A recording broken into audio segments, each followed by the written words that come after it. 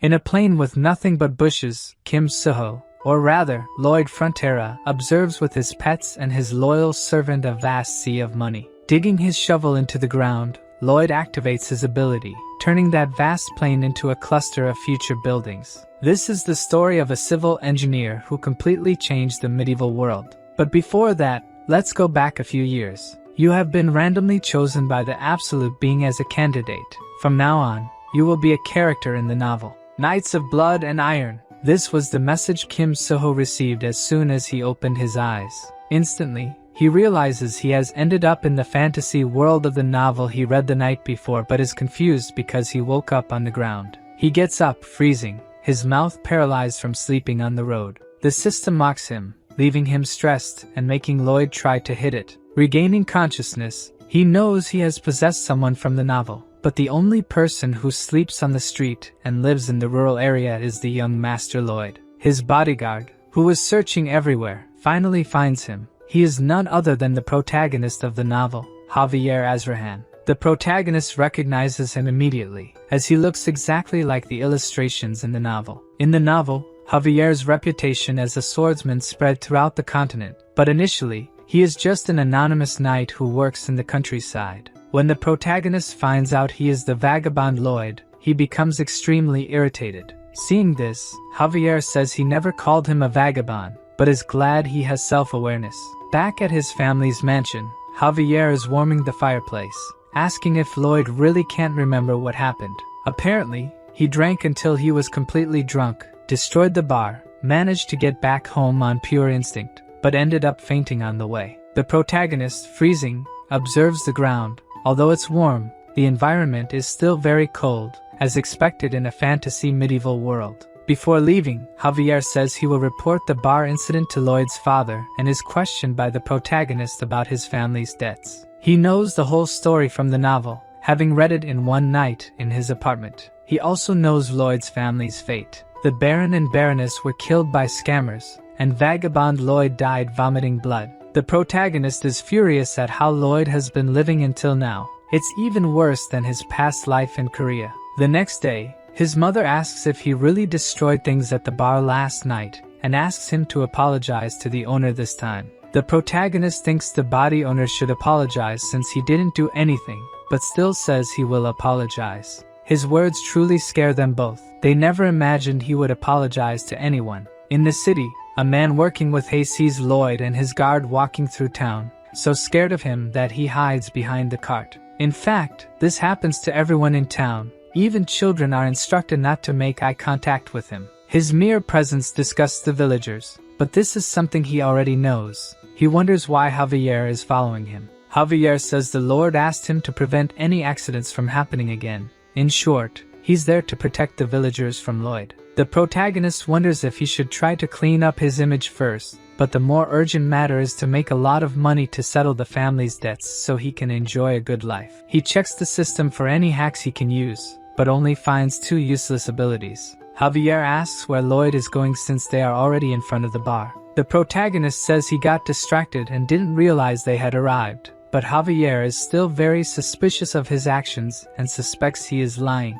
As the protagonist enters the bar, Javier thinks he's different from the night before, as if he's become someone else. Inside the bar, we see that Lloyd indeed caused a mess the night before. He apologizes, but it only puts the bar owner on high alert. Seeing that the bar owner is scared because he's speaking formally, he tries to be a bit more arrogant, but it seems his apology didn't work very well. Outside, Javier says it's normal for the bar owner not to accept his apologies, since he destroyed all his furniture and decorations that took so long to acquire. He says the bar owner will only be satisfied after receiving compensation, but the protagonist has several family debts to settle. Javier continues, saying the bar owner's mother's condition has worsened due to the winter cold, but this gives the protagonist a brilliant idea. As if a light bulb had finally lit up in his head, he remembers that there's no concept of heated stone slab floors here. If he could make one in this world, it would definitely sell well. This is something Lloyd could never do,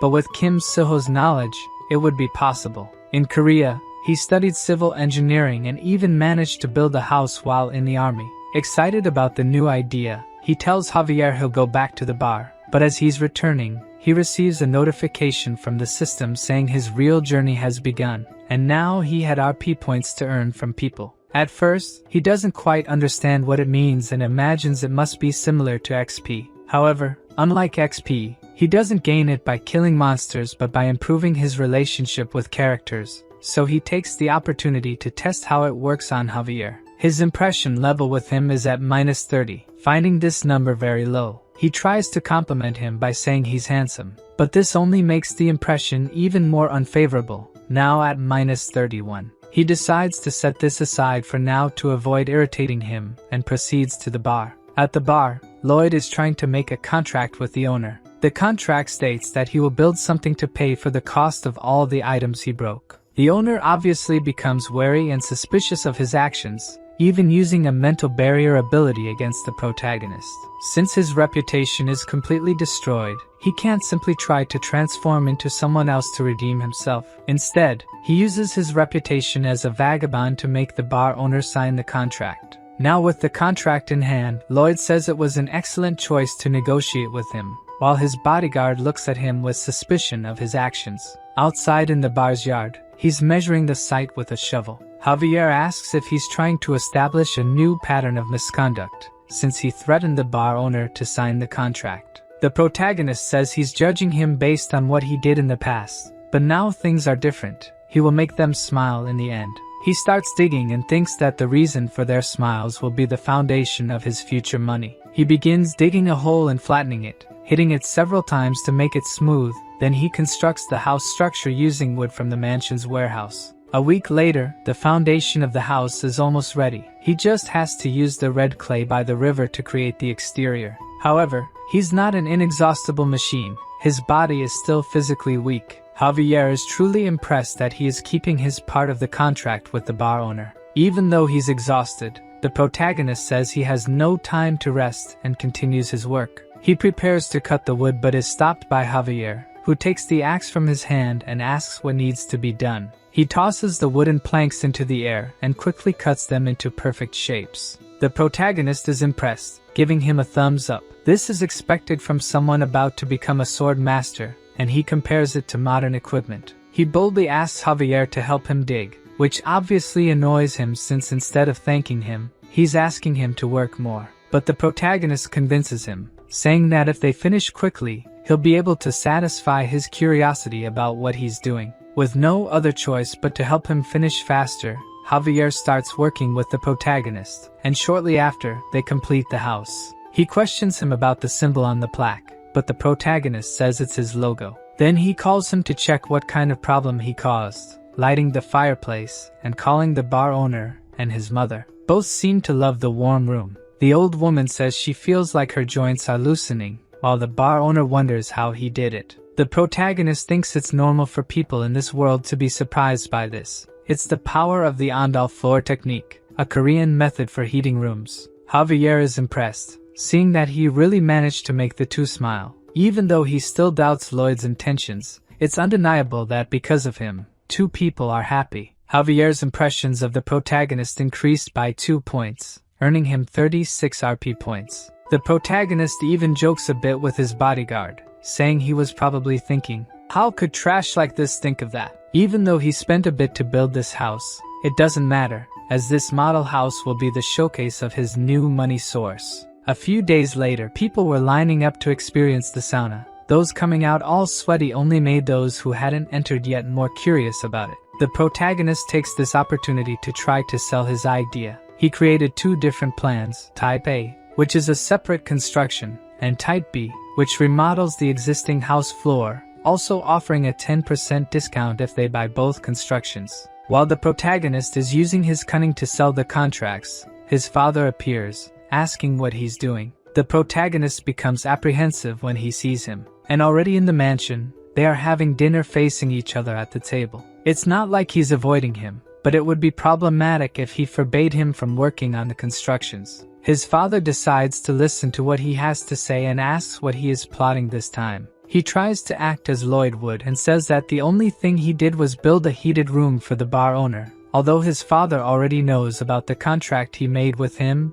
and warns that lying and deceiving the population will not be tolerated. The protagonist says that's not what he's doing and asks to leave, but his father asks if he's worried about the family's situation. He continues to say not to worry, that he will overcome this situation immediately, and asks him not to stray from the right path. The protagonist remembers that in his past life, he also heard these words from his father. At the time, he thought everything was fine, but it was all a lie. As he leaves, he tells his father not to give up and to keep going strong. Those were the words he should have said to his father back then. While walking through the corridors thinking about the requests he received, 2 loan sharks pass by him without even greeting him. In the Baron's room, they say he has 5 days until the deadline, and if he continues not paying, they won't stand still. The protagonist, who was eavesdropping behind the door, thinks this is the perfect time to appear. He remembers receiving some RP when Javier's impression increased and found out he could use them to level up his skills.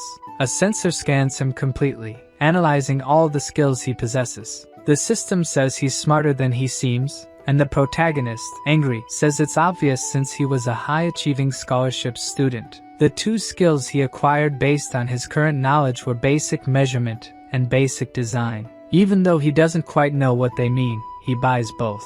Basic measurement is activated, and his eyes begin to glow green. As soon as he looks outside, he can calculate the land area simply with his eyes. The design skill creates a screen in front of him capable of drawing models quickly, much more useful than doing it on paper, for example. Even though the work will definitely become easier from now on, there's still a construction problem since he doesn't have enough manpower, and he thinks that having a backhoe or heavy machine would make things much easier. The system says it's possible to summon one, making the protagonist quite excited, but it costs 50 RP to summon a random fantasy species, and he only has one. Still, that's great since if fantasy species are as he imagines, they will probably be more useful than heavy machines. Back to the loan sharks. They are threatening the Baron that if he doesn't have enough money to pay, they might end up taking his wife and maid to be sold. However, at that moment, the protagonist arrives, asking if they have no manners just because they are loan sharks. They ask why a child is interfering in adult conversations, but before they ask him to leave, the protagonist asks for their invitation letter. In the kingdom's noble law, in Article 3, Section 6, it says that all nobles have the right to protect their rights and interests, and entering a noble's mansion without an invitation is equivalent to invasion. The loan sharks say they've never heard of this law, but he tells them to check it together and calls Javier. As soon as he enters the room, the protagonist orders to cut off the invader's arms. The loan sharks ask if he's crazy and if he plans to resolve this in court. Then he says that's why he told them to check together. He wants to see which side the court will take. Seeing Javier unsheath his sword, the 2 loan sharks get scared and flee, saying they will regret this. His father questions him scared, saying this won't help calm the situation, until Lloyd throws a bag of money on his table. He says that's the initial payment he received and that it's a considerable amount for this month. His father thinks he's extorting money from people, but Javier tells him not to worry since he's monitoring the young master to keep his promise. Seeing that Javier trusts his son, he allows himself to trust him this time. In the corridors, Javier asks how he knows about the law, as he always thought he was an ignorant person, but the protagonist, angry, replies that he found it around. In fact, he found it in the novel. After the couple's death, the loan sharks wanted to dig and take the bodies to sell. At that moment, Javier talks about the law and cuts off the heads of the 2, knowing the novel's content is beneficial, but in any case, one message catches his attention now. He gains 60 RP as his father's trust increased. He goes to a secluded area away from people and activates the random spin. Several gears start floating in the air, forming a magic circle, but it's smaller than he imagined. From this circle, a small mouse comes out, falling to the ground. Seeing that tiny mouse, the protagonist thinks his summoning was a failure, making the poor mouse cry. It manages to communicate, saying that it's not a failure and can do many things. The protagonist asks what it can do, so it spits out a manual. Despite finding it grosses, the protagonist takes the drool-covered manual and discovers that besides being cute, they can have their constitution altered by feeding them sunflower seeds. Red seeds make them giant for 12 hours, while blue ones make them small. He asks if it can become as big as a human, since hamsters are good diggers. If it were human-sized, it would be really useful. When he feeds it, the hamster starts glowing and growing. It grows so much and so quickly that it ends up colliding with the protagonist, throwing him a bit away. The hamster, which could fit in his palm before, must now be over 10 meters tall. Besides, it has the digging ability, able to quickly dig through the ground. It can also harden the ground by rolling over it, and can store plenty of things in its mouth. The protagonist is happy because the heavy machinery problem is solved, but he can't just show up with these giant creatures since people might get suspicious. So, he will carry a book with him all the time and claim to be a summoning genius. The next day, Lloyd is instructing the workers with his slogans. He makes everyone repeat with him. Safety first. The army of 30 people is clearly demotivated for work, even though they are still paid even if they don't work.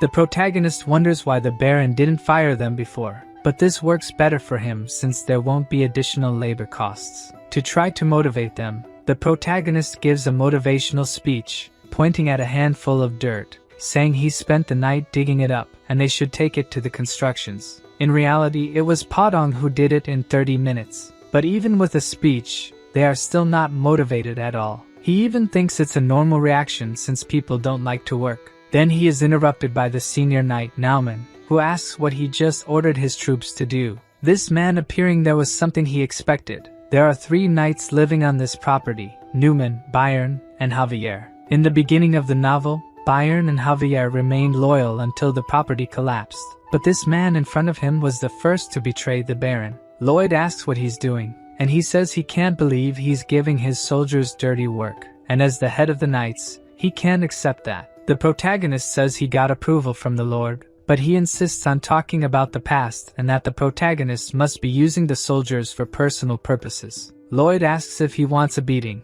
and just with that, the guy gets quite stressed. He then makes the first move by throwing sand in his face. Everyone who sees that is shocked, while the guard asks if he really just tried to tarnish his reputation as a knight. The protagonist pretends he didn't hear what he said, then challenges him to a duel right away. Returning to the mansion, Javier asks if he has confidence in defeating Newman. His opponent has a mana heart, and is also known as a sword specialist, while the protagonist is just a wretch. How could he even think of winning against him? Javier gets irritated with Lloyd teasing him, almost cutting him with his sword. He tries to analyze his actions, but everything he is doing is very strange. After picking his nose, he asks Javier to teach him swordsmanship. Javier says he would never teach his swordsmanship to someone like him, as someone with bad character like him could use it against people around him. The protagonist knew he wouldn't teach his swordsmanship right away, so he proposes to cure his insomnia.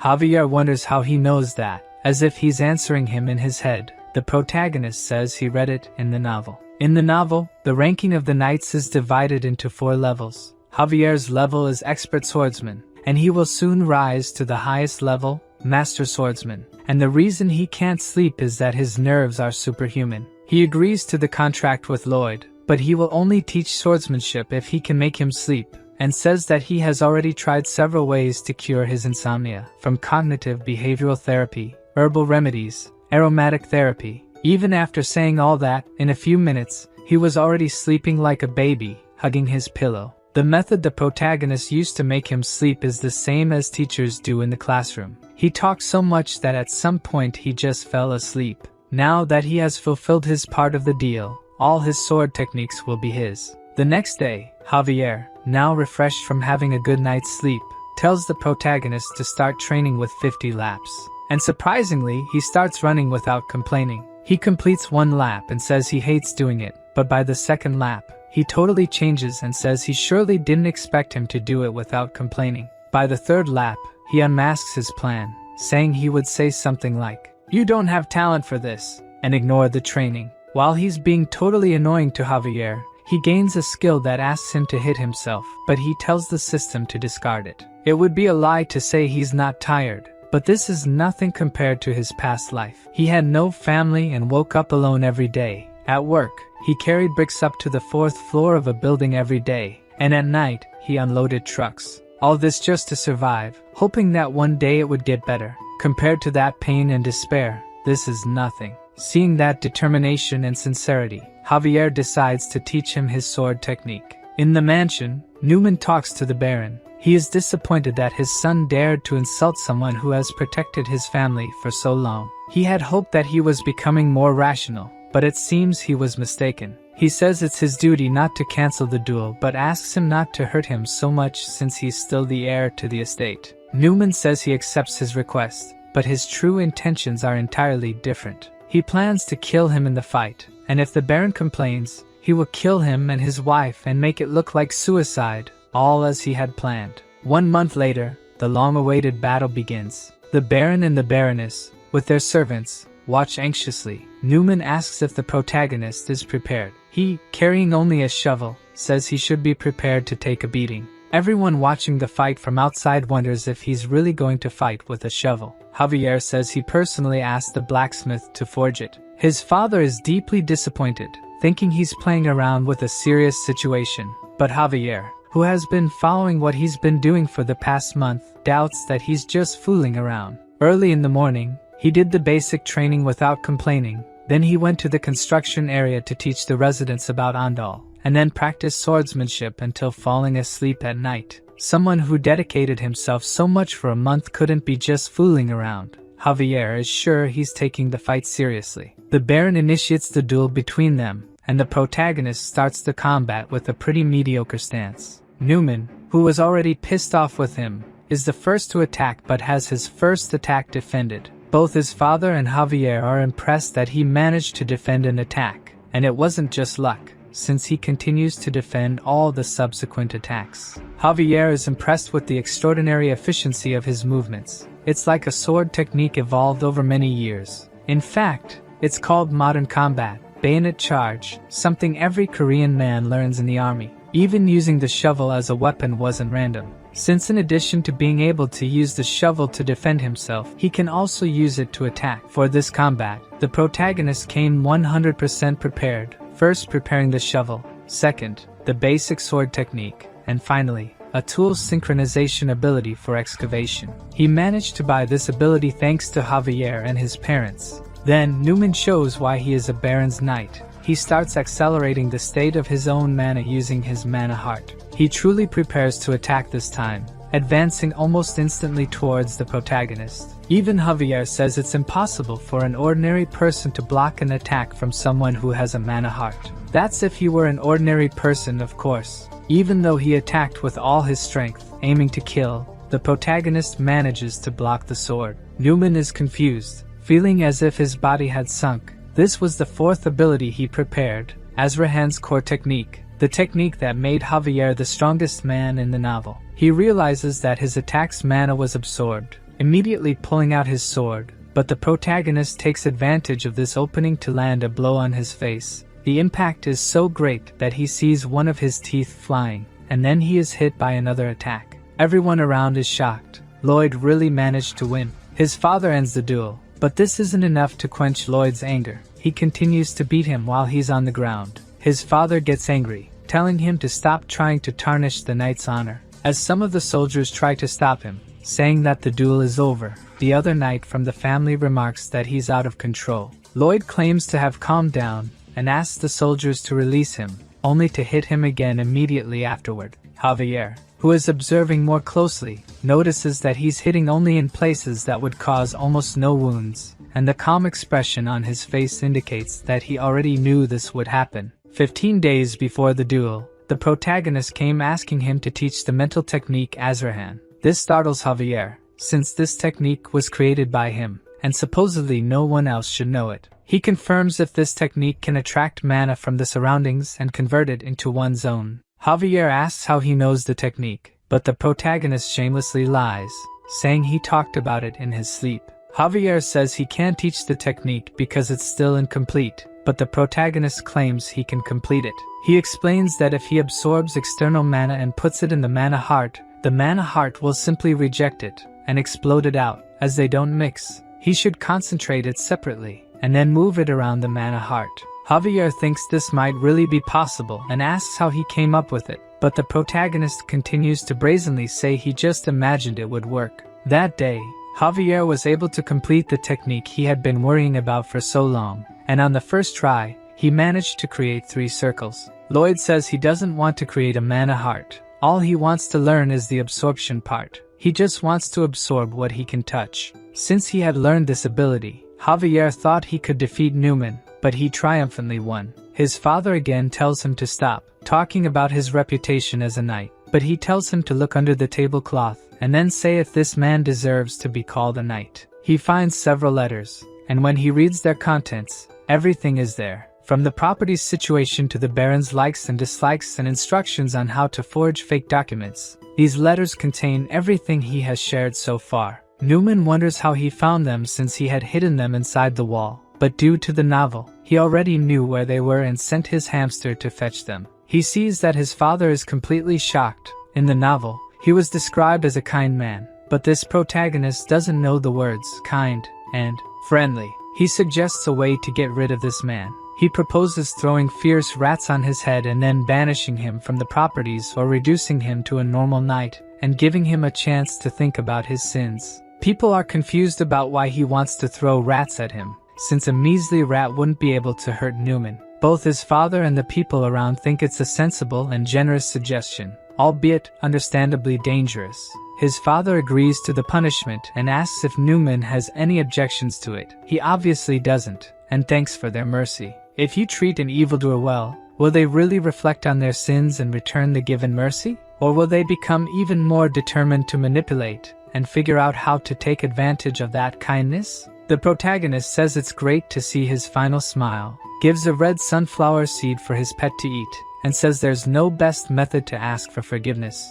The rat thrown into the air grows to a colossal size, falling on top of Newman, probably killing him. With this, the rotten apple of his lands has just fallen. The next day, his hamster digs a path in the middle of the city. Javier asks what he's doing, and Lloyd replies that he's preparing the way to build a road. The engineering unit, previously shy and unwilling to work, has now become surprisingly efficient. He mentions that in ancient times there was a city called Rome, where people loved roads and even created a road system called the Appian Way. He wants to build something similar, a road that stretches from the Baron's house to the eastern coast. Javier questions again why he's building a road, but the protagonist tells him to just watch quietly and see the rising popularity of roads. However, everything seems very strange to Javier, so he asks where he suddenly learned to do all this. He asks if he's really his young master Lloyd. When the protagonist saw this guy's personality in the novel, he knew something like this could happen.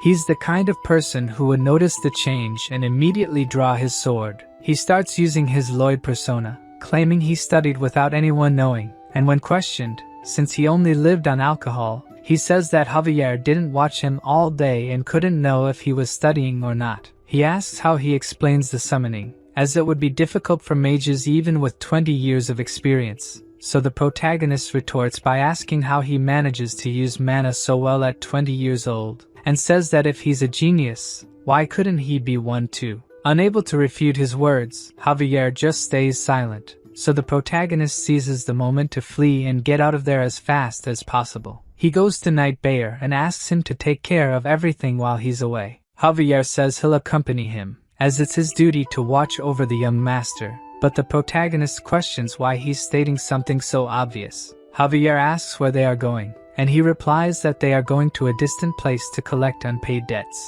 In a small, remote town in the Runia property, the scammer from Thor to Real Estate is very stressed because he lost a lot of money. His bodyguard says it's normal since he makes money by gambling, and also says that if he doesn't have enough money to pay him, he'll have to leave. The scammer gets scared, saying he can still pay and that he shouldn't go anywhere. He can make money by cheating others again, but since many people are looking for him, it's better to lay low for now. At that moment, the protagonist kicks the bar door open. The man asks what's wrong with him, but when the protagonist introduces himself as Lloyd Frontera, the guy is shocked as if seeing a ghost. The scammer immediately tells his bodyguard to run with him, and with just one leap, he jumps through the bar window. However, when he reaches the alley, a man is already waiting for him. Javier orders him to surrender the scammer and leave. If he refuses, he will be considered an accomplice. The bodyguard won't give up so easily, and as he prepares a spell, he asks if he even knows how to use a sword.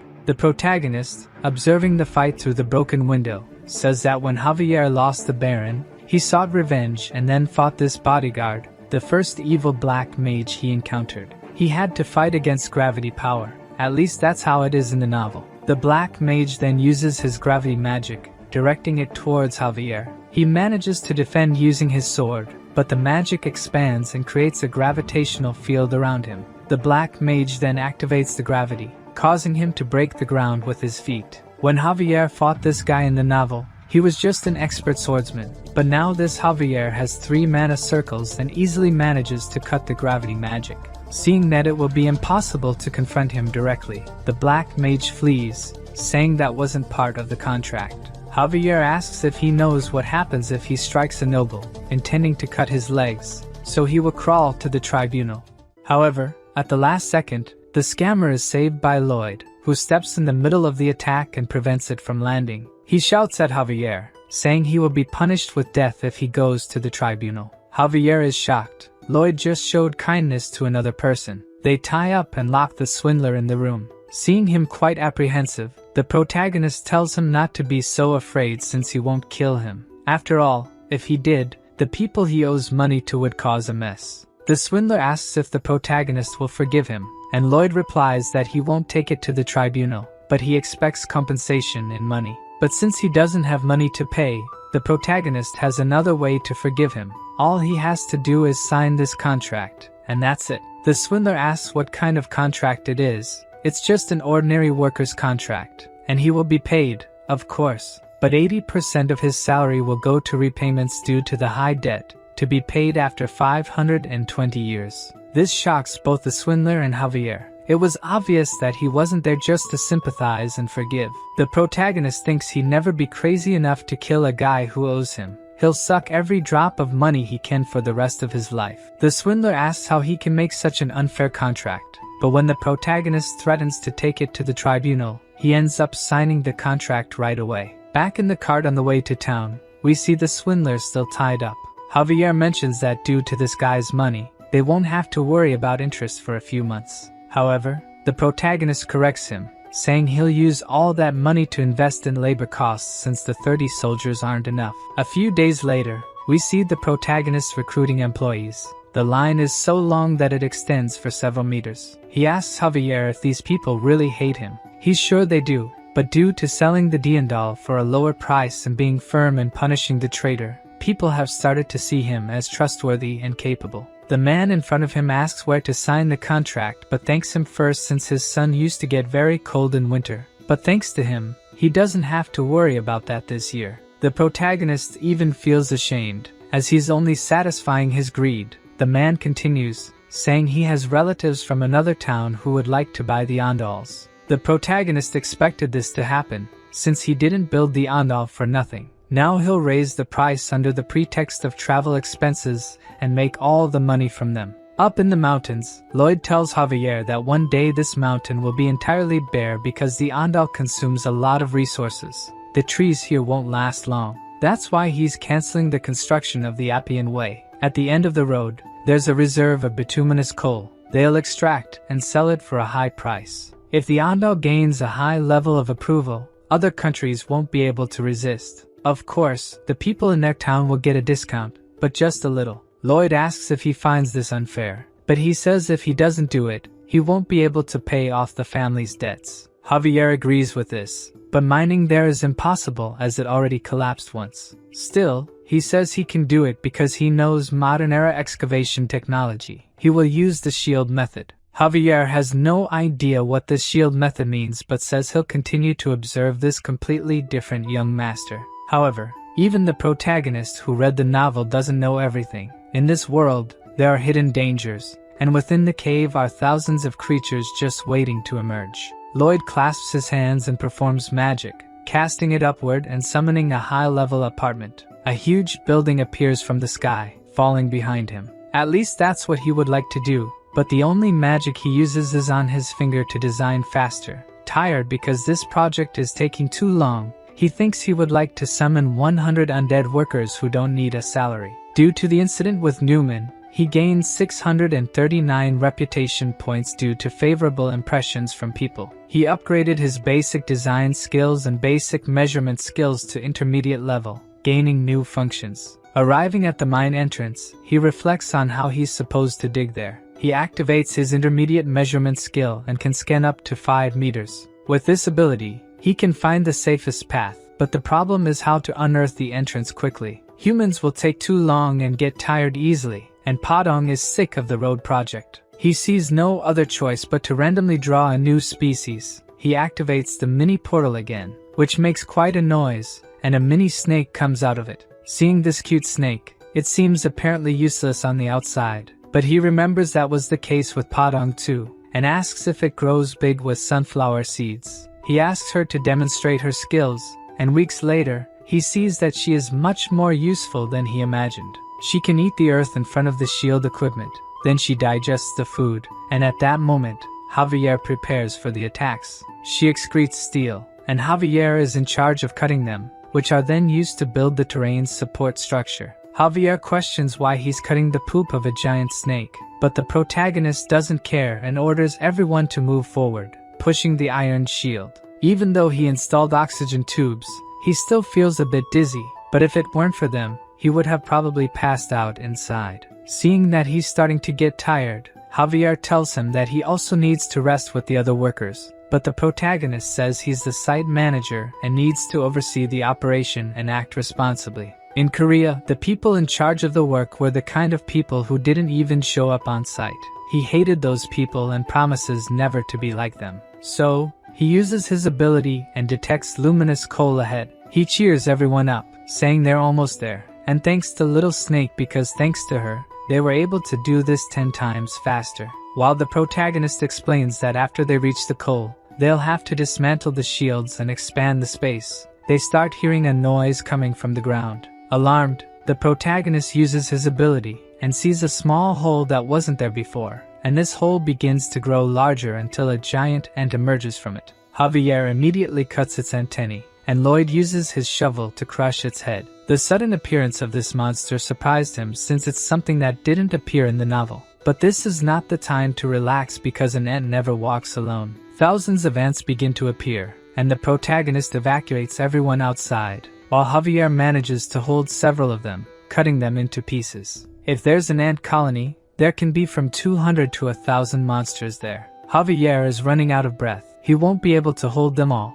and the path they made is so well structured that it won't collapse unless they use dynamite. The situation seems very complicated, so Javier slaps Lloyd's face to snap him out of it and not panic. Who is thinking incessantly for a solution, comes up with another brilliant idea. He tells Javier that they will attack head-on and enter the ant tunnel, even though he thinks it's absurd. There must be some reason behind it, so they proceed. At the mansion, the Baron receives the news that monsters have invaded the mine and that his son and Javier stayed behind. He quickly puts on his armor set and tells them to go immediately to the mine. Meanwhile, Javier continues fighting the ants and asks how much more they have to face. The two are completely surrounded by the ants. The protagonist knows that Javier is reaching his limit. He uses his ability to locate methane gas somewhere underground, knowing that if they can find it, they can create a large-scale explosion to deal with the ants. He manages to locate it and starts digging to unearth the methane gas,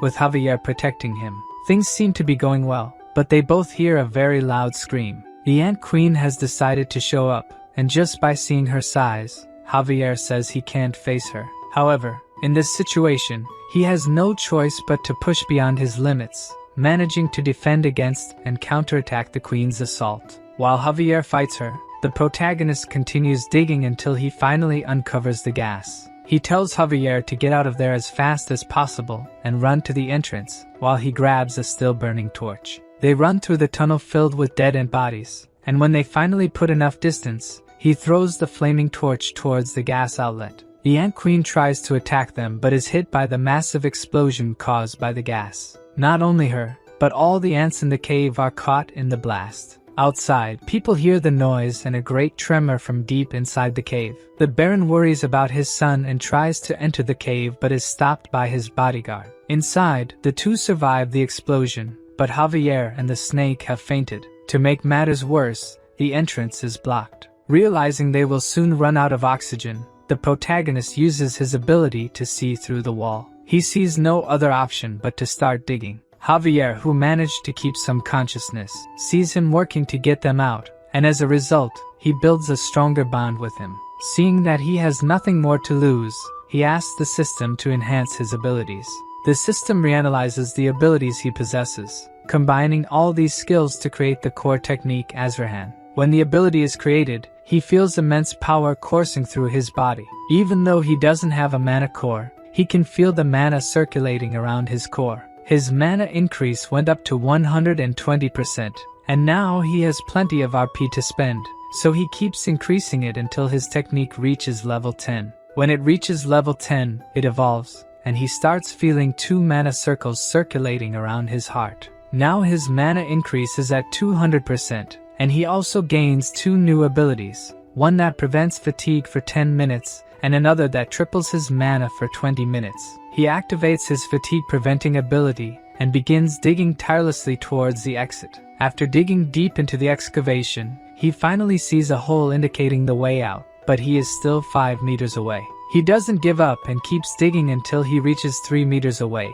but his oxygen runs out, and he falls to his knees, exhausted. Then he activates his other ability, Power Extension, and continues to hold on firmly to the excavation, but its limit is 20 seconds, which is not enough time for him to reach the exit. Already feeling hopeless, he thinks that as the son of a noble in a remote area, he just wanted to live a quiet life. Unfortunately, he is about to die after exerting so much effort. When he was about to accept his fate, Padong appears, making a small hole. This small hole is enough for him to breathe and regain his strength. Even though he is tired, he still gets up, clinging to the hope that a peaceful life as a noble awaits him just ahead. Inside the cave, the Baron's group explores it, even the deep parts, in search of the two, until he sees his son carrying Javier on his back, who surpassed the limits of his own body, was able to create a third ability that allowed him to endure until there. Seeing that he has finally achieved his goal, the protagonist faints, being embraced by his father. The next day, people in the city talk about what happened. Those who thought Lloyd was just a spoiled brat are impressed by his determination and courage to stay there, fighting against the ants and rescuing all the workers. Back in his room, Lloyd sleeps under Javier's watchful eye. As soon as he opens his eyes, the system's message saying that people are impressed with his courage and heroism appears in front of him. He quickly becomes a hero and gains 500 RP for it, which makes him very happy, of course. The next day, the workers are even more motivated in mining, and when they see Lloyd arriving, everyone starts greeting him and thanking him for saving them. They now see him as the person who saved their lives and think he's different from other nobles. 2 weeks have passed since the incident, and even though nothing has happened, the protagonist still decides to prioritize safety and conduct sweeps around the mine. Javier asks why he's personally doing these dangerous things when he could just send one of the workers. But the protagonist calls him an idiot. He should be responsible for the dangerous tasks, so they won't say anything even if he spends a lot of money. They reach the end of the tunnel, and Javier tells them to go back. But the protagonist seems to have seen something with his ability. He starts digging to investigate, as there might be ant eggs that haven't hatched yet. But what he finds is something unexpected. An orc trapped along with several other animals, probably stored to be eaten later. Javier says he looks dangerous and intends to take care of him right away, but he's stopped by the protagonist. Lloyd asks if he's dead, but Javier says ants have a habit of only paralyzing what they're going to eat. The MC gives a wicked smile and says this is an incredible reward. Back at the mansion, the orc is already awake. His name is Hirosh, and he says he will never forget him as his savior. Hirosh, the son of the orc tribe leader, says he will do anything for Lloyd for being his savior. In fact, that was the exact reason he helped the Green One. Our Prota asks for 120 orc workers to help at the mine, but his request is denied by the orc. As orcs are warriors, only other warriors can give them orders, and since young Lloyd is not a warrior, he couldn't give orders to the orcs even if they provided workers. In the orc tribe, it's necessary to bring the head of a monster ant when one becomes an adult. Hirosh made a mistake in the tunnel and ended up being paralyzed, but of course, our MC wouldn't let this opportunity pass so easily. Before anything else, he congratulates him for becoming an adult orc. Hirosh, crestfallen, says he couldn't catch a monster ant, so the protagonist says they caught the ant queen together, showing her head pinned to the wall. The Hulk says he doesn't remember catching such a big ant, but the liar says it was a truly surprising sight because when he entered the ant tunnel, the queen was trembling with fear. While Javier listens to his disgusting lie, the orc believes that they are both excellent warriors and that they together caught the queen. Lloyd mentions the 120 workers again, but this time the orc says he will recruit them. A week later, in the Steel Sand Tribe village, the protagonist, who had made a long trip there, finds out that the orc leader refuses his request. Shocked, he asks why. The orc chief says they need to hunt every day, and if they don't eat protein right after the hunt, they will lose muscle strength. Javier says these orcs are bodybuilding maniacs, so it will be impossible to convince them. The protagonist asks if there was a way to preserve the meat so they could go without hunting for more than 3 days, and he says he knows how to prevent the meat from spoiling even after several days. Let's go back a little in time to remember the moment they arrived in the village. The father and son, who hadn't seen each other for so many days, were extremely emotional to see each other again. They run to each other and give a tight hug. The impact of the hug alone was so strong that it caused a gust of wind to spread around. Lloyd says that if anyone had been between those two, they would have turned into mincemeat. Our mercenary thinks that if they can get 120 workers with these two, productivity will increase hundreds of times. But that wasn't the only thing that caught his attention. When Hirosh brought the Ant Queen's head as a celebration, the orcs were using massive gold objects for squats. Lloyd is shocked and wonders where they found those. It's as if they stole or took them from somewhere. Because of this, he makes a deal with the orc tribe leader to get both the labor force and the treasures. Javier is reading the contract and discovers that they will build a stone-cold storage warehouse. Not knowing what that means, he asks Lloyd. The royal family preserves food using ice magic. What they are going to do is similar, but they won't use magic. To make it, they will need a special stone called granite. It is a very resistant stone and will be difficult to extract. Normally, one would use dynamite to extract the stones, but right next to him is a human dynamo. From Javier's look, he already knows he will use him again. In one of the main episodes of the story, in the city of Namrum, the entire population was trapped in a magic barrier, and within this city were thousands of refugees that Javier needed to save.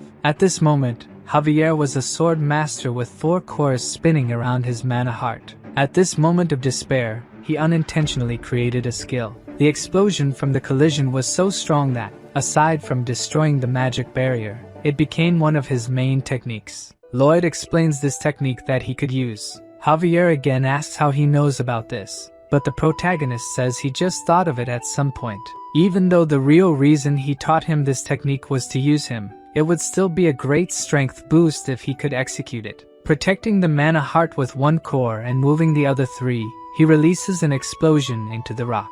It was so strong that it tore through all his clothes and even ruffled his hair. Angry, Javier asks if he knew that would happen, but Lloyd says he had no idea and apologizes. Anyway, the idea worked. Now it's his turn to work. Javier speaks of his knight's honor, and that now he's being used for construction, but the MC realizes that this is just his way of showing gratitude. After this, the construction proceeded rapidly. The granite Javier cut was carried by Padang. The orcs who were addicted to training started working on their own. Because of this help, they will be able to finish 5 times faster, and the last thing they will need is the ice and thermal insulation. Lloyd asks Javier where the people with the insulating material are. He replies that it's been exactly 3 weeks, and the group should have arrived by now. There are 2 possibilities. Either the soldiers are lazy, or there was an accident. The protagonist says they must check immediately. Javier stops him and says that if this is a mission, he should do it alone since he doesn't know what kind of accident happened.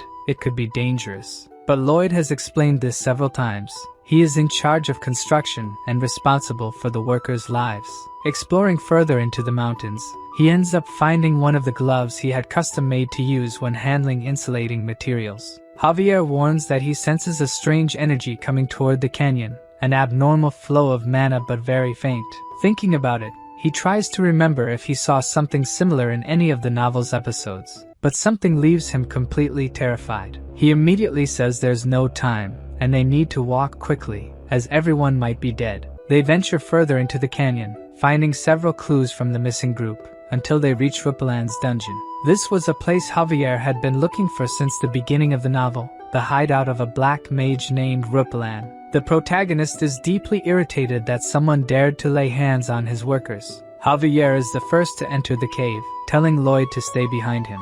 He ends up stepping into a trap but is narrowly saved by the protagonist. MC asks if he's sure he's a knight. He should have thought that there might be a trap inside. In fact, he already knew about the existence of this trap since in the novel, Javier fell into it and had to continue through the dungeon all battered. But Javier is the type of person who never falls for the same trick twice. Lloyd comments that earlier, he felt a normal mana flow and asks him to use that technique since magical traps are linked to mana. He would be able to sense any abnormalities. Javier manages to detect where the traps are located and begins to guide the way to the back of the cave. The swordsman thinks that even though his master always lies or insists on annoying things, this time it seems like he knows exactly what's going on. He can't sense any special mana or energy, and thinks it might be a type of very powerful mana, but he decides to ignore that and focus on rescuing the workers. Inside the cave, a black mage senses the presence of intruders since one of the traps was activated. They probably came to rescue the recently kidnapped people. However, the black mage has already finished the preparations he needed to make and approaches a large iron door. Opening it, the 5 missing workers are there.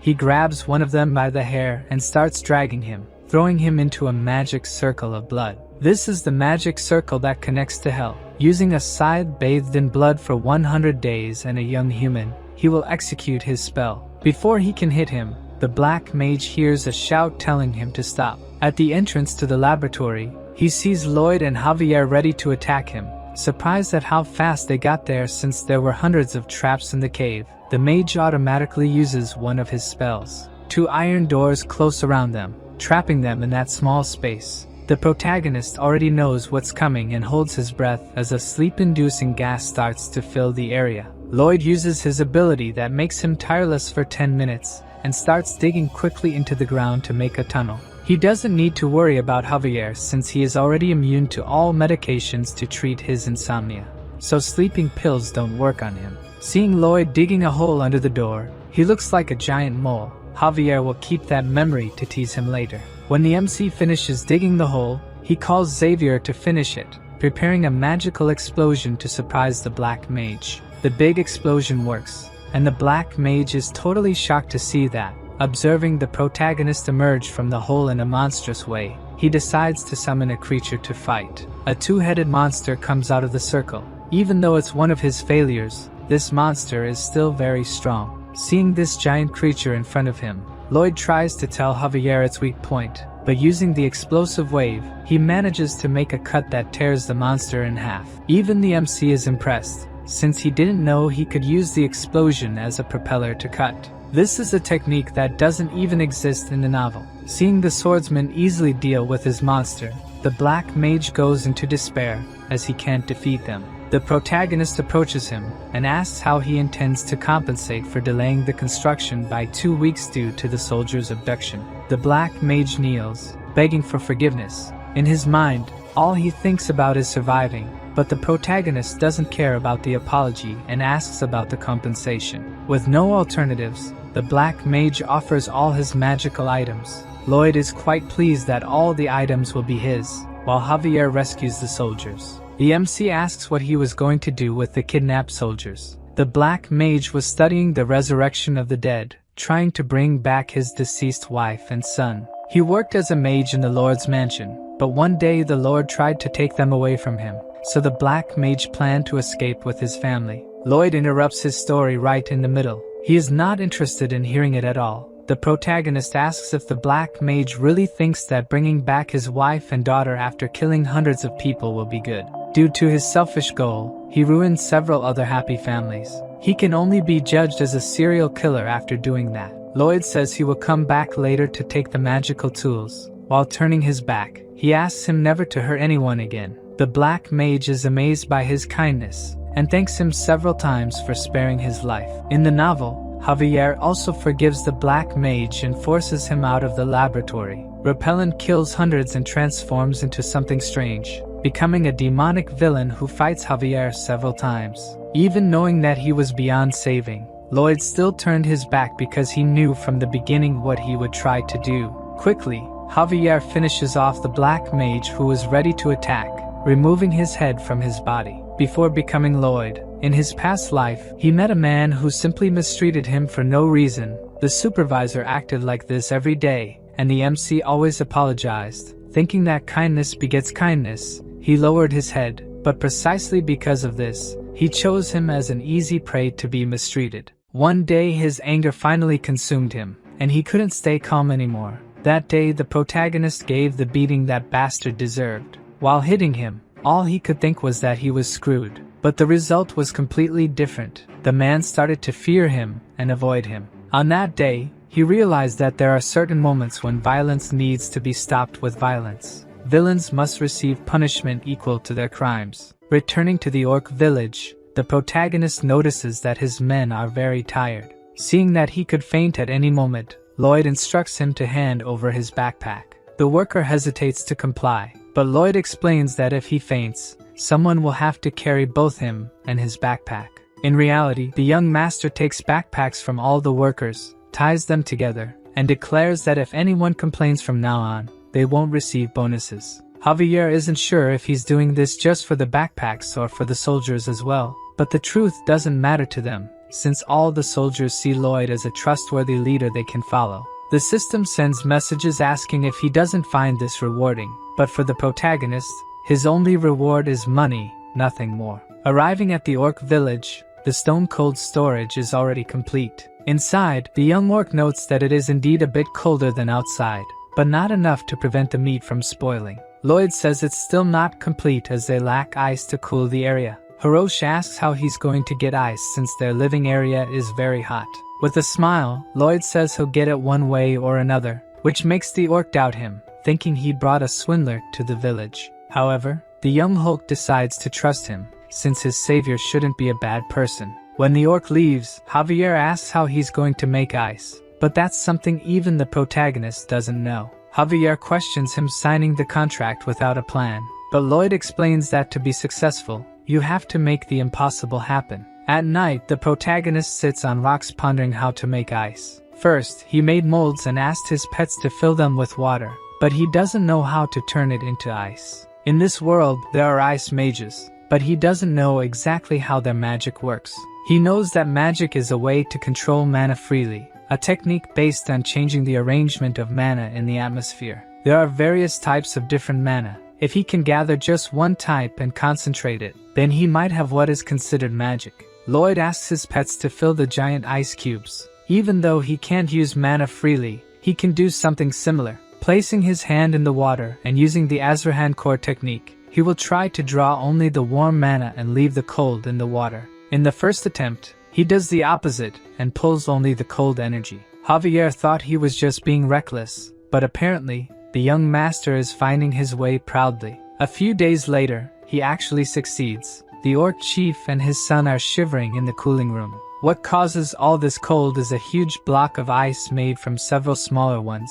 Both of them are truly happy. Now they don't need to hunt every day or waste protein. Lloyd looks at Javier with a look that says, "This is the mind of an entrepreneur," and the swordsman agrees that he was indeed right. The orc lord says he is deeply indebted to Lloyd, who has now gained the 120 workers, mentions that he was merely following the contract. However, the chief states they don't take things for granted just because of a contract. Therefore, he and the entire Steel Sand tribe now declare Lloyd Frontera's family as blood brothers, and to celebrate, all the orcs strike the Arnold pose. All friends of the Frontera family will also be their friends, and all enemies will be considered enemies of the entire tribe. The protagonist, pleased, reciprocates by flexing his few muscles. After a week, when they arrived in the city, people's reaction was exactly what they expected. It's obvious they were scared to see 120 muscular orcs entering the city. Lloyd wonders if he should have made a formal announcement to calm the people.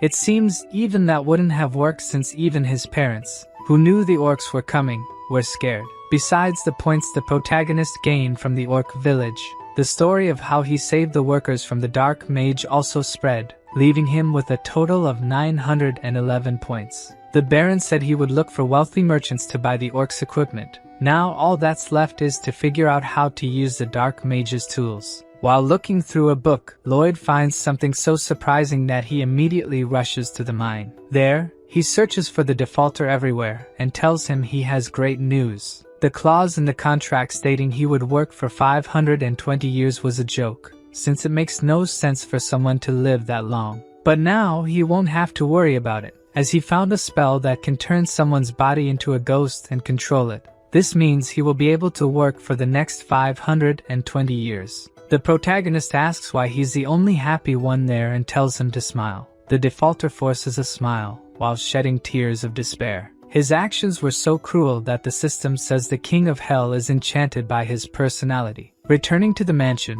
there are things he needs to discuss personally with the Baron. He looks for him everywhere, but a maid says the Baron received a visit from loan sharks. At that moment, Lloyd's expression changes completely. He definitely has something planned for them. In the meeting room, the loan sharks are trying to convince the Baron to hand over the mine in exchange for paying only 10% of the initial debt.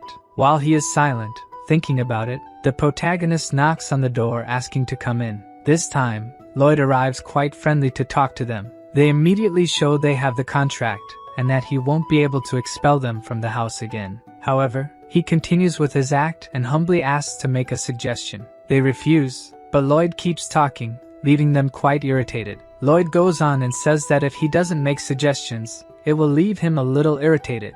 At that moment, behind him, the young orc appears in fury, asking who made his brother irritated. The two loan sharks are terrified of the orc, but Lloyd tells him not to worry, as they will accept his suggestion. After the meeting, the two loan sharks run out of the mansion. Lloyd tells his father that he would like to make the debt disappear, but since that would be a crime, they must be content with this outcome. He also mentions that the extraction of bituminous coal is going very well. However, now they have another terrible problem to deal with. Orcs eat 10 times more than a normal person, and if they can't resolve this, they will end up with more debts. As he expected, the orcs are great miners. Some of them mine for over 24 hours without stopping and have to be forcibly removed by humans. Their productivity is 10 times better than he expected, and they also refuse to receive wages. Their payment is in food, but the cost of this food has increased so much that Lloyd considers raising taxes to meet this demand. However,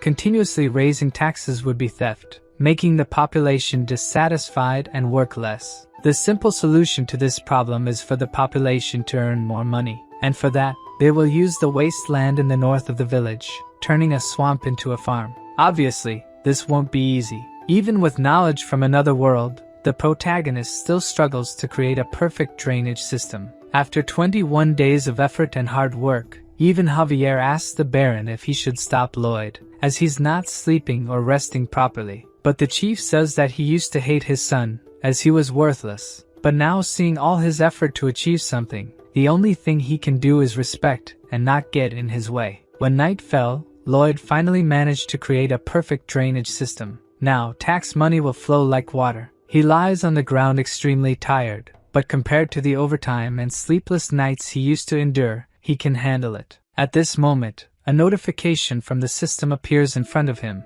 adding a new option to the design ability, allowing simulations using data obtained through measurement. Lloyd does a quick test, activating his ability on a distant mountain, and when he modifies the structure in an abnormal way, it breaks. He's angry that the system only mentioned this now, after a month of working like crazy. Arriving at the swamp, he starts the first phase of the wetland recovery project. The first step is to have his pets drink all the water from the land. The MC knows that just the two of them won't be able to do it, so he intends to use all his points to summon as many pets as possible. With his current number of RPs, he can summon 4 of them. The pets don't need to have special abilities. They just need to be big enough to drink all the water. The creature that comes out of the portal hits the protagonist's face due to its speed, and when it lands, Lloyd is surprised as it looks like a hippopotamus, an aquatic animal. The 3 pets celebrate by playing among themselves. The protagonist, now hopeful, asks him to show his instructions. Like all the others, Hippo spits out a card, and Lloyd, accustomed to this, picks up the card and reads it, discovering that it won't grow even if fed sunflower seeds. As Hippo doesn't grow like the others, it won't be suitable for this mission, so Lloyd decides to ignore it and summon another. His pets become irritated by his attitude and console their new friend. The protagonist tries to explain that he's not suitable for the job, but the pets go on strike, insisting he acknowledge their values. Lloyd decides to give it a chance and asks about its ability. The small hippo demonstrates the one gulp ability, which allows it to drink a lot of water in just one gulp, but it can only drink what its stomach can hold. Lloyd briefly thought this would be the best ability for the job, but is once again disappointed. Hippo decides to show what it can do and starts drinking water from the lake. The protagonist thinks he's hallucinating. As Hippo seems to be getting bigger, it begins to drink the entire lake, leaving Lloyd astonished by how much it has grown. In a few seconds, that immense swamp dries up. Hippo seems satisfied after drinking so much water, while the protagonist is completely shocked by how much he managed to drink in such a short time. The other two pets look at their master with a "I told you so" expression, while Lloyd asks the system if this is really random since he always gets the magical beasts he needs. But the system is vague and only says he's lucky. Hippo asks if it can keep drinking more. The reincarnated architect tells him to drink until he can't anymore, since the construction of the matrix terrain will start tomorrow. The next day, the workers are amazed at Hippo's size. He's part of the first process, drinking the maximum amount of water and spitting it into the river, repeating this process several times until everything is dry. Then the workers remove the roots of the herbs and the rest of the plants in the soil. Using mana explosion, holes are made, and bamboo is placed while Padong compacts the soil to remove water from the deepest part of the ground. Hippo uses the bamboo as straws. Only after all this, using his simulation ability, they build a dam. With all these processes completed, they have just finished the first sector. Lloyd shouts that after they finish, they'll have a big celebration, cheering up all the workers. After a few days, even Javier is impressed that they turned that abandoned land into cultivated land, but he also wonders when a swordsman started working in construction so naturally. Lloyd arrives shouting his name. He asks Javier to spread seeds along the way to combat some insects. The great swordsman has been reduced to a farmer. Next time, he'll be sure to refuse these requests from the young master. At that moment, the Baron and Baroness arrive, seeing that wonderful scene, and everyone must be thinking the same thing they are. What they're witnessing is a miracle. The people of the village start to show respect for the protagonist, earning him even more RPs. Javier is also happy taking care of his plants, watering them as if they were his daughters. Lloyd says the only thing left to finish everything is the water wheel, a device to prevent the swamp from flooding again. They start to hear horse hooves approaching. An entire cavalry is heading towards them. Lloyd asks who those men are. Javier says that's Viscount Racona, who owns the northern part of the swamp. When they arrive,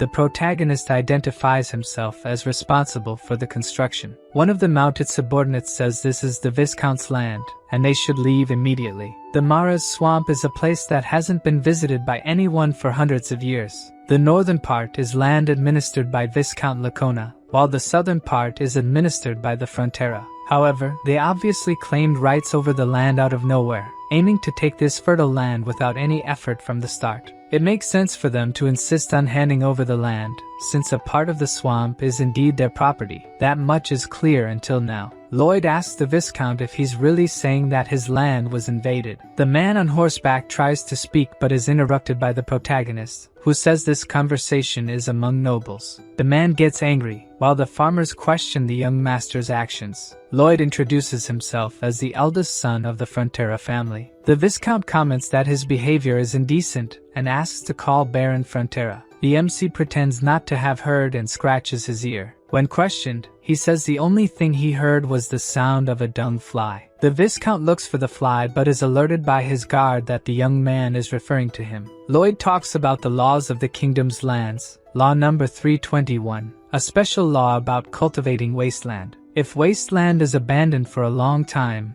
it's possible to establish ownership of the land. If left unattended for 100 years without residence or cultivation, it's considered land without an owner. To be recognized as property, the land must meet one of 4 requirements, and one of them is to have a harvest of at least one specific planting. At that moment, Javier remembers his conversation with Lloyd some time ago, where he mentioned that the seeds are to rid the land of pests. The protagonist congratulates the Viscount on witnessing the first harvest in the history of the Mares swamp. Realizing that he had already prepared himself, the Viscount feels deceived. Lloyd kindly gives the cabbage as a gift to him and orders the cavalry to leave his territory, or else they would be considered trespassers. Seeing them all leave disappointed, Javier asks if he received a prophecy that these people were coming. In reality, this isn't the first time the protagonist has dealt with people trying to take advantage of others' efforts. All the farmers are also satisfied and celebrate that the young master managed to protect their lands. However, he continues to maintain his mercenary pose, only thinking about money, and tells everyone to get back to work. Late at night, the protagonist sits watching the crops being hit by a huge storm. With summer ending, autumn brings rain. Even though he has used simulation hundreds of times, he shouldn't let his guard down and observe until the end. By morning, the rain has passed, and with it, the worry. Thanks to his great invention, that land didn't turn back into a swamp, and he even gained achievement points from the system. Now that the first thing is done, he will move on to the next step. Meanwhile, in Viscount Lacona's territory, he might be indignant with the situation. If they continue planting for 2 years, the land will officially be theirs. The swamp is the land where golden eggs will hatch. Even his stomach is hurting from having to give up his precious land. He can't let this fertile land slip from his hands and asks his executive to call the dye workshop supervisor. A few days later, Lloyd wakes up from his bed with a severe headache. Perhaps the long days without sleep have finally caught up.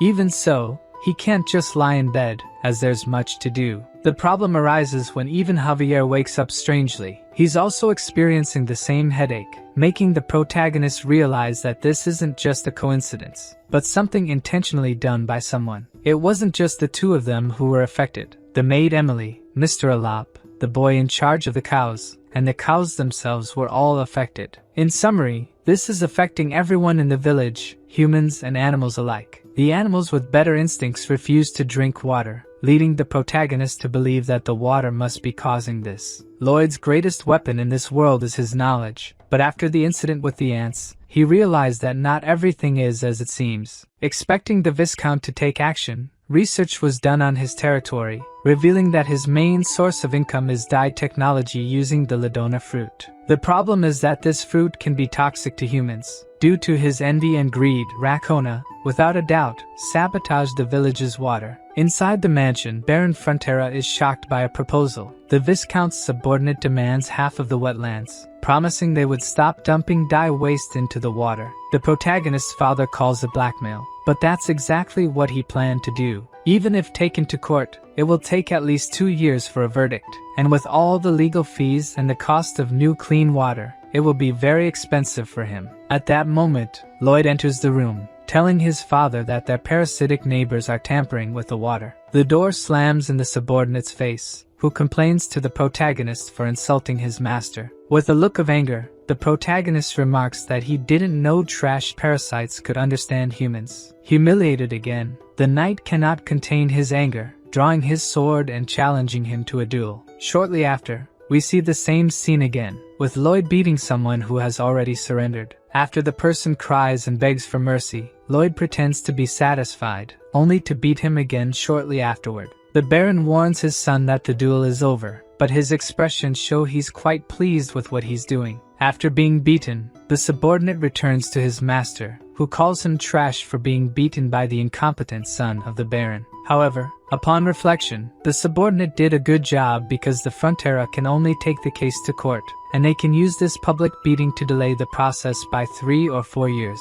At least, that's what the protagonist thinks the Viscount is planning. However, as a Frontera, he will resolve this using his own methods, rallying the population to defend their lands from greed. First, to solve the water problem, they build a reservoir using hippo to bring water from a local river before it becomes polluted, filling the reservoir. Javier says it's a good solution, but they'll have to do it every day without rest. Lloyd says it's only a temporary solution. The real plan is to build a water supply system. To do this, infrastructure will have to be built to bring water from Lake Kapua in the eastern mountains, which will be a massive undertaking in terms of work and costs. However, the protagonist knows exactly how they will recover what was spent, multiplied by 100. Months later, the Viscount is extremely anxious about something. The manager informs him that the eldest son of Baron Frontera is requesting an audience to help solve recent problems. Inside the room, Lloyd sarcastically remarks that he's doing very well and is there to help with his problems.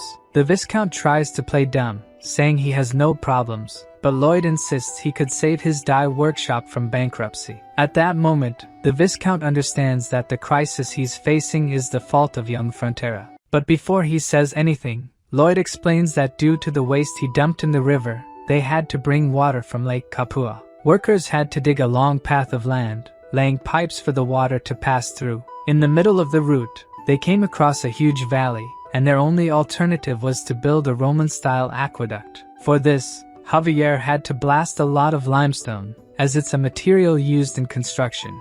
Some limestone rocks ended up accidentally in the river. Anxiously, the Viscount asks, "What the hell does this have to do with your paint workshop?" Lloyd explains that the water flowing to the workshop is full of limestone, which caused their clothes to be dyed brown. Rakona says she will take them to court, and the protagonist says it will take at least 2 years, asking if anyone will remember their products during that time. Afraid of going bankrupt, the Viscount is totally shocked. Lloyd, having already satisfied him by dispelling his doubts, bids farewell. But as he's leaving, he's threatened by the Viscount, who says he'll make his life hell. Outside, Javier questions Lloyd's intentions. All he did was provoke him, but that man is truly dangerous due to his connections in the capital. The MC asks him to wait and see who has more to lose. A month later, the Viscount kneels to beg for help to save his paint workshop. With a tone of superiority, Lloyd asks if 2 of his prosperous connections said he couldn't win this case. Deeply regretful, the Viscount apologizes, but the protagonist isn't interested in pride or apologies. All he wants is for the Viscount to sign a contract. If he signs it, water will be supplied to his workshop in a week. Seeing the exorbitant amount he'll have to pay, he asks why someone would put a price on water. The protagonist finds it strange, as he was the one who taught him that water isn't free. Startled, the Viscount sees no alternative but to sign. Even his father is scared to receive such a large sum of money every month. With a cynical expression, he says the Viscount is a very generous man. Javier thinks that the Viscount started the battle, but now, the protagonist seems like the devil himself. That contract doesn't have a specific end date, which means he'll take everything from the Viscount until he dies. In fact, knowing Lloyd's personality, he'll be draining his money for generations. Like a demon king, Lloyd wouldn't let this slide with just a pat on the back. If he could exchange blood vessels for money, he'd rip them all out. The Count also has great news to share. He found a buyer for the Orc tribe's treasures. When the protagonist asks who bought them, he finds it really odd, as someone like him would easily be able to buy new pieces. His father doesn't know the details exactly, but it seems like he wants to build a statue in the sea. At that moment, we see Count Cremo looking out his window. On the horizon, something starts rising from the sea. A great monster emerges from the depths of the oceans. The Count looks at it angrily. The creature comes entirely out of the sea, ready to attack everything in its path. The next day, we return to the Frontera territory. Javier reported to the Baron that they would be leaving in a week, and, to minimize expenses, the young master requested about 10 men to accompany him. Taking care of a plant, he said that if that's what his son wants to do, then he should fulfill his request. Javier asked him not to worry since he would be monitoring him closely. The Baron mentioned that when the night of Viscount Lacona came to blackmail him, he was terrified and actually considered giving up the lands. However, after seeing his son and the efforts of the people, he found courage. The Baron said he had always been an indecisive and incompetent lord, but Javier disagreed, saying he was the opposite, a welcoming and kind person, more so than any other noble. Despite appreciating his subordinate's words, he still couldn't say he was a good lord because of it. A leader should have firm principles and be willing to act, just like Lloyd. Javier knew that the only principle that guy had was money, but he was starting to doubt if that was so bad. The Baron stated that Javier's mission was no longer to monitor but to protect him since he was the heir to this land. Javier accepted his request, but even though Lloyd had miraculously revived the family's fortunes, he would never be able to like him. In the past, the Baron rescued him and asked what he would like to be when he grew up. Young Javier said he wanted to become a knight so he could protect him. Since he survived the winter alone, the Baron was sure he would become a great knight. On that day, he carved a wooden sword and gave it as a gift, but young Lloyd mocked him, asking how an orphan could become a knight, and broke the sword his father had carved. Javier returned to his room, taking off his coat while looking at the broken sword he had kept for so many years, sure that he could never like Lloyd. The MC started attending to his recurring client, joking that Javier couldn't live without him anymore. To help him sleep, Professor Miram began reciting the discharge compression method. Almost falling asleep, Javier was sure he should hate him, but it's as if he had transformed into a completely different person. It's hard to admit, but he had become a decent person. In the middle of the night, while both were in a deep sleep, an assassin invaded Lloyd's room and blamed everything on him. The assassin leaped from the window ready to stab him, but Javier quickly woke up and attacked the assassin, cutting his sword and leg. Due to the commotion, the protagonist woke up and saw Javier immobilizing the Knight of Viscount Racona. The next day, while monitoring the work, he reminded his employees of the company motto, "Safety first." Javier arrived, saying he handed the assassin over to the Viscount. He probably tried to target him because he was fired, as Racona is paying a lot for the water. The protagonist said it made sense since he was a well-paid knight, but all he did was get beaten up by his brother. Realizing that his master already expected something like this to happen, Javier asked why he didn't take any precautionary measures. Lloyd was confused by his question, wondering why he should take precautions when Javier is his bodyguard. Thanks to him, the protagonist could move so freely. When you think about it, it should have been impossible for a 5-year-old boy who lost his village in a monster attack to survive the winter. But he did and even became a knight. Is there anyone more reliable than him to be his bodyguard? Hearing the sincere words of the protagonist, Javier slowly started to let go of his long-standing resentment. He hated himself for thinking it, but Lloyd really is a decent guy. Since they would have finished the pipe construction by tomorrow, they could finally prepare to go to Cremo to make a lot of money. On the way, the protagonist falls asleep on Javier's back, which angers Javier enough to elbow Lloyd in the face. Lloyd wakes up, asking if he really just got hit. The MC decides to get off and asks Javier to teach him horseback riding. Javier retorts that he is a knight, not a teacher. Lloyd says it's an order. Javier calls him repulsive, but the system continues with automatic translation, making the protagonist angry and telling him to shut up. Then he receives a truly useful notification. Rumors of his incredible construction work have spread, earning him even more fame points. Realizing that fame means money, the protagonist now sees a great future ahead. The journey there isn't short. Winter arrives while they're still on the road, so they only manage to reach Cremo in the middle of winter. The Baron there greets them. He had heard rumors about a talented builder, but never imagined he would look so young. However, he's not saying this to the protagonist but to Javier. Lloyd tries to interrupt, but the Count is determined to marry Javier to his daughter. Due to the interruption, the Count gets angry, asking how a mere servant dares to interrupt a noble's conversation, even making the system laugh at the MC's face. A while later, they manage to explain the situation. Lloyd is in deep depression, while Javier struggles not to laugh. To make matters worse, the Baron says it's Lloyd's fault for being born with the appearance of a servant. This man in front of him is the Lord of Cremo, the commercial city, and also an important character from the novel, helping Javier when he became a criminal. He wants to buy jewels to decorate a statue to be placed in the sea. However, his business is declining because some years ago, a monster appeared on the coast, the Giga Titan. Although it never attacked, it remains a source of fear. In fact, he had read about it in the novel. As people in this era lack ways to attack in the water, Cremo continued to decline until it entered a crisis. He thought Javier could help, but the work ended before a solution was found. The Count researched how to scare off this creature and found out it fears mermaids, as they are its natural predators. So, he wanted to build a large mermaid statue far out at sea but gave up on the idea because raising the seabed to build a statue obstructs boat passage. The protagonist sees this as an opportunity and says he will build the support for that statue. By combining a friction pile and a crate, it will be possible to raise a column to place the statue. With Javier, he goes by boat to where he wants to place the structure and dips his head into the cold water, activating his ability. The ocean floor is flat, making construction easier.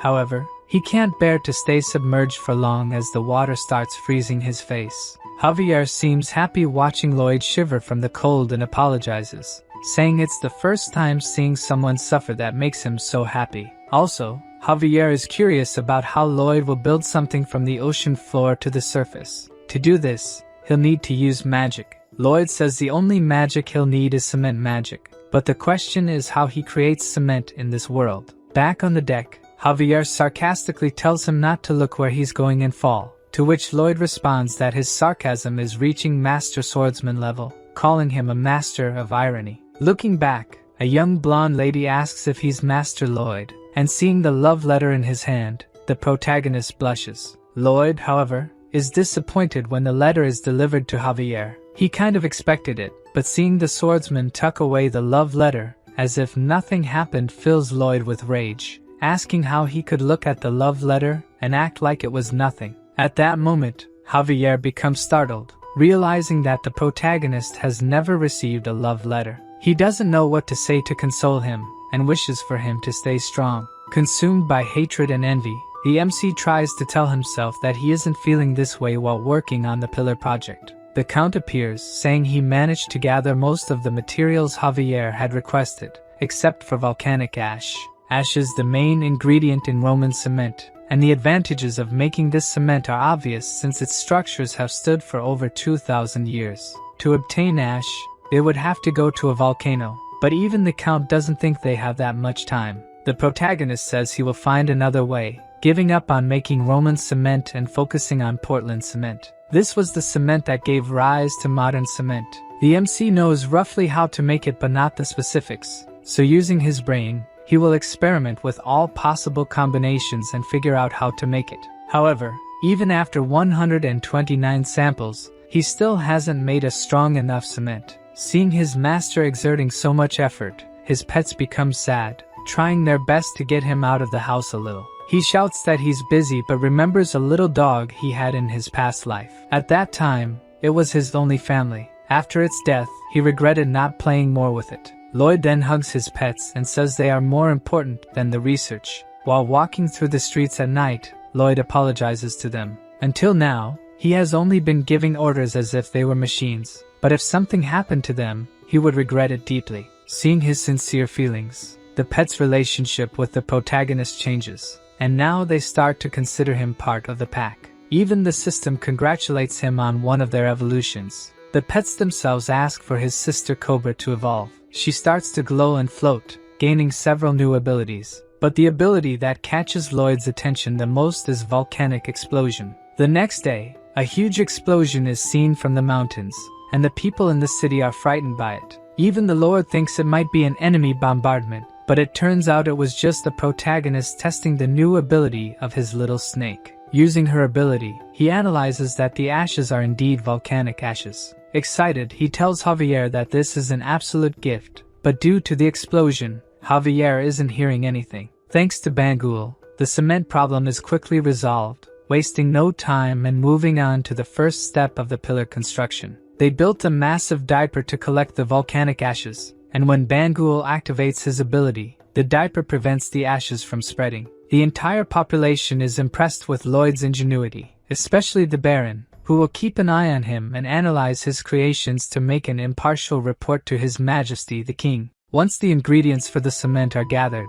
it's time for the second step. A large coffin to pour the cement into is made and placed in the sea, using Hippo to quickly remove all the water from the coffin. The third step is to cover the bottom of the coffin with wooden stakes to anchor it, obviously done by Javier since he is the strongest. He quickly finishes using all the stakes and asks when more will be brought, leaving the protagonist impressed that he hasn't complained so far. Reminded of his duty, Javier drops the hammer and walks away, but as usual, Lloyd uses emotional blackmail to make him come back to work. When the protagonist finishes the morning training, he uses Bangle's steel manure launcher to build the tower structure, finally pouring the long-awaited cement. Once the cement dries, they dismantle the wooden coffin, completing the first large artificial maritime platform. Lloyd explains to the Lord that they made it 50 centimeters higher than sea level to give the impression that the mermaid is floating. The Baron is still hesitant, and doesn't believe this foundation can support the weight of the statue. But if it does work, he won't be disappointed with the construction fee. At night, the statue is finally placed on the platform, a grand mermaid statue covered with sparkling jewels. To celebrate the achievement, a nobles' party is held on the ships. The protagonist, obliged to participate, feels uncomfortable in his outfit and asks Javier how he can stand wearing it. The Lord introduces Lloyd, saying it was this young man who made the statue a reality. And once again, the protagonist is ignored by people who mistake him for Javier. He knows he's smarter than most and prefers money transfers to compliments.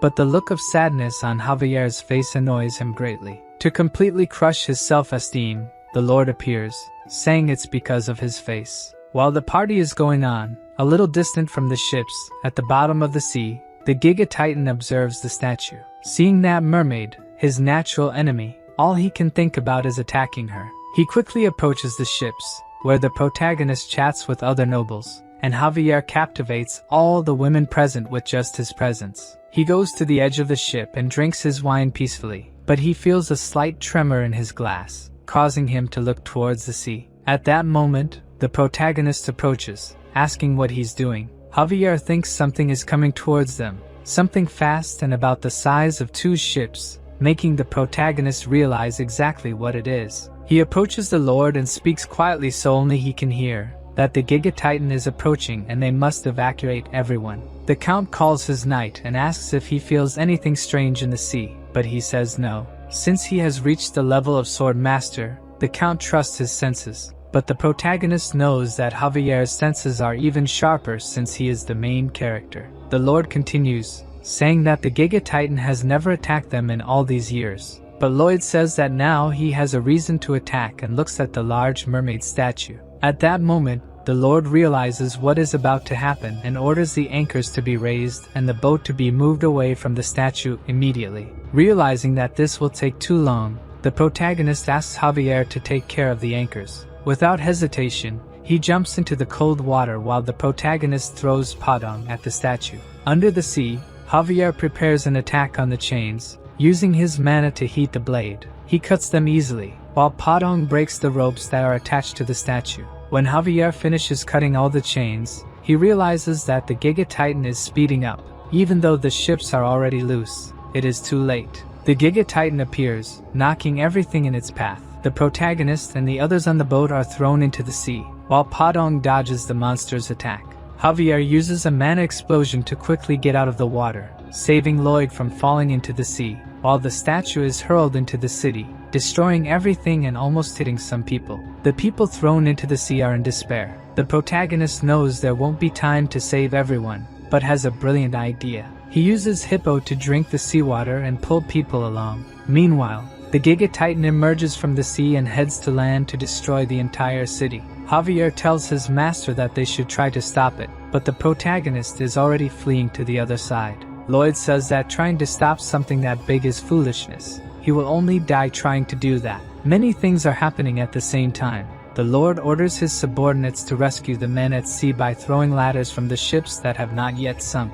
Meanwhile, in the city, the gigantic Titan continues to destroy everything. Javier asks if Lloyd is really going to ignore the people who are in danger, but his only concern is to get the money. Lloyd says they didn't come there to fight a giant thing but to keep the peace. At that moment, Javier is disappointed with his master. He thought Lloyd was someone who always fought to protect others, but now he sees who he truly is. As a gentleman, he would never abandon people in distress. Lloyd tries to warn him that if he tries to fight that thing, he will die, but Javier doesn't listen to his orders and heads towards the monster. Using his blade board and mana blast, he quickly approaches the coast. The soldiers shoot cannonballs at the gigantic Titan, but they are only reflected by his armor. The soldiers are scared as not even a scratch is made. The monster prepares an attack by opening its armor, and the wind power that comes out is so strong that it destroys the attack towers. The monster's real concern is not the soldiers but the supposed mermaid that it believes is still alive.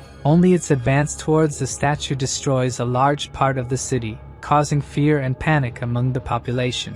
A man who fell on the ground is almost trampled by the gigantic Titan, but Javier appears to save him. He attacks the monster directly, hitting one of its joints, but even using the mana blast, his attack is reflected, only making the Titan angrier. Javier dodges its attack, but the monster takes advantage of him being in the air and fires a burst. Even trying to protect himself, he is hit directly. With just one attack, Javier is already quite injured. He knows it will be impossible to defeat this creature, but he is willing to sacrifice himself so that as many people as possible are saved. While Javier fights to save the population, the protagonist tries to escape on a table. It's not like he's an overpowered character or anything. Even if he spent all his RP, the only skills he has are related to construction. It's not that he's not sad about people being hurt and the city being destroyed, but he can't do anything. However, when the protagonist says these words, something clicks in his head. He realizes he must return immediately since the Lord hasn't paid the construction department's commission yet. While Lloyd advances quickly to the city, Javier fiercely fights the creature. Dodging its attack, he thinks that as monstrous as it is, it's still an animal. Its weak point is probably in the eye. However, even using the mana blast and attacking the eye directly, nothing happens to the monster. With nothing else to do, Javier is attacked by one of its antennas, but Hippo appears just in time to save him, releasing all the water and returning to the protagonist's head. Lloyd is extremely angry because the giant lobster dared to interfere with his cash flow. Javier takes advantage of the opening his master created to attack the monster, but once again the attack is only repelled by the armor. He becomes scared since he can't get through this thing. At first, he thought he could win, but now he knows it's impossible. However, even though the situation is unfavorable, he remains calm since his master has returned. There is a possibility of victory. 2 minutes earlier, the protagonist was using the Padong to move through the city, observing from afar as he tries to find a weak spot using his ability to understand what it's made of.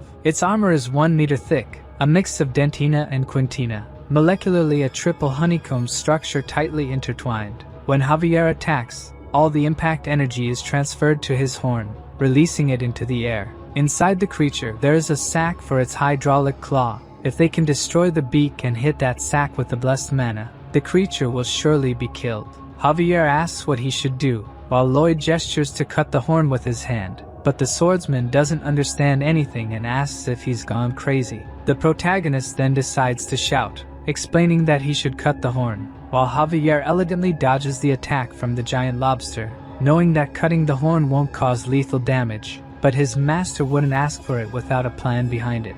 Lloyd warns that even though it's hollow inside, it won't be easily cut and that mana circles aren't just about hitting. Javier doesn't exactly know what he means by that, but instead of just hitting, he uses the mana circle like an electric saw to cut. The protagonist is happy knowing that his theory really worked. This time Javier's attack really seems to damage the monster, and when he is about to be attacked, the MC uses the Padong to defend him. Javier finally manages to cut the horn, making the creature scream in pain, but the only thing that falls to the ground is his sword, leaving the protagonist totally shocked. Even knowing he would be crushed by the Giga Titan, Javier stayed underneath it to attack. He was willing to sacrifice himself to defeat it. However, at the last second, Padong rescued him. The hamster scolded Javier, who, even though he didn't understand exactly what he was saying, understood that he was probably being reprimanded for being reckless. After thoroughly analyzing the Giga Titan, the only remaining option to defeat it was the combination of Plan A plus D. To do this, he first called Padong and told him to take him to the location he mentioned earlier. Lloyd warned that the creature now saw Javier as a threat, so he asked Javier to lure the monster into the forest. The protagonist had bought enough time. They should have finished by now, so the only thing left to do was to trust the Count. 15 minutes earlier, the Lord was in shock watching his city being destroyed by the monster. His knight apologized for not detecting it earlier, but the Count said the fault was actually his. It was a mistake to think they could drive out the beast with just a statue. At that moment, the protagonist stated that the statue did drive it away. That monster only came to destroy it, and recommended taking advantage of this obsession. He would buy as much time as possible for the Count to prepare something. Javier continued dodging the beast's attacks, but even he was reaching his limit, yet he kept luring the creature relentlessly into the forest. The Giga Titan remained an unstoppable force that destroyed everything in its path, and Javier couldn't run anymore, getting closer to being caught by the creature. Before he was caught, the protagonist shouted, asking for applause for the bronze statue. When Javier looked, Lloyd was bringing the statue, now fully patched up.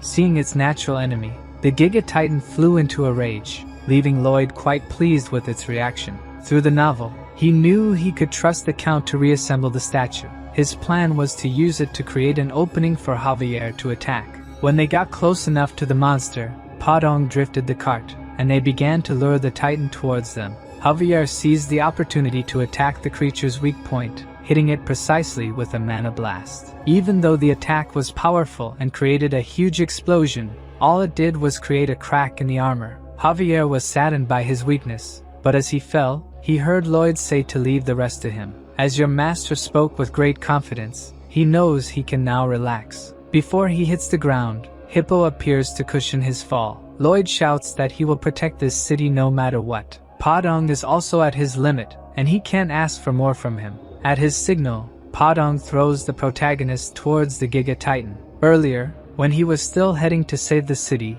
he thought of some plans to attack it, deciding he should use the mana blast. The problem is, for that, he would need to have a triple circle heart, and currently, he only has 2. Using the system, he starts to evolve his technique, but unfortunately, he doesn't have enough points to evolve to the final level. Even though he had decided to stay out of the fight, he wonders what the hell he's doing hanging there, while deciding whether he should try to punch it using mana. The notification that he gained 5 approval points from Javier appears, and with that, he has what he needs to create the 3rd mana circle. Now confident, he prepares the attack using 1 circle to protect the heart and the other 2 to collide, but the monster ends up breaking a mountain with its paw, and one of the stones coincidentally hits the protagonist's head. Due to the impact, he loses his senses, not knowing what to do anymore. He uses the 3 circles to collide, creating a triple circle mana blast that is so powerful it explodes the entire creature. From the city, people see that huge smoke.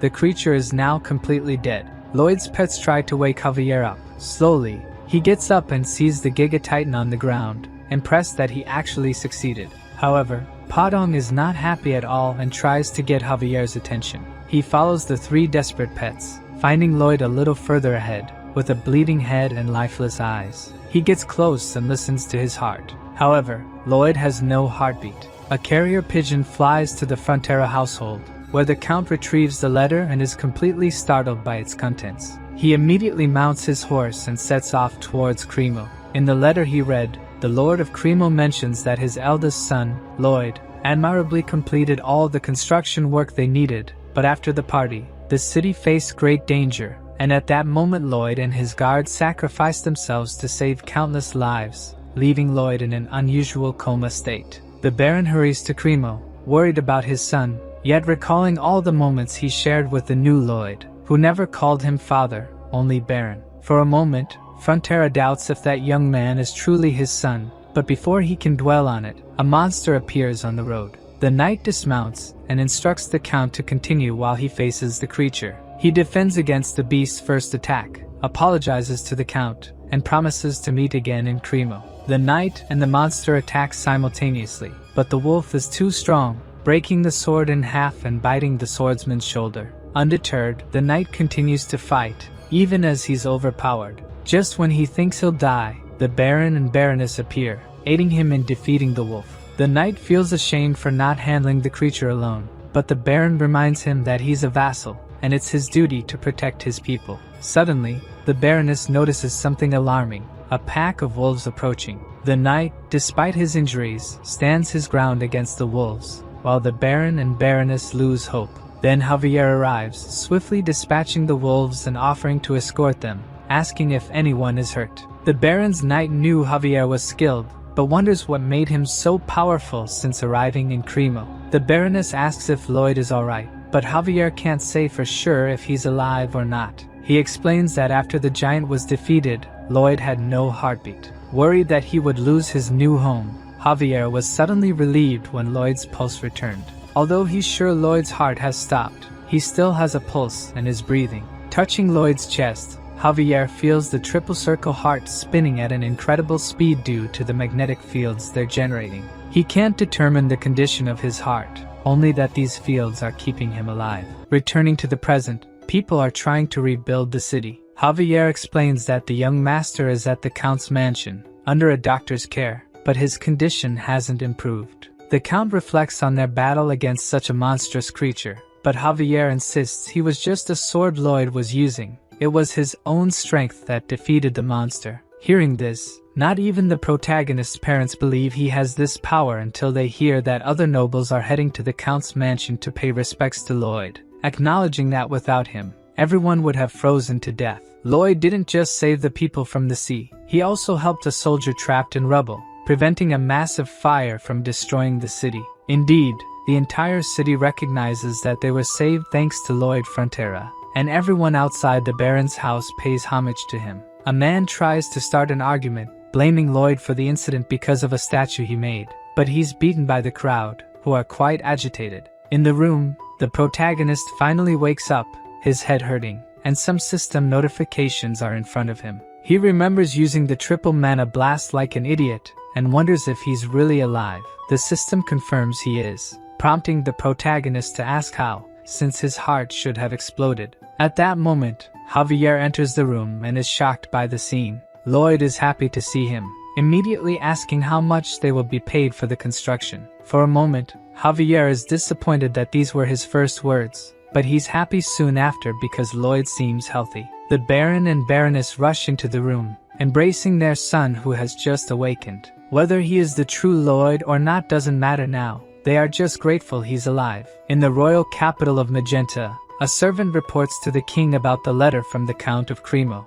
The king is intrigued that such a man exists in his kingdom, and instructs his subordinate to send a message to Baron Frontera to bring his son and guard. The Royal Highness, Alicia, declares that she will meet this man and evaluate him herself. Returning to Cremo, the system states that your great courage, wisdom, and self-sacrifice are spreading throughout the kingdom. Thanks to having taken your social position, he gained 1,500 RP. Additionally, he also obtained a mana heart, which explains why he has so much energy even though he's been in a coma for a month. Now that he has become the owner of a mana heart, digging will be much easier. The system questions if that's the only way he can think of using it, but the protagonist wonders if he's underestimating the world's builders. Since his mana heart emerged abnormally, it has unique properties.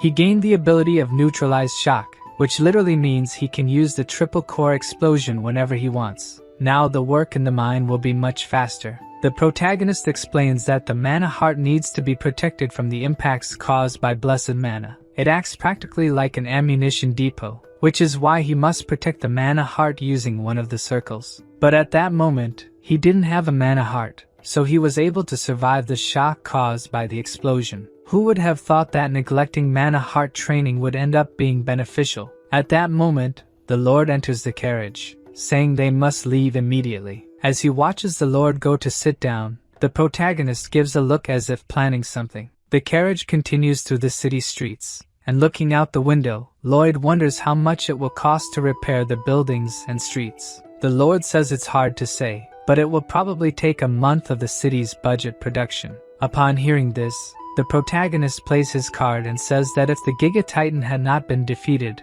it would probably take half a year of production to repair everything. Realizing what's happening, the Lord immediately asks what he means by that. Lloyd says that what he's gaining compared to what they'll save in construction is a small portion. He continues using his manipulation game and mentions that he heard from some attendants that the Lord would financially compensate anyone who worked for the city's public interest. Realizing he has no choice, the Lord increases the amount he will receive by 1.5 times. The atmosphere in the carriage remains heavy. The protagonist says he wasn't asking for money, but he finally realizes that for the Lord, the lives of his civilians are worth 1.5 times the commission of his construction. Due to emotional blackmail, the Baron doubles the commission. Lloyd remains silent with a cold expression on his face, causing the Baron to increase the proposal to triple. At that moment, we see in the window's reflection the monstrous expression the protagonist is making. The Baron realizes he has just been extorted, while the MC extends his hand to him. Now with a completely friendly atmosphere, he appreciates his generosity, and says he will make good use of the special compensation. The Lord shakes his hand, though he finds it very strange since he was definitely just extorted. Still,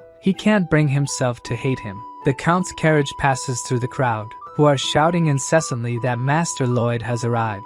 For someone who is a complete nobody in Korea, this is a lot of pressure. The Lord says they have prepared a podium for him, using a voice amplification sphere. The protagonist thinks of giving a generic speech since he won't make money from it. So on stage, seeing the crowd shout his name, the only thing he can think of is making money from each of those people. Instead of giving a speech, he asks if the citizens have heard of Andal coding. Realizing they haven't, he begins to explain how Andal will change their lives. All the time they spend by the fireplace will be replaced with peaceful family time, greatly improving their quality of life. Anyone interested should visit Baron Frontier's mansion, located in the Frontier Barony. Instead of a speech about saving the city, he just sold his product. The Lord understands why he doesn't hate him. Someone so obsessed with every penny of profit that persists in their goals is someone you can't hate, but rather desire by your side. Returning home, or rather, his future golden goose, Lloyd thought that the oldest knight, Lord Byron, earned far too much compared to his level of skill, which barely reached intermediate. However, the man in front of him left him completely amazed. He neatly organized the ongoing mining plans, the list of names and details of land construction, and simply everything that needed management, even down to sales and profit. Startled, the protagonist asked if he had done all this while he was away. Byron replied that he had left it for him to take care of, so he was just doing his job. A worker arrived and reported that the interior of the Andal floor project was complete and awaited inspection. Outside, he meticulously observed every detail of the floor, praising the workers for this time there were no flaws. Lloyd was simply shocked looking at him. This man he thought useless was extremely capable. If he had been born in modern Korea, he would probably be a director of a major corporation. The large-scale contract was entirely handled by the Baron and Baroness. These two had a gift beyond being lords of a state, making the protagonist realize that your luck starts the moment you are born. Javier asked if they really needed such a large warehouse for coal, but the protagonist said yes, as it would continue to come in all the time. With what he earned from construction alone, he managed to pay off more than half of his debt, and thanks to foolish neighbors, he would continue to pay without problems, leaving him truly glad that his retirement of fun and joy was almost here. Seeing the disdainful expression on his master's face, the only thing Javier thought about was punching him several times. But before he could do that, they both heard a trumpet, and the worst part was that neither of them knew what it meant. When they looked, a man on horseback holding the royal flag approached. The protagonist was angry at this ridiculous display and wanted to get straight to the point, feeling a terrible foreboding that this meant trouble. The man began to read the king's letter. Due to what he had done in the city of Cremo, his efforts to protect the nobles and civilians had been noted, and the king wished to meet with the two heroes who defeated the Giga Titan. His father was extremely happy, but Lloyd realized how problematic this situation was.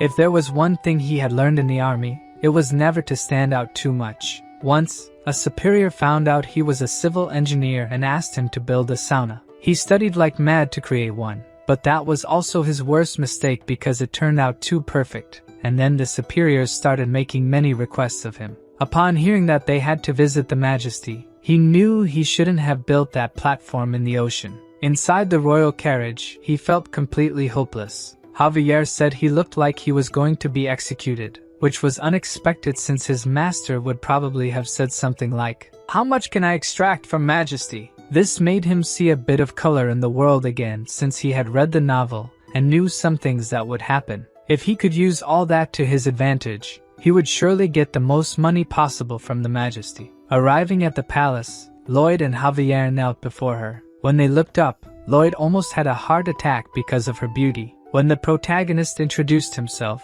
Majesty was surprised that he was Lloyd Frontera since he and his side had a much more noble aura.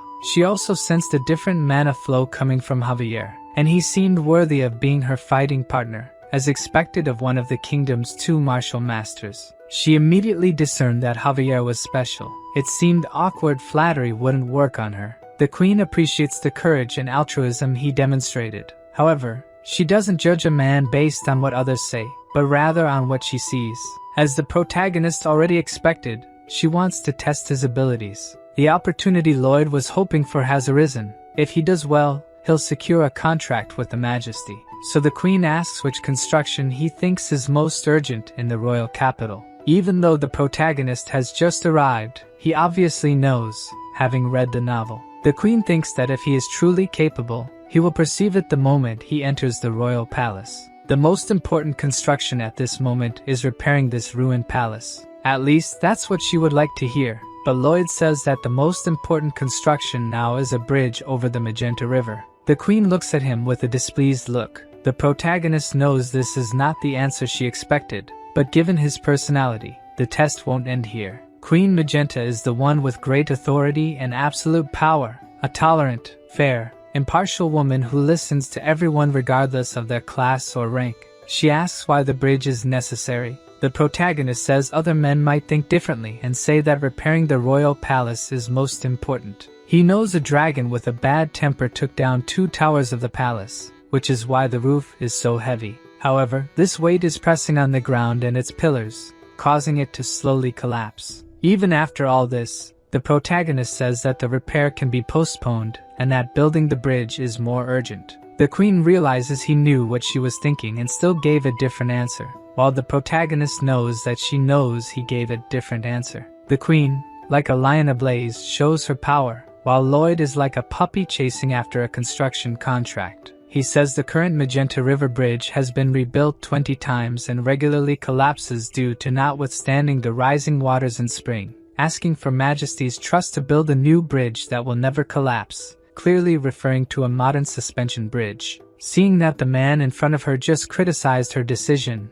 the Queen starts to like him and asks to hear more about this bridge. Majesty took the bait, and Lloyd lets out his demonic laugh. He knew from the start that the Queen despised sycophants and placed trust in those who were strong in their words. However, eventually, she will be betrayed by someone she trusts and will lose one of her arms, becoming the assassin tyrant, but that's a story 3 years in the future. The Queen asks what he will do if the bridge collapses. In his mind, Lloyd would pack his things and leave the country, but he ends up betting his head on it. In return, as long as his bridge stands, he would like to secure a position for his family. The redhead, who hadn't shown anything until now, gives a small smile and accepts the proposal to build a bridge. Lloyd reaches into his pocket and pulls out a contract. The Queen asks if he doesn't trust his words and is impressed that he prepared a contract in such a short time. Humbly, the protagonist says that this contract states if he doesn't build a bridge honestly, she can do whatever she wants with him,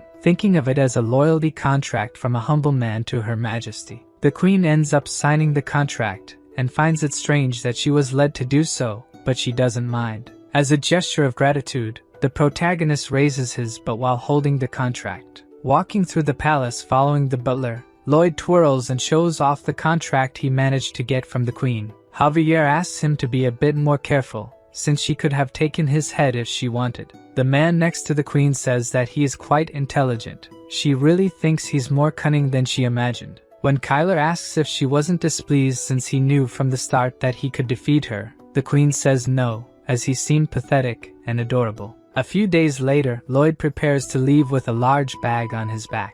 Javier asks if it's okay to go alone, but the protagonist says it's even better without him, since his presence alone attracts all the women in the region. Before heading to the royal city, his mother asked him to deliver a bag full of blankets and clothes to his younger brother, Julian. As he goes to him, the protagonist tries to remember what happens in the novel. At this point in the story, the Baron had already lost everything, and his younger brother was probably expelled from school and died wandering a back alley at night. Lloyd feels incredible for saving lives and sets out to find his brother, without even knowing what he looks like. Arriving at the Royal Academy, Lloyd looks at his brother with curiosity. Even though he's the same age as Javier, he's practically a garden gnome, and the way he's looking at him makes it seem like he must have suffered at Lloyd's hands.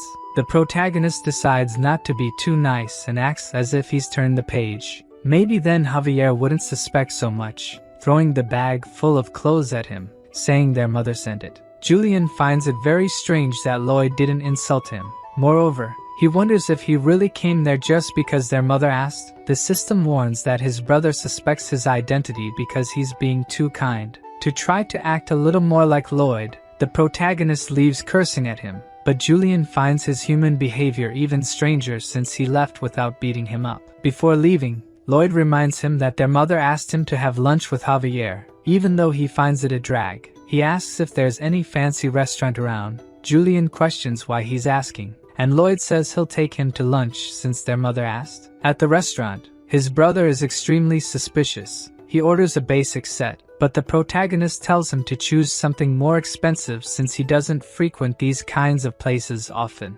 Julian wonders why he's acting so normal. He used to hit him just for looking at him directly, and starts to find it even stranger when Lloyd says he quit drinking. A few days ago, someone from the palace came to say that his brother saved the city of Cremo from the Giga Titan attack. At the time, Julian thought it was an unfounded rumor or that he stole credit for something Javier did, but seeing his current behavior, it really is like he's a different person.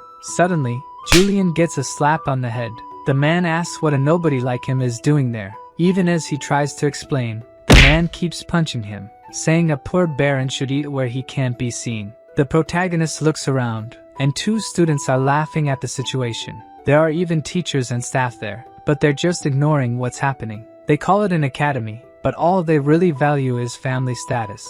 Lloyd wonders if he should intervene, but if he did, his brother's life would only get worse in there. Then suddenly, the student beating up his brother mentions that his family has the renowned Lacona painted fabric in their title. Immediately, Lloyd associates that this young man is the son of Viscount Lacona and again makes that demonic expression, probably planning something. Lloyd approaches and asks who his father is.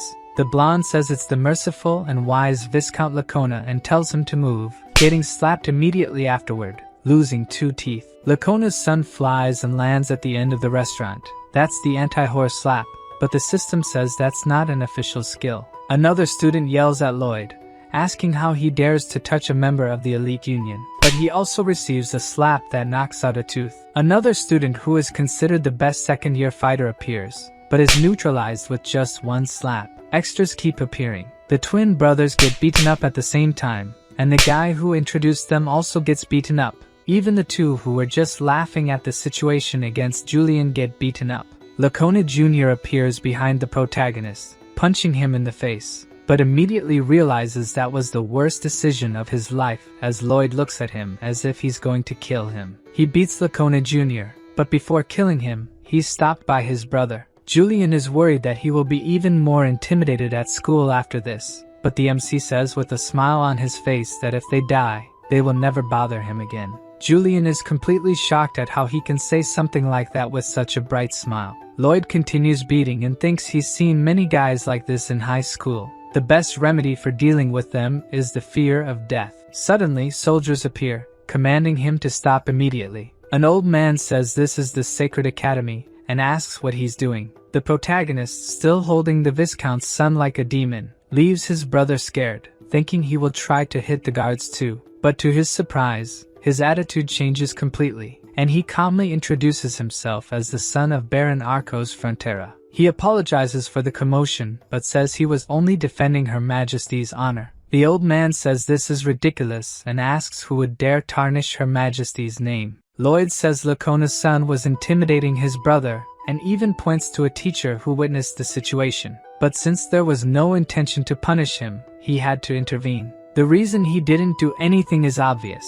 The staff of this academy has been bought by the nobility. There's no way the administration of the academy doesn't know what's going on, but they will just ignore these cases. The old man asks what all this has to do with Her Majesty. The protagonist says that insulting his brother is the same as insulting him and even insulting the queen since he is a royal guest. As soon as the old men see the royal symbol, they all immediately kneel before His Highness. Lloyd says they must have understood the situation and is leaving. However, the old man plans to punish Julian since the royal invitation is temporary. But when he looks at Lloyd's face, he again has that demonic expression, leaving the director totally scared. In the corridors, Julian asks where they are going. Lloyd replies that they are going to the administration office to ask for a leave for him. Obviously, he hates this situation and asks how much more he intends to ruin his life. But Lloyd responds that this place will soon not be good for studying, and he should take the opportunity to rest his mind and keep his body in shape.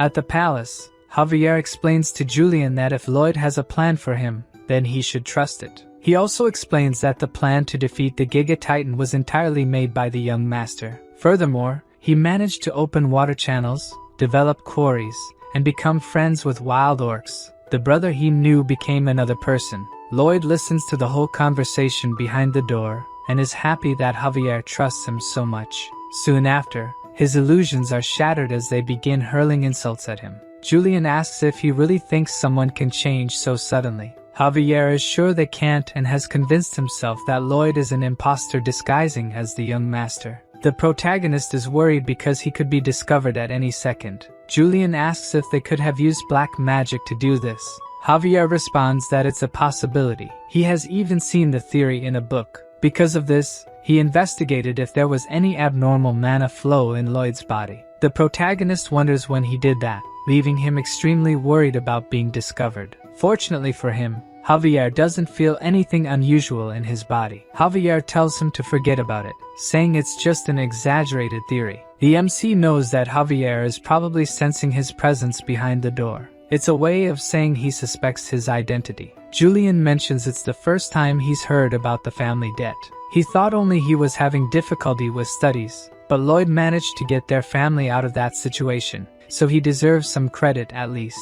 The protagonist, having just earned RP points from his brother, thinks that now Julian will be his golden goose. He enters the room calling Julian to join him. As he mentioned earlier, they will train his body with manual labor. Lloyd explains the first step in making bridge suspension cables. First, spread the clay and beat it until it becomes a 90 centimeters pizza. Then fill it with dirt and rocks and give it to the snake to eat. It will excrete the molten metal, and Podon will unite and wrap it. Then everything will be ready to make the cables. The MC hands him the shovel and says the tutorial is over. This task is crucial in construction, and if it's done wrong, the rest will be a mess. Julian asks why he's giving such an important task to him, but the reason is obvious. He's a Frontera, so he should be intelligent and responsible. Outside the palace, Lloyd knows that the modern bridge is a great idea, but even with all his knowledge, it would be impossible to make it perfectly. This means he'll need to borrow knowledge from this world. Before he can ask for anything,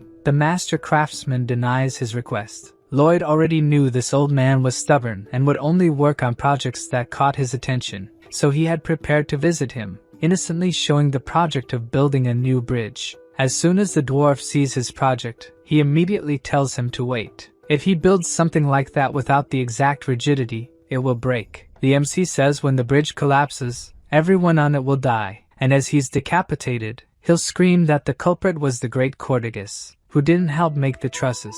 The dwarf asks if he's trying to threaten him, but Lloyd says it's just an appeal to the conscience of a great master. He ends up relenting and asks to see the drawings.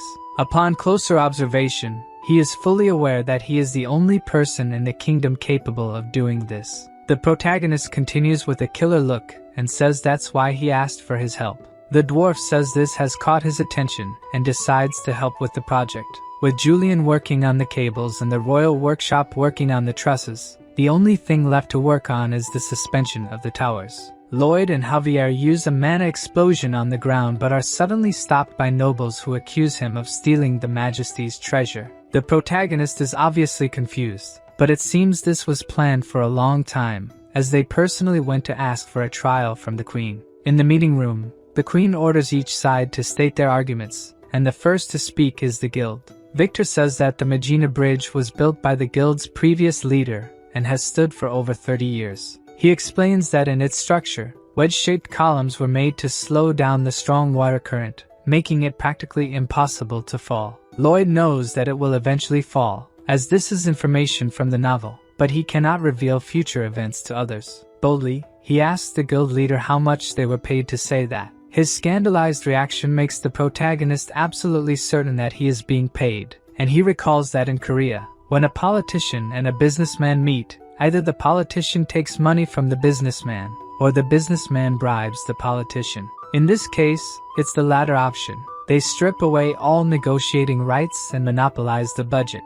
His accusation without proof ends up irritating the Queen considerably. She says that accusing someone without proof in her presence is unacceptable, and immediately sends Lloyd to royal trial. He is tied up, and his head is placed at the Reaper's aim. The Queen says he insulted her and her vassals with lies and must restore his honor.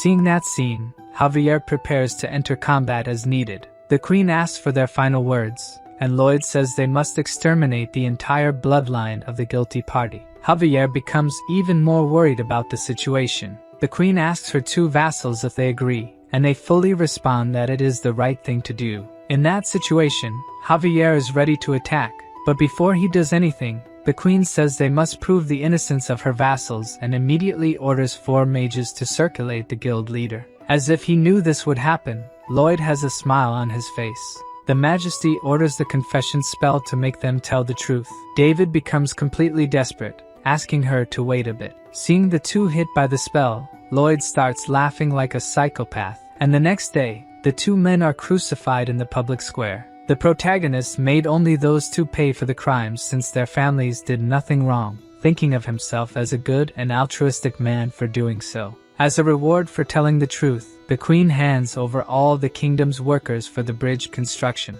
The archmages use gravitational magic to lighten the weight of the stone blocks, making the construction extremely fast. Bangul is tasked with taking the suspension rope to the other side, using her volcanic explosion to quickly cross the river while Padong tries to hold it. Seeing this incredible construction method, Julian says his brother is amazing. Javier also thinks he is and says that even though it's his first time doing hard work, he managed to do it every day. Before, Julian couldn't learn his sword art because he had a fragile body, but looking at his body state now, that shouldn't be a problem anymore. After some time, the bridge construction is finally complete. The queen says this bridge will be called Lojavi, a blend of Lloyd and Javier's names. She also grants him the title of Master Builder, leaving the dwarf irritated as he built the entire platform. Lloyd thinks that only the commission money will be enough to clear his debts, but now he has another major obstacle. The queen is probably thinking of how to use him to her advantage. If he fails now,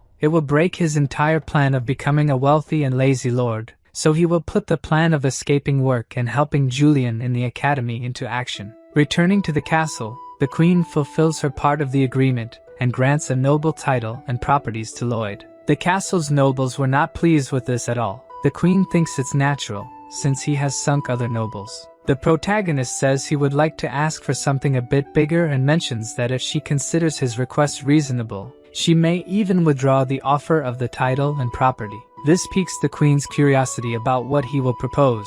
Nevertheless, regardless of what the scoundrel asks for, her desire to keep him by her side will not change. The protagonist expresses a wish for a thorough cleaning of the Royal Academy, which is currently rife with corruption, inequality, and despicable behavior. Instead of studying, the students only use their status to harm those of lower rank. The teachers and supervisors are aware of this but choose to ignore it, furthering the social barrier within the institution. Both the headmistress and the nobles present are incredulous at what he has just said. Javier presents the results of a 4-month investigation conducted by Lloyd, which identifies all the corrupt nobles and workers in the academy. Upon hearing this, the nobles claim he is spreading lies and that such things couldn't happen in the Royal Academy. However, this turns out to be signing their own death warrants, as the queen orders the use of truth-telling spells on them, adding more nobles to the public lynching. Inside the academy, the queen is cleaning house with her soldiers, intending to rid her land of all the filthy rats.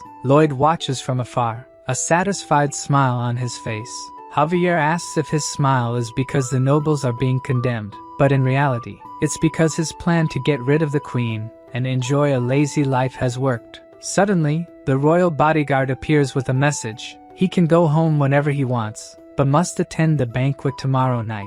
Furthermore, the queen found his plan to dodge work excellent and respects his desire to live as a slacker. Lloyd is a bit shocked to discover he has been in her palm all along. When he sees the swordsman leaving, he asks Javier if he couldn't sense him approaching. The obvious answer is no, since this man is a master swordsman. So let's go back to Lloyd's room. Julian asks if he hit Diego knowing this would happen. Basically, yes, as he already planned to investigate the academy after its construction and trusted the queen's confidence in him for it to work. Julian tells him he no longer needs to pretend to call him a little shit and now sees him as a brother he can be proud of. Lloyd is impressed by his words, but then says it was so bad it made him want to vomit. At night, the celebratory banquet finally begins. The protagonist tries to hide from the queen, but she finds him and insists he come closer. She remarks that hiding like this makes him look like a mole cricket, with Javier fully agreeing and stating he definitely looks like one. Lloyd is annoyed that Javier seems relieved, while the queen again orders him to come closer. The protagonist apologizes and approaches a bit, but the queen insists he come even closer, making Lloyd increasingly uncomfortable. She leans in and whispers that if he changes his mind, he can come see her anytime. This excites our mercenary. As much as lazing about is good, he now has a nest to return to whenever he needs money. As he eats, happy with the new development, he remembers that in 3 years, the queen will become a villain, causing his nest and properties to vanish. It's at this moment that Lloyd hears Kyle say the banquet will continue until sunrise, reminding the protagonist exactly what that phrase means. It's the secret code used by those planning to assassinate the Majesty. The problem is, this was supposed to happen in 3 years. And also, why is the secret code to assassinate the queen coming from the royal guard? A while later, she finds herself in her quarters. The queen looks tired and wonders if she drank too much, but she thinks it must be because she's been working hard in recent days. This excessive work is due to Asfahan, an enemy state where King Samarkand has been amassing an army. But it's probably not for an invasion, since trying to invade through the jungle would be a suicide mission. At that moment, the queen feels a strong headache. She finds it strange, since the effects of alcohol should be neutralized by the mana in her body. Soon after, it becomes difficult to control her heartbeat and breathing. She tries to circulate mana to neutralize the effects, but a sharp pain hits her heart, preventing her from circulating mana throughout her body. The queen has no doubt it's poison and tries to walk to the door, calling for help from anyone who might be there. The front door begins to open, and her knight Kyle appears. The queen says he arrived just in time and that she needs his help, but the help Kyle offers is different, leaving the queen incredulous at the betrayal. Meanwhile, Lloyd, still at the banquet, tells Javier that they have a problem. The swordsman simply starts following him without asking anything, surprising Lloyd that he doesn't inquire about what's happening. He asks if Javier can knock out a master swordsman. Javier knows he's not joking but asks for some sense, and says he'll try to stop him for a maximum of 3 minutes. Turning the corner, they come across a pile of bodies. Inside the room, Kyle does his best to kill the queen, but even poisoned, she manages to defend herself. She asks why he's doing this and receives a kick to the stomach. Kyle prepares for a final attack but is stopped by Javier, who approaches quickly. Not giving him time to react, Kyle attacks, but our swordsman manages to defend, surprising Kyle as he stopped his sword using a candelabra. Taking advantage of the distraction of the battle, Lloyd approaches the queen, covering her mouth before she says anything and using the core technique to absorb the poison. Javier continues buying time, but Kyle is not playing around and activates the sword's aura. Realizing that if he completes that, they're in trouble, Javier throws the candelabra, interrupting the aura formation. He catches the candelabra back in the air and uses blessed mana to attack, impressing Kyle with his mana talent. However, he still lacks experience in real combat, and Kyle takes the opportunity to strike while Javier is in the air, cutting his candelabra and his chest. Lloyd continues absorbing the poison mana. The only thing he can do at this moment is pray for Javier to win, or everyone there will die. Kyle knows his cut was superficial but takes the moment to land another blow. However, our lunatic swordsman isn't afraid of death and charges forward, dodging the strike at the last second. Javier shouts the name Padon, who tosses a sword towards him. With the blade in hand, he's perfectly ready to face a master swordsman. Javier uses blessed mana again, directing the explosion at Kyle. Kyler manages to defend but is thrown back by the impact, stunned and scared, wondering how Javier can wield the power of a cannon. Before he can think, another mana blast heads his way, but this time he manages to dodge. Javier decides to attack from all sides, dividing the blessed mana into multiple explosions, making a master swordsman run in fear. Meanwhile, Lloyd continues the process of absorbing the poison. The queen wonders how this is possible. He's only absorbing the mana contaminated by the poison. But before she can ask where he learned this ability, our protagonist tells her to shut up, angering Her Majesty as he just reprimanded her. But seeing Lloyd spit blood, she wonders if he's trying to sacrifice himself to save her. In the banquet hall, a huge explosion is seen as Kyle is thrown back, watching Javier advance slowly. The master swordsman realizes he can't handle him alone and shouts to the guards that Javier is an intruder who tried to assassinate the queen. With a single sword swing, our mini-monster sends several elite guards flying back and, concentrating a bit of mana, causes an explosion to keep them at bay. Kyle has never heard of a man who could do something like this in history and is scared at the possibility of him becoming a sword master. However, that won't happen as he will personally ensure Javier is eliminated. Seeing the sword's aura, Javier knows he's in trouble. Just swinging his sword makes the ground stones float. Shortly after, Javier is thrown away by the aura, heavily injured, as Kyle approaches to finish him off. At that moment, the protagonist finishes absorbing all the poison, but it's too much for his body to handle. He starts vomiting black blood, and the queen says he will die like this, instructing to gather all the mana in his arm. However, our mole man refuses to lose an arm as it will make digging harder. Lloyd grabs a butter knife and activates Mana Blast using all his mana, expelling the poison all at once. The explosion is so massive that it destroys part of the castle, leaving Kyle questioning where all this power came from. But before he can dwell on it too much, Javier rises, ready for the second round. He made a vow to Lloyd, and he needs to keep that vow alive. Before reaching the royal capital, Javier admits he was hopeless from start to finish. He was supposed to be Lloyd's guard, but he abandoned his duty and ran to the gigantic titan. Because of this and his lack of strength, he no longer feels capable of fulfilling his duties as a knight. Lloyd tells him not to worry too much, as he'll deduct 6 months from his salary, leaving Javier impressed with his lack of shame. Perhaps this shamelessness of his master is rubbing off on the swordsman, as he tries to negotiate the salary deduction down to 3 months. He promises to become a sword master in a year, but the protagonist remarks that these are quite ambitious words for someone who couldn't keep the promise of losing 10 pounds. Nevertheless, Lloyd decides to help him, explaining the concept behind becoming a sword master. Before finishing the explanation, Javier interrupts, saying he'd like to do it without his help. He advances determinedly but is impaled by Kyle, who is surprised that he survived. Most people would have been torn apart as soon as they were hit by the aura, but our prodigy concentrated all his mana into one point to strengthen it. Kyle would like to see more of his tricks, but he's running out of time. At this moment, Javier starts to catch fire but still manages to hold onto Kyle's hands, preventing him from escaping. The aura is burning his body, but while holding Kyle's hand, he manages to absorb the aura directly from the mana heart. Realizing the danger, Kyle throws Javier away, who simply falls to the ground without showing any signs of life. Even the master swordsman can't detect any breath from him. As Kyle has already wasted too much time, he moves to take the queen's head but is stopped by Javier, who rises unexpectedly. Javier says he now understands mana and activates the aura, creating a new sword blade. Kyle is at a loss for words. In all his life, he has never seen such a cursed brat.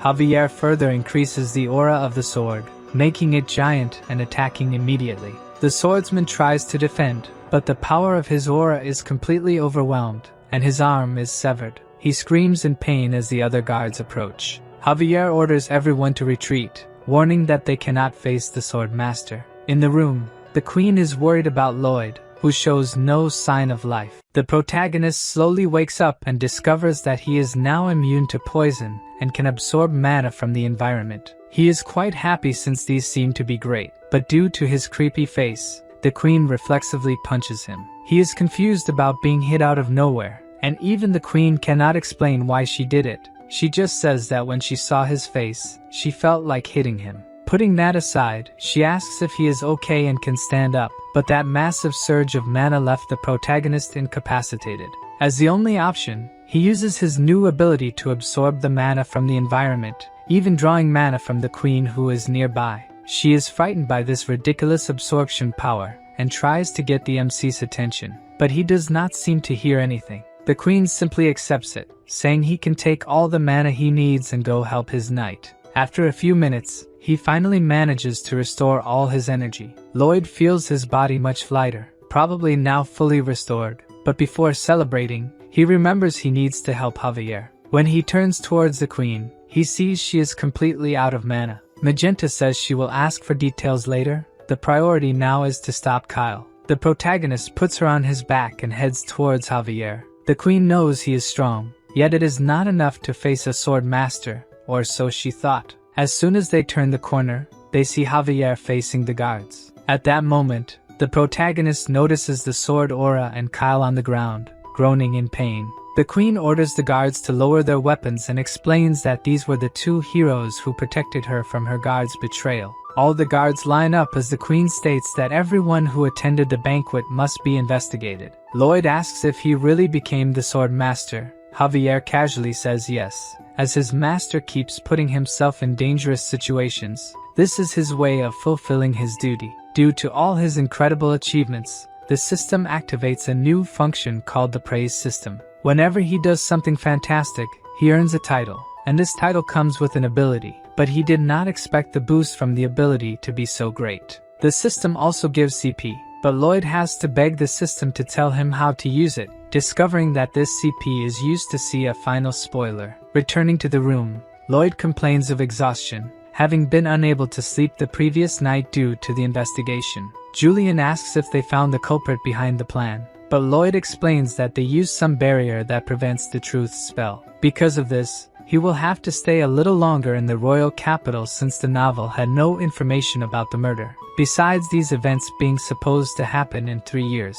Julian asks if Javier is still under investigation, discovering that the queen summoned him separately since he became a sword master. Julian didn't know Javier had evolved and is extremely surprised, but Lloyd explains that this is just common thinking, as he was the one who defeated Lord Kyle. At that moment, we see Her Majesty thanking our swordsman for his deeds, offering him a position as a royal knight, since a vacancy has opened up.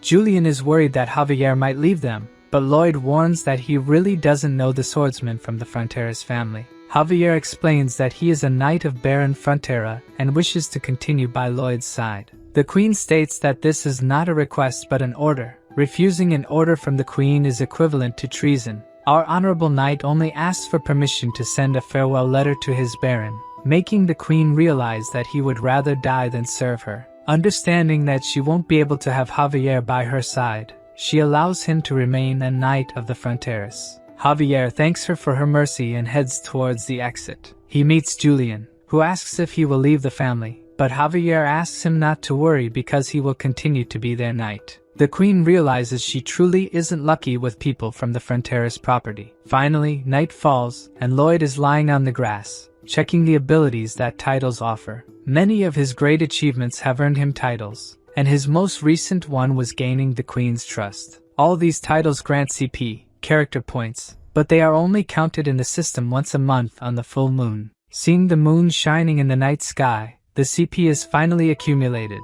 and he decides to see a final spoiler. As he activates the ability, the space around him becomes dark, until suddenly the darkness is replaced by flames. Walking a bit, he realizes he's at the Frontera's property, but the beautiful place is completely destroyed, and people are dead. Lloyd starts running, asking what kind of ending this is, trying to get any information from the system, but what he finds further ahead leaves his mind completely disturbed. The protagonist sees Lloyd and Javier staring at two bodies on the ground, immediately recognizing them as the Baron and Baroness. Illusion Lloyd is desperate, apologizing for not being able to protect anyone, making the protagonist even angrier with this ending. Suddenly, he hears a noise coming from behind, and when he turns, he is faced with a swarm of insects. Javier walks up to him and prepares to attack the swarm of locusts with his sword aura. He lands 3 strikes, making the protagonist think he's really gotten rid of them, but the swarm is much larger than he imagined.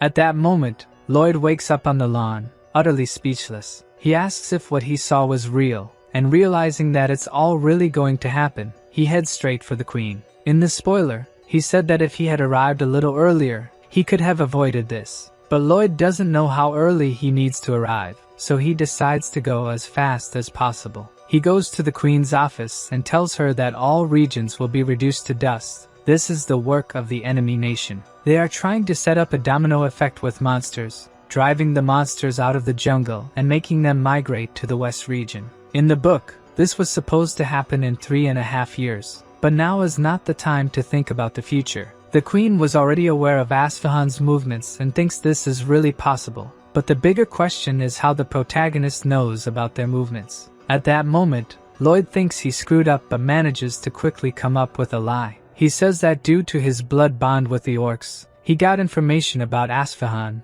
about the assassination attempt, he simply saw Kyle acting suspiciously and decided to investigate. Regarding the mana he absorbed, destroying the surroundings, he simply says he learned from his knight Javier, who is a genius, and as he is also somewhat clever, he has decent control of this ability. The queen realizes that everything he said makes sense, but it still seems like he just made it up. At that moment, his title activates, giving him the ability to make the queen believe 100% in the protagonist. Lloyd thanks her for her generosity and says that as soon as he can stop the attack, he will give her all the credit for the resolution, restoring the honor of the crown that was tarnished by the assassination attempt. The queen has never met anyone as suspicious as our protagonist, but she's glad they understand each other so well. Lloyd and Javier head to the Frontera territory. The horses' legs have been reinforced with magic, making them run at supersonic speeds, which further distorts Lloyd's not-so-pretty face. After a whole night of travel, they finally arrive at the territory just in time, since the locusts have already begun to appear in the sky. Seeing that black cloud forming, the field workers don't know what to do until Lloyd appears, telling them to hide in their homes and asking for the largest pot lid they have. The invasion of mutant locusts continues, spreading rapidly through the city, even invading the Baron's house. A maid passing by is frightened by the insect, but is saved by the Baroness, who crushes it using a chair. At that moment, several other insects invade the mansion. The two start running in fear, and when the Baroness peeks out the window, she sees that the swarm of mutant locusts is so large it almost covers the sky. The Baron appears, telling them to join Bayern and the other soldiers, but when they open the mansion door, they attract the attention of all the locusts outside. Bayern runs through the city, calling his soldiers to mount a defense at the Baron's residence, but he realizes that all the villagers are in danger. This leaves the bodyguard confused. Should he protect the Baron or the people? Bayern recalls a conversation he had with his master, where the Baron advised that if the property were ever in danger, prioritize the people. The knight goes to save a citizen who is being attacked, but ends up completely surrounded. He knows it will be impossible to deal with all these locusts alone. Fighting the invaders alongside the Baron are the orcs. Being a tribe of warriors, they uphold the oath with their blood brothers. Everyone fights relentlessly for their lives or for the lives of others, and when all seems lost, people start hearing sounds that draw the locusts' attention. Lloyd shouts, saying they should be in a natural history museum, while holding a pot lid for Javier to bang. The impact sound on the lid attracts the locusts' attention, making them stop attacking the city and start chasing them. Javier notes that they are following in a regular manner, as he had said. Lloyd says they should circle the entire city and attract every locust that is destroying it. The protagonist orders his swordsman to hit the lid harder but gets annoyed when he realizes Javier is enjoying it. Thanks to the novel, he knows that locusts are attracted to this kind of loud noise, and he doesn't plan to stop just at his properties. He intends to save the Laconas from the invasion. Javier is surprised that he is helping the neighbor even in a critical state, but Lloyd simply doesn't want to lose his water supply. In the Viscounty, Lacona is desperately trying to survive the invasion, until Lloyd simply appears, destroying part of the house, telling Lacona not to even think about delaying the water bill this month. Javier asks if his plan was to lead them through the buildings and concentrate the swarm even more, but the protagonist just wanted to be a jerk like the Viscount. While attracting the locusts, Lloyd repeatedly shouts his name and that of Frontera. The swordsman tells him to save his strength and stop shouting, but again, all of this is a plan to make everyone know who their savior was. Not even Javier knows what's wrong with this guy, but since they've already attracted most of them, now they must go to the wetlands. Heading to the plantation, their path is blocked by another swarm of locusts. But of course, for a master swordsman,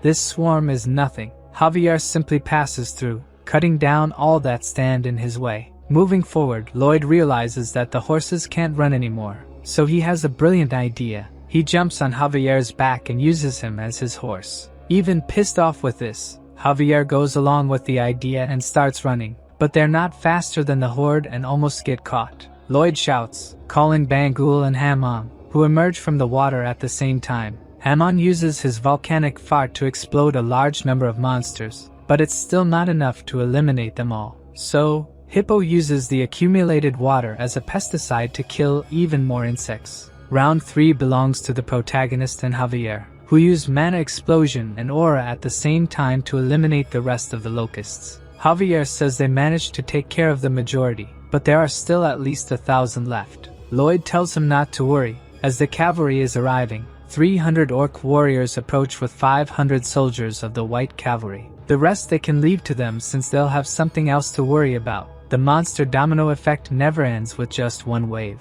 Meanwhile, the soldiers of the white cavalry do their job. The mages enchant the knight's swords with a fire spell, making it easier to subdue the insects. The orcs don't even need magic. With just a stake, they can impale 3 at once. As they are crazy about protein, they roast the insects and eat them right away, saying they found a strong protein source. The maid, saved by the orc earlier, hands him a gratitude flower, leaving the warrior quite happy. The baron and the baroness rush to their son, worried he might have been hurt somewhere, and embrace him, asking why he likes saving people so much. In fact, the protagonist only did it for his retirement. Everything was for his own benefit. Anyway, now he must prepare for the second wave. At night, the commander of the white cavalry appears and asks why Lloyd called him at this hour. First, he thanks him for helping exterminate the locusts, but the knight tells him not to say nonsensical things. Anyone can see they were just responsible for cleanup. Valalardi says he is a brilliant strategist, even being an engineer. Nonetheless, his pride is hurt. He sent the mages back and asked the cavalry to stay. The greatest pride for a knight is to fight and die for the queen's honor, so he didn't like Lloyd preventing that. In the novel,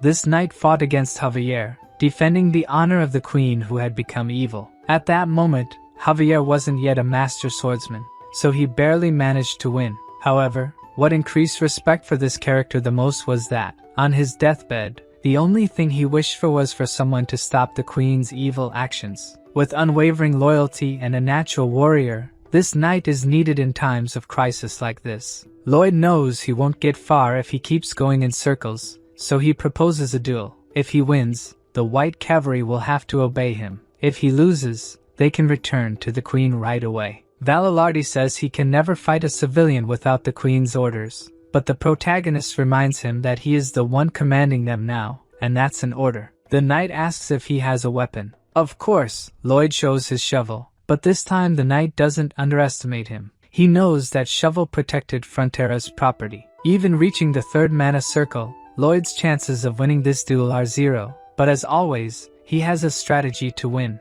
The knight says their levels are very different, so if he dodges any attack, he'll be the duel's loser. As soon as he finishes speaking, the protagonist prepares an attack. He uses Mana Blast with all his mana, causing the knight to dodge. The attack only stops when it hits a mountain, creating a huge hole in it. Lloyd falls to the ground with no energy left in his body, but still has enough energy to smirk wickedly with the easy victory. With that, the 500 strongest in the kingdom will become employees in the Frontera barony. Of course, the knights wouldn't be happy about it, but their leader says there's nothing they can do since he lost the duel. At the top of a mountain, Javier asks if this will really work. Lloyd says it was tested by the orcs, so it's a method with 100% effectiveness, showing a large sculpture being made on the mountain walls. After a few days, the second attack finally begins. The villagers hide in their homes. The entire Frontera property was drowning in terror. At the same time, they all shared the same feeling, that young Master Lloyd would protect them. The leader of the white cavalry observes smoke approaching. He finds it hard to believe, but what Lloyd said is indeed true. A huge herd of mastodons is quickly approaching. A few days ago, the leader of the knights asked for evidence for Lloyd's certainty, but Lloyd simply dodged the question, saying it was obvious which animal would attack in the second wave. Regardless, he was right.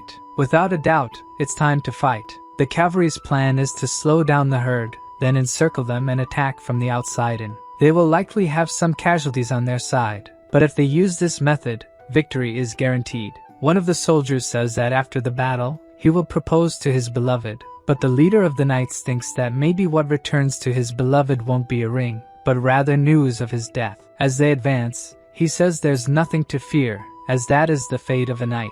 But before the confrontation begins, they are stopped by Bayern. The knight asks what he's doing on the battlefield without armor, but Bayern simply says that his master said he wouldn't need any. In fact, he is there only to decipher Lloyd's message, who is on top of a mountain observing the mastodon's arrival. Suddenly, Lloyd begins to signal using 2 flags. Byron translates that he's sending the soldiers of the White Cavalry to the southeast border of the village. This leaves the commander confused, since he's practically asking to clear a path for the mastodons. If they go to this location, they won't be able to stop the mastodons' advance. But Lloyd signals that if he keeps arguing, he'll report him to Her Majesty. The knight asks how he's saying all this just by waving flags, and he'd also like to understand what he's planning, since it goes completely against all common sense. Lloyd warns that the mastodons have arrived, and with that, the first phase of the plan begins. As the herd encounters the monster sculpture, they automatically stop running and start dropping to the ground. This extreme fear reaction is because that creature is their natural enemy. The second phase of the plan is to have the troops march forward, making a lot of noise, movement, and kicking up as much dust as possible. The mastodons, already scared by the appearance of a natural enemy, think another one is approaching and start fleeing, successfully completing the plan to move the herd. They start heading towards the hole that the protagonist had the knights dig.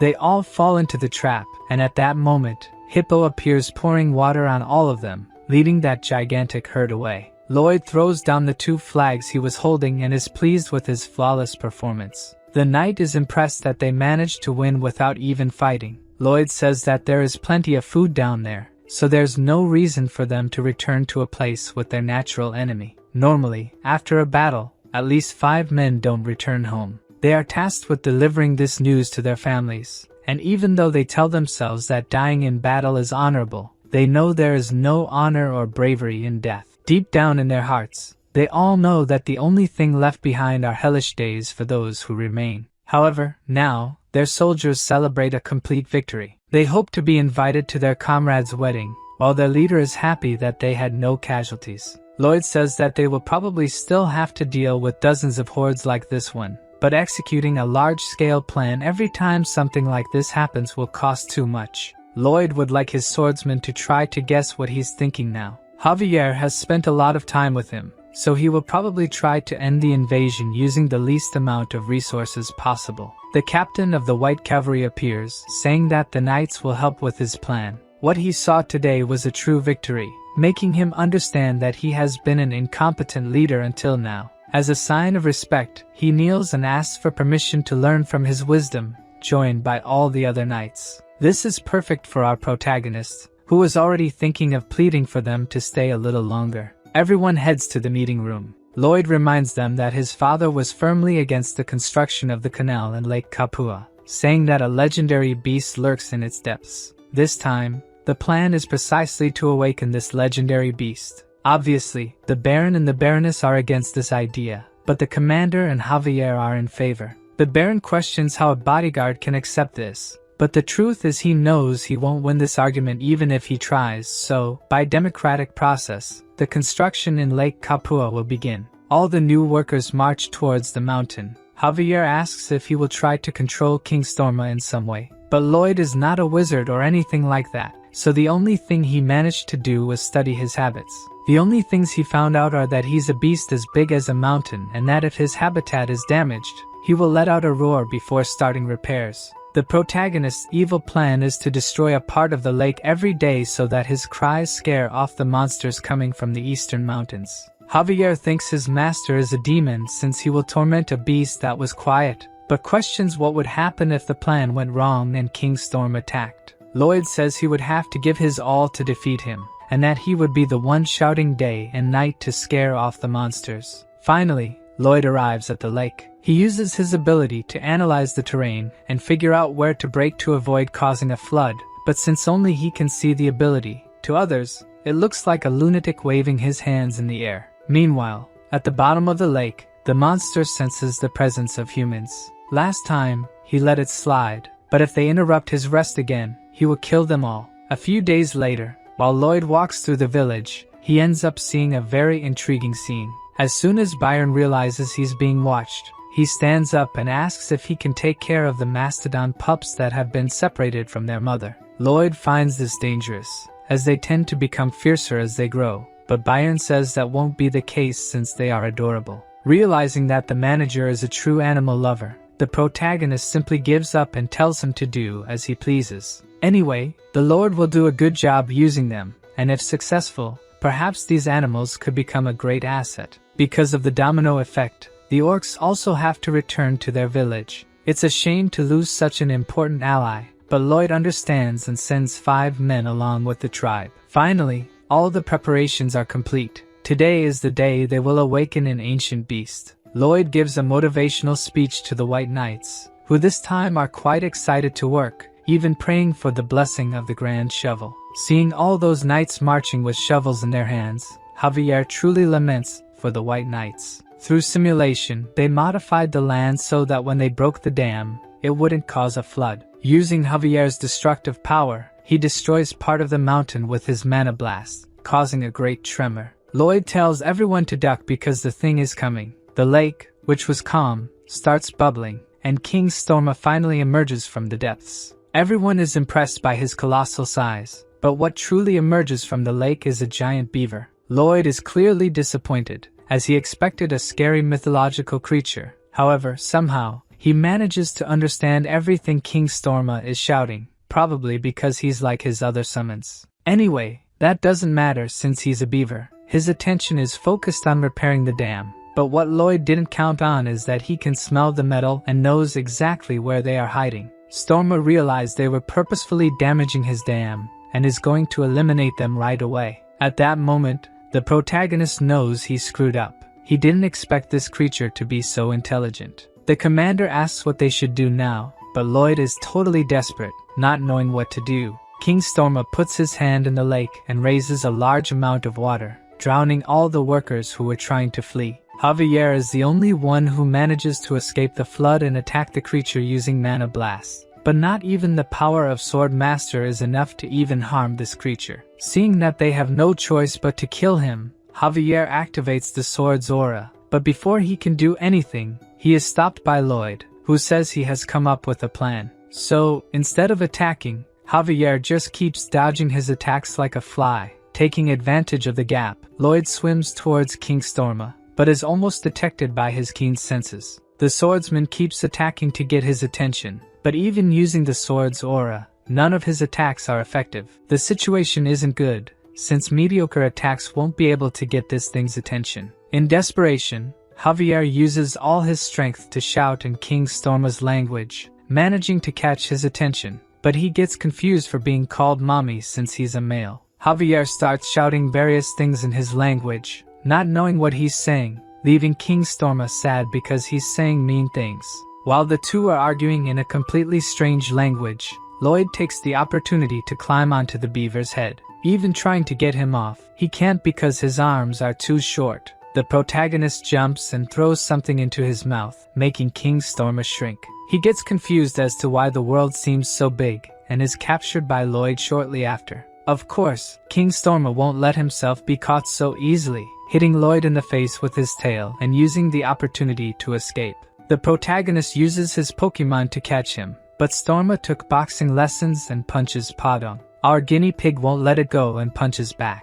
The two start fighting until Hippo takes the opportunity to hit him from behind, but Storma manages to dodge the sneak attack and flee. Lloyd quickly appears in his path, ordering the snake to catch him. King Storma is a beast born for unknown reasons even to himself, spent 500 years simply breathing and sleeping, but for the first time in his life, he witnessed the light. In short, the squirrel fell in love. Obviously, Lloyd notices this and asks if he's now willing to talk. Storma tries to pose as a gentleman, and says he will talk to him since he is a knight. Going to the Frontera mansion, the beaver asks what his request is. Lloyd just wishes for him to scream once in the morning and once at night. The 500-year-old squirrel is not a fool and says that if he's going to propose a deal, he has to give something in return. But the protagonist doesn't exactly know what to offer and says that if he does this, everyone will be happy, especially Bangul. Storma is totally in love and accepts the request right away, making the protagonist scoundrel want to use his passion repeatedly for slave labor. Bangul, even being of the opposite sex, has zero interest in him, so King Storma will be an eternal bachelor. At that moment, Lloyd remembers that he is also single. In fact, both of them are eternal singles. Storma, who was previously confused about what he was doing, ended up feeling the emotions Lloyd wanted to share. So Lloyd asks if he can call him by Byung from now on. At that moment, one of the workers arrives in the room, and Greg informs them that the orc tribe is being attacked by a group of megalania. Even though they are a tribe of warriors and all very strong, they are still not enough to penetrate the thick skin of these lizards. The leader is thrown far away with just one attack, yet he orders the other orcs to keep fighting. Lloyd orders the entire white cavalry to gather at the entrance of the village and tells Javier that they need to take advantage of this golden opportunity, turning the monster's domino effect against themselves. Storma eats a red grain, becoming gigantic and scaring the townspeople. Lloyd tells him to show his cool side and win Bangle's heart, while Javier is confused about what he's talking about. With just a few leaps, Storma quickly reaches the desert. The orcs continue to survive the lizard attack, but at this moment, the giant beaver appears. Lloyd tells them to spread the word that if the monsters keep heading west, they will become the food. With just one slap, Storma throws several lizards at once, sending them flying kilometers away. He shrinks back down and looks at Bangul, waiting to see her reaction. Seeing that she is quite happy, Storma blushes and feels embarrassed. The leader of the White Cavalry says that even though they accompanied them, they didn't manage to do much, while the orc leader says they are no longer in a blood pact. Now that he has saved them twice, the Steel Sand tribe will swear loyalty to the Frontier Barony. Lloyd seizes the opportunity and tells them to start the third project, resurrecting the Steel Sand tribe. Some time ago, Asfahan burned the wheat field region for a certain strategic purpose, causing a massive domino effect of monsters to follow. Among these monsters were some from barbaric societies that possess intelligence. It was these exact ones who saw 3 apex predators being tossed around like paper. They spread the news that there was a beast the size of a mountain to the west, so large it could touch the clouds. Its eyes were black as the abyss, and its fangs could devour all living beings in the world. Moreover, there was the master who controlled the beast, with demon eyes that looked like hell itself. In the palace of Asfahan, a man informs the king that the Steel Sand tribe abandoned their settlement and migrated to the Magentano forest. The Sultan says his plans worked and asks how Magentano reacted to this. The man replies that the tribe managed to reach the kingdom without any problem, leaving the king disappointed. Before leaving, the messenger reveals that there was another problem. The group of monsters the king expelled have returned and are now attacking the kingdom's border walls. The king gets nervous and asks the messenger if this is really happening. According to the servant, they are doing their best to repel the monsters, but the monsters seem to have gone mad with fear of something and won't stop attacking. He tells them to gather the soldiers and set more fires in the reed fields. It seems the domino strategy has backfired on them. It should be impossible to stop such a massive movement of monsters unless there is a true demon living in the West. At that moment, we see the protagonist instructing them to sign a document. The 2 loan sharks are confused about what kind of document it is, but Lloyd explains that, as it says, it is a receipt for the full payment of the debt. The loan sharks are shocked, looking at the huge check, but the MC asks what they are doing, tells them to sign it quickly, and get lost. As the 2 idiots leave, the Baron arrives. He asks Lloyd if their enormous debt was really paid off. Lloyd shows the Baron the payment receipt, and even suggests putting the receipt in a frame. In tears, the Baron hugs Lloyd and apologizes for making his son pay his debt. He reveals that he doesn't even know if he deserves to be the father of someone like Lloyd. Looking into the Baron's eyes, Lloyd asks if he really loves his son. To the Baron, this is a silly question because he is certain that he loves him. So the protagonist says that this is enough to make him his father. While walking through the mansion's corridors, Javier finds him and says that the tribe's relocation went well. Lloyd takes the opportunity to tell him to take the day off. With the tribe's relocation, they might buy some time if the domino effect returns. His debt is also paid off, so he has nothing more to worry about. However, it is strange. Our protagonist would normally be jumping with excitement when the debt was paid. For the first time in a long while, Lloyd lies down on his bed to rest. He remembers the Baron crying when the debt was paid, but this memory triggers another memory he would like to forget. He remembers his real father in Korea, crying and apologizing for making his son suffer. The protagonist says he managed to take care of all the problems in that world, yet he still feels guilty for not being able to help him in any way in his world. Javier hears his master's muffled sobs behind the door, while the protagonist, for the first time, cries as Suho and not as Lloyd. A few days later, while the MC is walking through the village, he is greeted by the villagers as if he were some kind of celebrity. Suddenly, Mr. Byron appears, saying there are problems, and Lloyd gets excited to hear this. According to Mr. Byron, many people are coming from the south. Lloyd is curious if they could be enemy soldiers, but it turns out all those people are refugees. The MC goes to meet these people, and the refugee at the front of the group asks if Lloyd is the lord of those lands. The protagonist explains that he is the son of the lord and asks who they are. The refugee introduces himself as Nicholas, the chief of Sortie village, and says they are subjects of Baron Certino to the south. Until recently, his father was the chief, but he stayed behind, so the rest could escape. His father protected the barony with the lord until the end. It all happened very quickly. Lloyd interrupts Nicholas and asks what happened and if it has anything to do with monsters. Their lands were attacked by giant beetles, and their only option was to flee there. Javier comments that the domino effect affected a much larger area than they had calculated. The protagonist knows that all areas near the jungle were affected, but his was probably the only one still intact since, besides giant summons, they have a master swordsman and the white cavalry. To the north, the refugees would find only the sea, to the south they would reach another country, and to the west of Cremo, it would be too far to go. So, they would probably head to the center, where Frontera and Lacona are, making Lloyd worried about the number of refugees that could go there. They beg for food, even if only for their children. Javier comments that they won't have enough space to accommodate everyone, but the protagonist is quite excited about all this. Obviously, the swordsman is scared, asking what he is thinking in this situation, but Lloyd asks how much he thinks they will start earning when they tax all these people. Javier gets angry, asking how he can think of taking money from these miserable people, but the protagonist ignores him and orders Mr. Byron to prepare some of the cooks to feed them all. While the young master goes to report all this to the Baron, the knight asks Javier not to be so angry. Even though he makes those bizarre expressions and can read people like a book, Lloyd is a good person, so it's better to see what he does before getting angry. The Baron is frightened to learn that more people will come in the future. Although he wants to help everyone, the current food stock is not enough.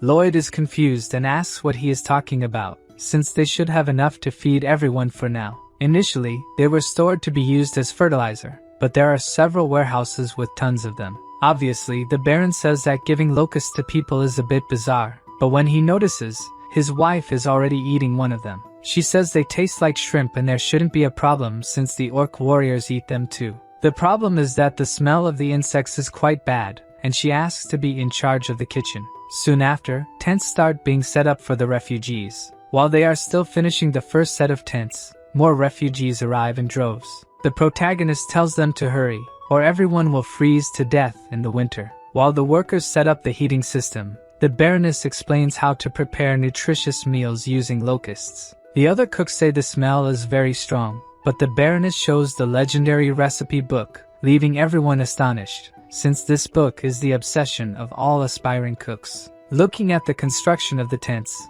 Lloyd realizes there won't be enough space for everyone. Even if they expand the houses to the northern mountains, it won't be enough. At that moment, he sees a child crying, wanting to go home, reminding him of the day he had to move as well. At the time, his parents were happy while mentioning "our home" in their sentences. Unfortunately, he will never see that smile again. Even if it was a small and bad house for others, it was where he had the best moments of his life. Lloyd tells the boy not to worry since they will have a new home soon because the legendary architect, Lloyd Frontera, is there. Hearing this, Javier feels a bit relieved to know that his master is not a complete jerk. Lloyd says this will be the biggest project they have ever done, and he will solve the space problem by creating apartments. It's a common type of building seen in South Korea, and based on the current circumstances, this would be the most effective type of construction to house everyone. The necessary costs are also reduced due to standardization,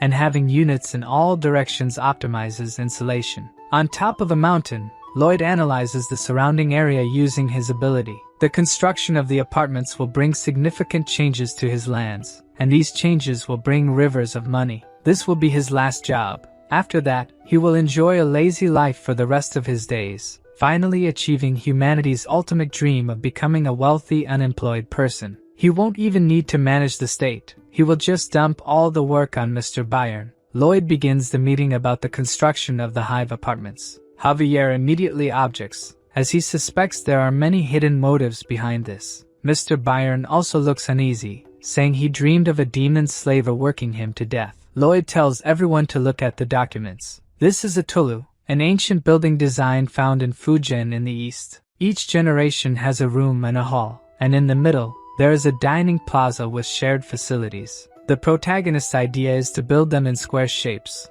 since they are faster to construct than circles.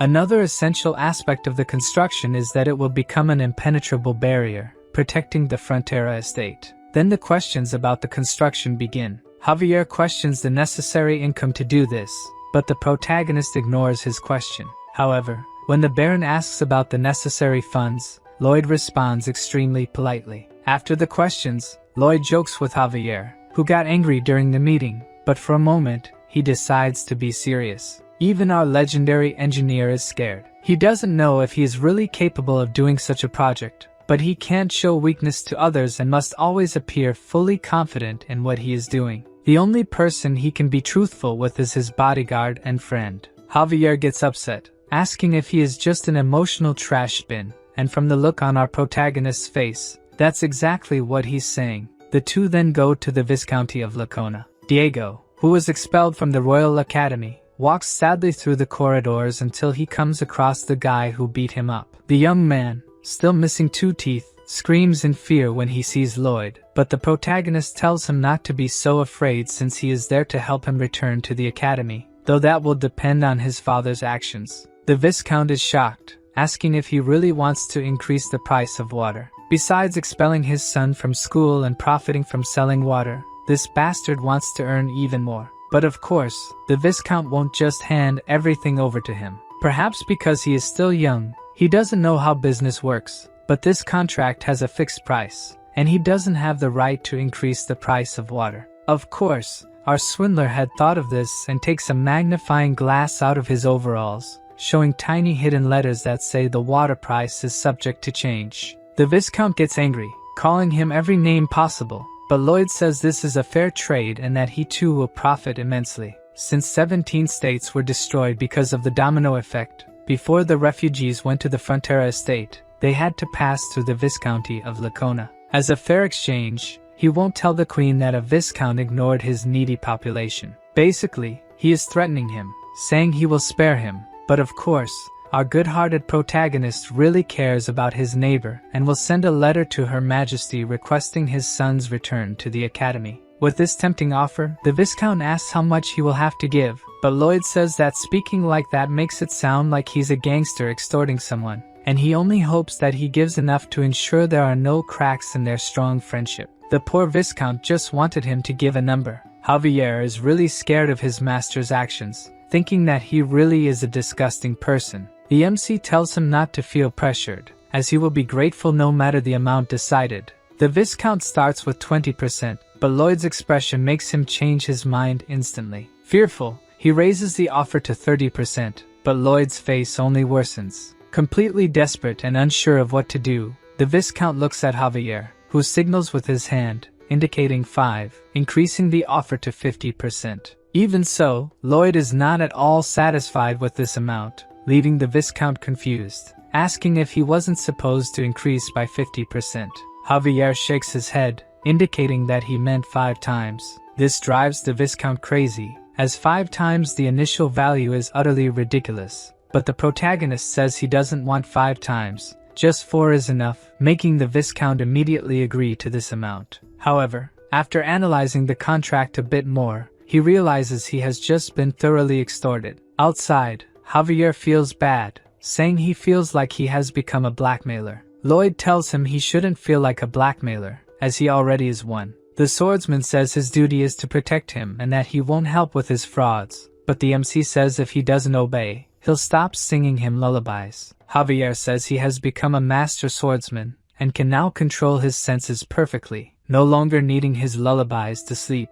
When night falls, the swordsman can't sleep alone and goes to Lloyd's room, begging for the lullabies. The protagonist asks if he has heard of sleep hygiene, which involves repeating a certain routine to form a sleeping habit. implying that Javier won't be able to sleep without his lullabies. He sings the swordsman to sleep and then starts his tasks for the day. Lloyd was lucky with the construction of the Andal, as it was knowledge he already had, but the apartments are different. Never in his life has he built one, meaning our protagonist will test all simulations until he finds one that works. A few days pass, and Lloyd is stressed, giving various orders for Mr. Byron and others to carry out. At night, he continues testing possibilities for his new project. Even Mr. Byron is worried about the increasing number of refugees, but Lloyd tells him to accept everyone. He's running out of ideas to ensure his project doesn't collapse. He refuses to reduce the number of floors in the apartments, and at this point, his body is showing signs that it won't hold out much longer. The next day,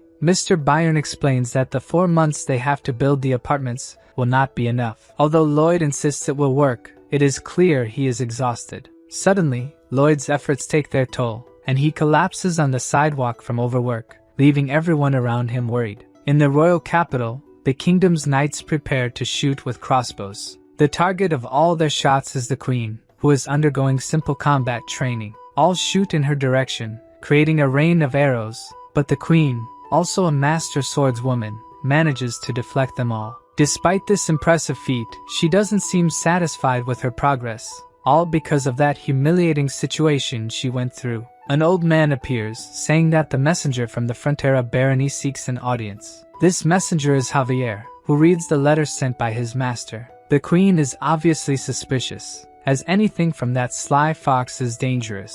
The letter states that, thanks to Her Majesty's wise judgment, they were able to save the territory. However, other territories were not as fortunate and left many refugees homeless. Since the Great Queen is known for sympathizing with the commoners of her vast kingdom, Lloyd decided to follow her will and shelter all the refugees, but he ended up running out of money. The shamelessness of our protagonist surprises the queen, but she had anticipated something like this and was considering sending supplies. However, as if reading her thoughts, Javier says they will need 3 times more than she has in mind. She is shocked, as 3 times is a staggering amount, and she even questions whether Lloyd has gone mad. Once again, Javier responds to her thoughts, saying he has not gone mad. The protagonist explains the idea of the apartments, which will serve as housing for the homeless, and again mentions that he does not have enough money for this. Her Majesty says she understands the message he is trying to convey, but cannot arbitrarily use a large amount of money and will need to speak with a financial expert first. At this moment, Javier, who had already read the first letter, pulls out a second one. It states that the buildings will be designed in such a way that they function as a fortress, preventing attacks from enemies and monsters coming from the east. Since the defense is directly against the enemy state, everyone who agrees with this plan will definitely gain a much better position within the kingdom. The queen sees no problem with having a fortress city, as there is indeed a possibility that the Frontera territory could become as large a commercial center as Cremo.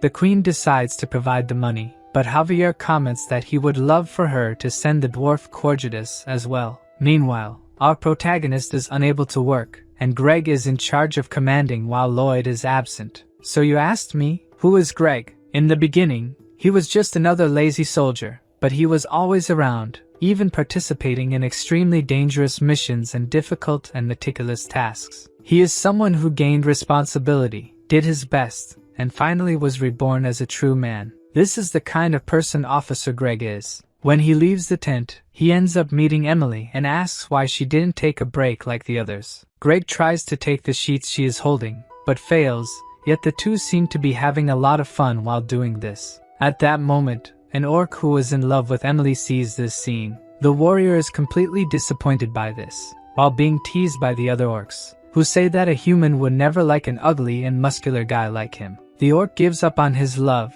throwing the bouquet of flowers on the ground. But this will not be the end of the orc's love story with Emily. In his bed, Lloyd finally wakes up.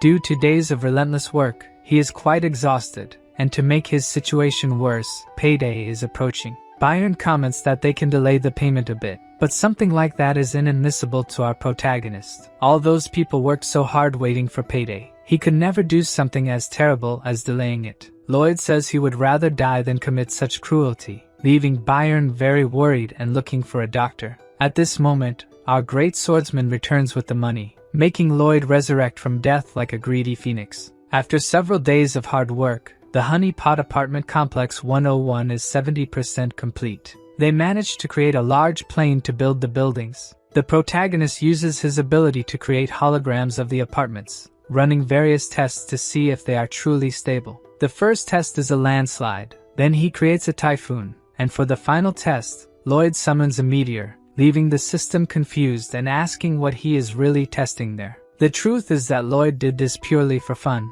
making Javier think that he has finally gone mad. Javier informs that Cortigos and 30 more dwarves have finally arrived. Even though he is very intelligent, an apartment is a complex and detailed structure, so it cannot be built randomly. Therefore, he plans to build a cement mixer to help maintain the quality of the cement and prevent the entry of unwanted elements into the mix. The dwarf complains that they have just arrived from their journey and are already receiving orders. But Lloyd makes that face and says that there's nothing better than showing a project first.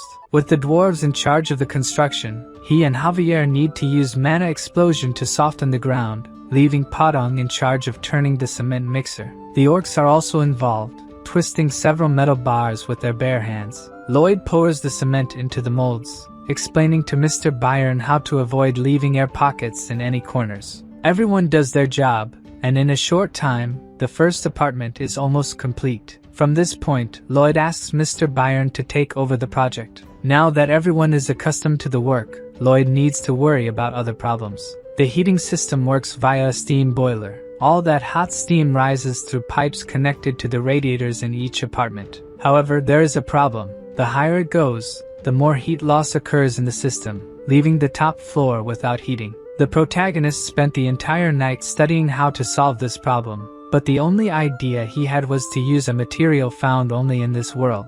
There is an episode where Javier faces a dragon. As the name suggests, this is a legendary creature, and just its breath is enough to take any knight off the map. However, Javier withstood the breath head-on, thanks to armor with absolute fire resistance. It was created using the sap of the Alencia tree, simply the best thermal insulator in the world. Therefore, the two are on a mission to find this tree. The problem is that the tree is exactly where the elves live. As soon as he finds this out, Javier tries to escape this suicidal mission. The elves hate humans and are not a race that can be negotiated with, but regardless of this, he is unfortunately the escort knight and will have to accompany him. Javier asks how he plans to convince them, since no one has managed to contact them for over 500 years. But Lloyd's real intentions are to steal and leave quickly. Upon arriving in the forest inhabited by the elves, the place is teeming with life. The protagonist warns that they must now remain silent to avoid drawing attention. Javier, unable to hold back, sneezes, but the problem is that he does so like a Hollywood heartthrob, prompting Lloyd to ask why he sneezes that way. Javier explains that because he has a handsome face, everything he does looks beautiful, but that's something Lloyd wouldn't understand, leaving the protagonist incredulous that he actually said such a thing. Lloyd questions how a sword master can hold back a sneeze, saying he is imperfect for not even being able to hold his own crap. But Javier is used to these jests, and retorts that Lloyd mentioned crap because he has nothing to say about his face. The protagonist gets so angry that he tries to hit him, but this only makes Javier happier. Lloyd gives up trying to strike him and continues on their way, but the earlier shouting has already caught the attention of all the elves in the forest. Javier says this is not good, but Lloyd had expected something like this might happen. Things just progressed faster. The elf women start shooting simultaneously, but the sword master easily deflects all the arrows. Lloyd takes advantage of the distraction and says he will get the sap from the tree, leaving his bodyguard to deal with all the elf women alone. Since the protagonist is just ugly, they decide to focus on the handsome man, using the leaves of the trees to move around. Javier realizes his master was right. The elf women love plants so much that they can harm them, so they developed a special way of stepping. To escape their arrows, they must use the plants they love so much against them. However, even using a tree as a shield, Javier still finds it difficult to dodge all the arrows and fleas, but he realizes they are intentionally leading him somewhere. Meanwhile, the protagonist finally finds the tree. Since all he needs is the sap from the root, Lloyd starts digging to avoid being noticed by any passing elf. Javier is led to the middle of a lake, with no trees to use for protection. The elves attack from all sides, but for a sword master like him, a rain of arrows is something easy to handle. Leaving the elf women with no options, they use their special weapon, Malika. An elf woman looking like a truck of pure muscle appears. Her bow is so large that it has to be planted in the ground to be used. The shot is so powerful that, even using aura on his blade, Javier is still thrown far away. The swordsman uses all his strength to try to stop the gigantic arrow. Using sheer brute force, the elf was able to snatch Javier's aura sword. Since Lloyd warned that if a single elf were hurt, all the others would come after them, the swordsman cannot counterattack the elf. Their assassination skills are far superior to those of the orcs. Javier raises his aura-infused sword to defend against another shower of arrows, thinking it's time to go to his master. Even without knowing exactly how he will drive the elves away without injuring any of them, Malika has another giant arrow ready to hit Javier. The swordsman shreds all the normal arrows that were shot at him. At that moment, the brute elf launches her gigantic arrow, and Javier uses his power to deflect the flying arrow. The deflected giant arrow heads toward another one launched by the warrior elf, and the two collide. Meanwhile, Lloyd is in the hole he dug, collecting Elancia roots, until someone calls him a demon, and he turns to see who it was. Behind him are three elf archers trembling with rage because he dared to cut the precious tree roots. Lloyd apologizes, obviously without any remorse, and says that many lives depend on him. Of course, the elves do not back down, and warn him not to move, or they will fill him with holes. The MC says they can do that if they want, but the elves do not understand what the stranger means by that. Then Lloyd turns around holding a mandrake and threatens to burn the plant if they attack him. This horrifies the elves, who love all the plants in the world. The MC continues threatening to burn the mandrake if they do not back off. Furious, the elves start cursing Lloyd, one of them saying that it is because of his behavior that he is not popular with women. This hits the protagonist like a blow, and he almost burns the plant in anger. The elves retreat as he asked, until they reach a wall. With nowhere else to go, one of them says it's time for them to talk. Lloyd does not want to talk and starts biting the mandrake, which cannot stand the situation either. The MC orders the elves to climb out of the hole, and with no choice, they do. Outside the hole, Lloyd is still holding the mandrake, waiting for Javier to find him. The problem is that outside, he is more exposed and could be found by other elves. If something like that happens, it will be the end of our protagonist. One of the elves starts to feel sick after being nervous about the whole situation. Soon after, another one also feels unwell, and their leader insists they must endure and not show weakness before the plant killer. The elf barely finishes saying this, and her stomach growls loudly. Thus, the three fall to the ground, feeling ill after seeing Lloyd threaten the poor mandrake. Lloyd looks at the elves, not quite sure what's going on, and he remembers that earlier, when he and Javier were surrounded, they seemed to have tired eyes. Thinking back, since he entered the forest, he has not heard a single bird or seen any animals. With the monster domino effect,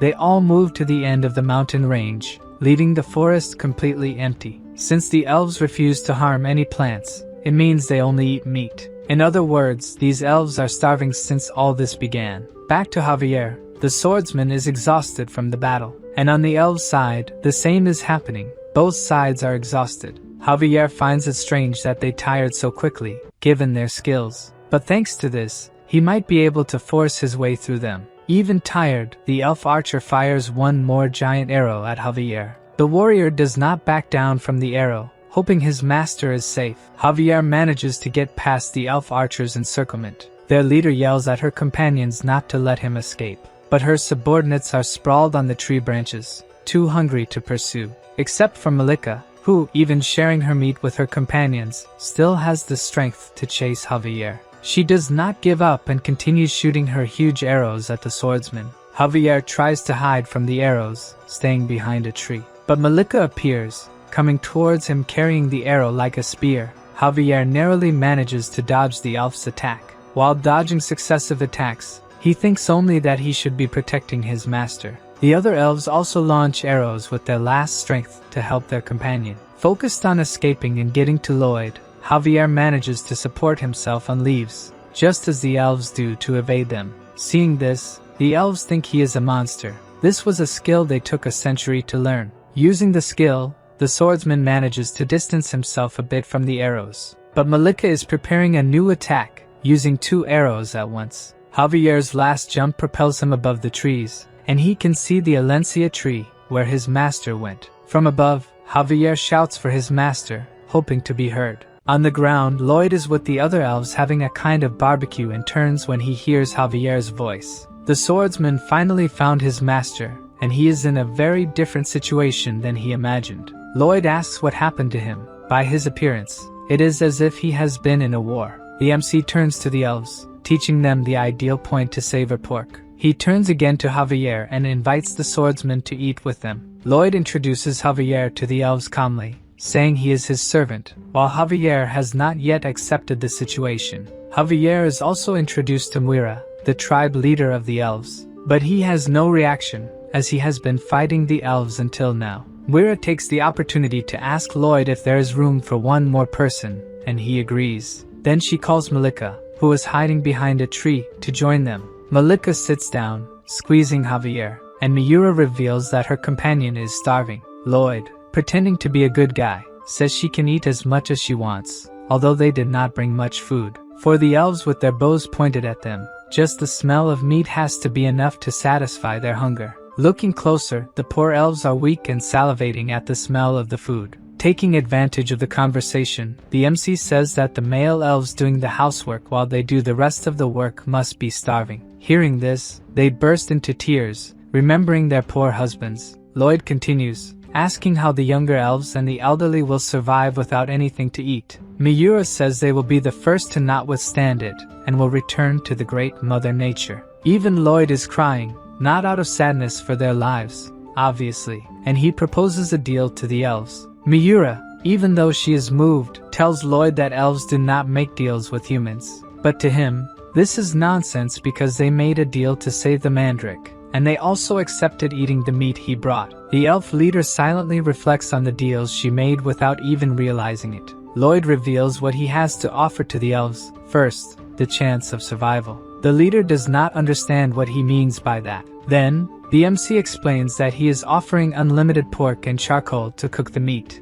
Of course, he does not mention that the charcoal is made from trees, as that would displease them. This time, the offer seems more attractive, but the leader still says nothing. Lloyd reminds her that the slices they are eating were dried by him, but with the deal, they could eat juicy pork. Finally, the leader opens her mouth and asks what he will want in return. The MC reveals that many lives depend on him and will suffer from hypothermia if she does not accept the deal. All they need is the Alencia tree sap once a month. He will explain a way for the elves to extract the sap without harming the tree. Lloyd also thinks that transportation would be faster if the elves were divided into 2 groups. One to transport the meat and another to help with house construction, as this would help both sides survive. The elves are outraged and say their leader should not accept the deal, especially because humans are liars. The leader remembers her mother saying that humans live short lives and therefore try to make the most of it, being capable of horrible things. She should only trust a human if she believes he can be a true friend.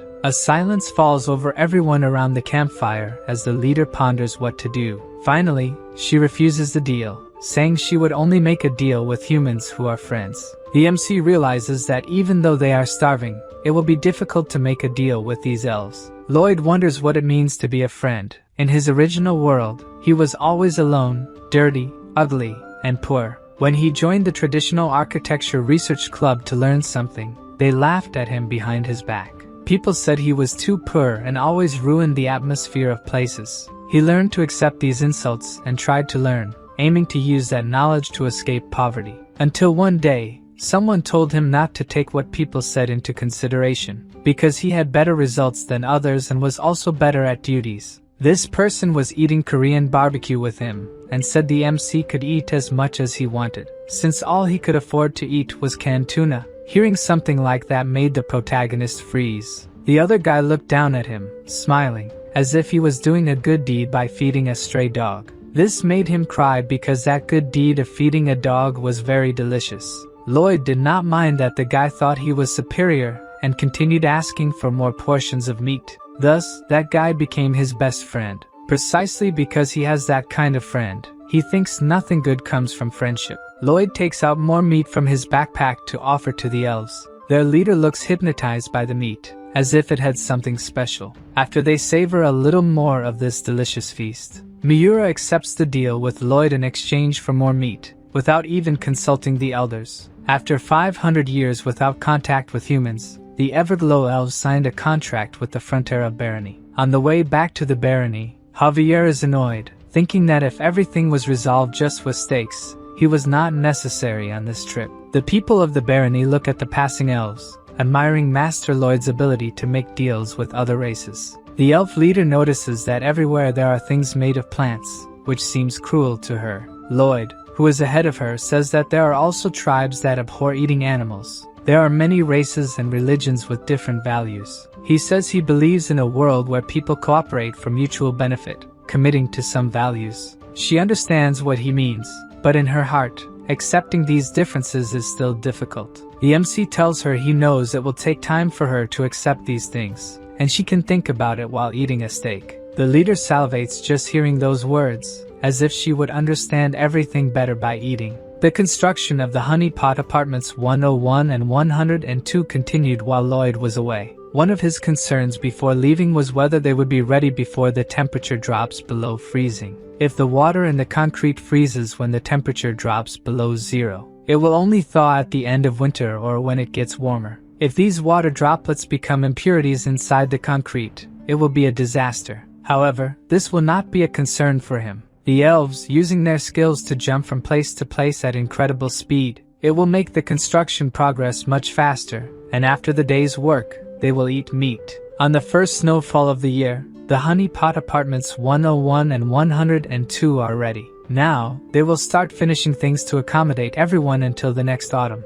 They will test using Alencia tree sap mixed with soybean oil to make thermal insulation. As soon as they finish insulating the pipes from the first to the 8th floor, Lloyd orders the boilers to be turned on to see if the insulation worked. As soon as they turn on the boilers, Lloyd and the others start sweating inside the apartments. The plan was a success. Leaving the apartments, Lloyd orders preparations for people to move into the place. Javier argues about the priority of the moves, but Lloyd wants people to move in as soon as possible since it has started to snow. The lack of attention he receives from his master makes Javier red with anger, as usual. The MC tells Byron that the priority for moving is families with children, then the elderly and the sick. People who cannot move into the apartments will be placed in other heated houses, so they do not suffer from cold or hunger. Thus, they will owe a big favor to Lloyd, and it will be easier to get them to work. With this part decided, Lloyd decides to go to the Baron, telling Javier that they still have a lot of work to do this winter. Even wanting to punch his master, since Lloyd's personality changed, Javier stopped hating him. After changing so much, the protagonist managed to gain the trust of everyone around him. While they are walking, they hear a trumpet, and Javier says it is the royal messenger from the Empress. The Baron and the Baroness are bowed before the messenger. The messenger starts reading the Queen's letter, saying that since the Frontera barony set an example, given the recent events, she orders that from the date her orders reach the Frontera region, the barony will be promoted to a county, and congratulates Count Frontera on the achievement. The Baron and the Baroness have tears in their eyes. They certainly were not expecting this news. The messenger describes the Baron's contributions in stopping the monster invasion, protecting refugees who lost their homes, and rebuilding part of the eastern region, transforming it into a fortress. Because of these contributions, the county becomes independent of Cremo and now has the duty of reconstructing the east. The royal family will provide sponsorship and resources for the reconstruction of the east for 10 years. And lastly, they will be exempt from paying taxes to the crown for 20 years. Lloyd is ecstatic upon hearing this. The Queen must trust him greatly to believe he can complete the entire reconstruction in just 10 years. He turns to Javier, saying they need to return to the village because there is something there he has been preparing for a long time. He leaves, boasting that all the territories bordering the east now belong to the Frontera, including the Viscounty of Lacona. The Baron looks at his son with tears in his eyes, thinking that all of this is thanks to him. It's as if Lloyd were a miracle in person. Later, in front of a statue of the Empress adorned with flowers, Lloyd, the Baron, Byron, and other villagers are dancing around it and shouting "Long live Her Majesty." Lloyd still urges everyone to shout louder so that Her Majesty can hear them. The messenger observes the entire scene as if he were watching a group of lunatics, and then tells the Empress that they did this all night long. The Empress is embarrassed to hear this and orders them to stop. Returning to the county, the Viscount of Lacona is riding desperately to find the Baron, who has now become a count. He arrives at the mansion and kneels before the Count after being summoned. The Count asks him not to be so formal, as he is getting used to the new title. To please him, the Viscount says that no one deserved it more than he did. But inside, he is cursing the Count, thinking he was the only one who shouldn't have received this title. At every banquet, the Viscount always made fun of the Count. As the Viscount thinks the only thing the Count is good at is being kind, he believes the Count will soon lose the title, so he just needs to endure the situation for now. The Count reveals that he received an imperial order and will have to rebuild many areas in the east. But unfortunately, they do not have enough labor, so he asks if the Viscount could provide some engineers for him. The Viscount agrees immediately and asks how many engineers the Count needs. The Count says that if the number is too high, it might be problematic for the Viscount, but he wants as many as the Viscount can manage. The Viscount raises his head a bit, looking incredulously at the Count who has just made the request. This time the Count has the same devilish look as his son, and says it would be best to send what he asked for so their friendship is not strained. Now the Viscount has learned that he is no longer dealing with just a kind Count. The Count looks at the Viscount through the window. This was the first time he said something like that, and it felt incredible. Meanwhile, Bayern informs Lloyd that the admission of residents to apartments 101 and 102 has been completed. It is time for the MC to reap the rewards of his hard work. In one of the houses built for the refugees, a family is excited to eat the meal they received, except for the father, who now sees himself as useless for not providing for his family anymore. He wonders how long he can endure living in this situation. Then he hears people shouting Lloyd's name in the streets. As the MC walks, many people thank him for everything he has done for them. Lloyd treats these people so well, it is as if he is completely out of his mind. Because of this, Javier knows that all this kindness means his master wants to extract something from these people. He barely finishes this thought when a table is placed in the middle of the settlement. Lloyd sits down and smiles, explaining that it is now time for these people to pay their debts through work contracts. The people around him do not understand what Lloyd is saying, but to him, it is very simple. Nothing in this world is free. Javier no longer knows if his master's actions are right or wrong and does not try to interfere. The father from before is the first to say something, asking if he will have a job if he signs Lloyd's contract. According to the good master Lloyd, if he signs, he will even get paid for working overtime. But after signing and receiving the first salary, the worker will have to buy things with his own money. The worker, who does not want to live depending on anyone's goodwill,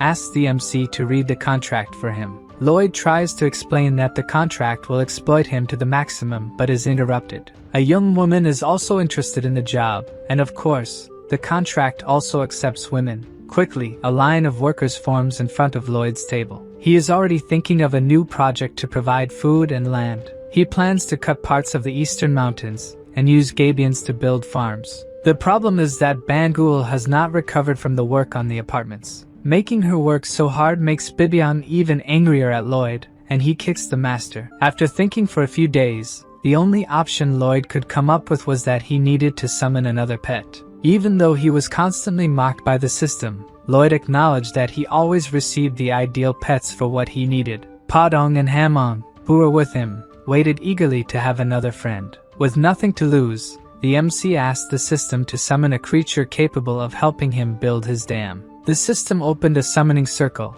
but Lloyd noticed that something was different this time. Instead of a new pet emerging from the magic circle, a flame appeared and hit the protagonist. With his hair burned, Lloyd asked if the world system was no longer on his side. All the previous summons were just coincidences to make the MC more confident that he would always get the ideal pets for what he needed. Lloyd was furious because someone as manipulative as him should have already understood how this system worked. Even so, he was induced by the system to try his luck again, and started another summoning. The only difference this time was that the explosion was much bigger than the first. Lloyd was overwhelmed with rage and tried to fight the system in vain until he was warned always to try 3 times. and on the third attempt, predicting that there would be another explosion, the MC and his pets threw themselves on the ground to protect themselves. Lloyd noticed that no explosion happened and went to see what he had summoned. Finally, a creature came out of the magic circle, but it looked more like a raging monster than anything else. So, the only thing the three could do was run away before being devoured by the monster.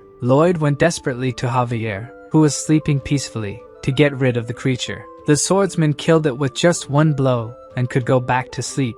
Meanwhile, the MC was even angrier at the system, saying he would never summon again. Then, the system showed that he had unlocked the bankruptcy skill for being deceived 3 times and could now choose a skill as compensation. A list with hundreds of skills opened for Lloyd to choose from, each more useless than the last. Until, looking more closely, one of them caught the protagonist's attention. With the ability to get spider webs, Lloyd would have a strong and elastic thread that would also take time to wear out from the sun. Decided, he selected in the system window that he wanted a creature with this ability. Another summoning circle appeared, emitting a very strong light. The light was so strong that it disturbed Javier, and it caught the attention of the workers, who saw something strange. Above, there was a small dot descending very quickly towards them. From the color and feathers it was shedding, the workers wondered if it was an angel falling. But in fact, the angel was Lloyd riding his new summon, Goming. The workers celebrated Master Lloyd's new summon.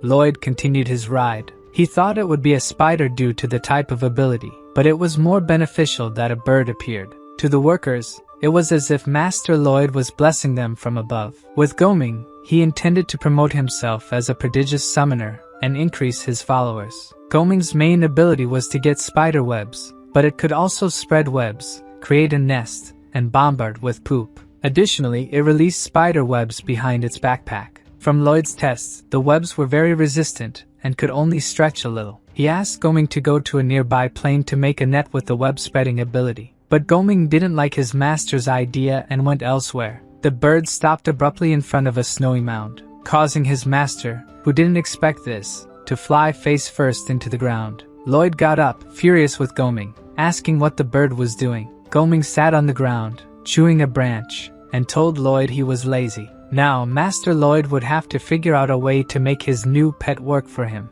The previous night, right after Lloyd had summoned Goming, he asked if his new summon could show how it produced the webs. But Goming just sat on the ground, with no desire to do it, and asking why someone like him had to work like a slave. From that moment on, Lloyd realized that his new pet was not like the previous ones. Padong went to Goming, trying to be friendly with the new little friend. And he said that Goming could build the infrastructure of society, improve people's quality of life, and find satisfaction after doing so. The new pet could be an existence capable of bringing happiness to the world. After this speech, Goming felt a bit more motivated and said he would try to do it. The next day, when he was supposed to be helping Lloyd, he got lazy again, leaned against a tree, and didn't want to do anything. Seeing that his colleague's determination didn't last even a day, Padong went to him again, encouraging Goming to work together. The bird decided there was no reason to keep working. He believed the world would continue to develop without his help and that Lloyd, the idiot who summoned him, would keep feeding him. Lloyd was so irritated by what Goming said that he considered cooking the bird. The little Padong did not give up trying to convince his colleague to work a bit, but the little one's words did nothing to encourage Goming. Instead, he threw the branch he was chewing in the direction of the guinea pig. Poor Padong didn't even have time to dodge and took the hit right in the forehead. Seeing that friendly conversation wasn't going to work with his colleague, Padong asked his master for a sunflower seed. After that, an explosion could be seen in the forest, and Goming was trying to flee in panic. But before he could do so, Padong, now giant, grabbed the bird by the leg. The bird, desperate, screamed for help as the guinea pig started punching him in the mouth. Even Lloyd couldn't believe the scene he was witnessing. His pets weren't supposed to do something like this. At that moment, Padong practically swallowed his colleague, who was giving his last screams of despair. Fortunately, the taste of the bird must not have been very good, and he was spat out by Padong. Wiping his lips, the guinea pig asked if his colleague wanted to do it again. Proving he was just lazy and not stupid, Goming was now determined to work. Satisfied with the decision, Padong gave an evil smile just like his master would. Not that Lloyd wasn't also pleased with his pet's persuasive power. Back to the works. The first step was to dig a trench. Step 2 was to have Bibyang sift the fine sand with a giant sieve. Step 3 included using Goming's labor. After filtering the sand, the plan was to have the bird weave webs in a mesh pattern. In step 4, Padang encouraged Goming not to become lazy again, while Lloyd shouted from atop the bird for the white cavalry to start their part. Lloyd's loyal followers were in position, fully dedicated to their master. Step 5 was to use the sand to cover the web and repeat the process until everything was covered. In step 6, after covering all the sides, they would pour stones and gravel into the gabion. Monitoring the work from above, Lloyd noticed that the first section was ready. At this rate, they would finish before spring. Once they sold the land to the refugees and the construction of the apartments accelerated, everything would be ready by the following year. With this, Lloyd's dream of ending his life as a worker was close to coming true. The days passed with everyone working hard to finish Lloyd's final project. Not long after, the construction of the county's terraformed farm was completed. And with that, Lloyd, lying in a flower field, earned the title of Leader of the Tired. To enjoy his new retired life, Lloyd spent the day playing chess. His opponent was none other than himself. Javier appeared, asking if he really found this fun, and Lloyd tried to hide that he was enjoying his new life. It was the first time Javier had seen Lloyd play since that day, and according to the master, there was nothing left to do. They had already improved the wizard's magic, and now their work was much more productive. Everything was going well. This phrase triggered some old memories of his original world. In them, his father said that he should always reconsider if everything was going well. Remembering his father's words left the MC petrified. Then, Lloyd decided he needed to do something before putting Javier to sleep. He needed to be sure that everything was indeed going well. Alone, he invoked the system that gave Lloyd the option to get a spoiler of the story's end. And to make sure the future was secure, he selected that he wanted to see this spoiler. Suddenly, Lloyd finds himself alone in a completely dark place. Gradually, the darkness is replaced by what appears to be his room.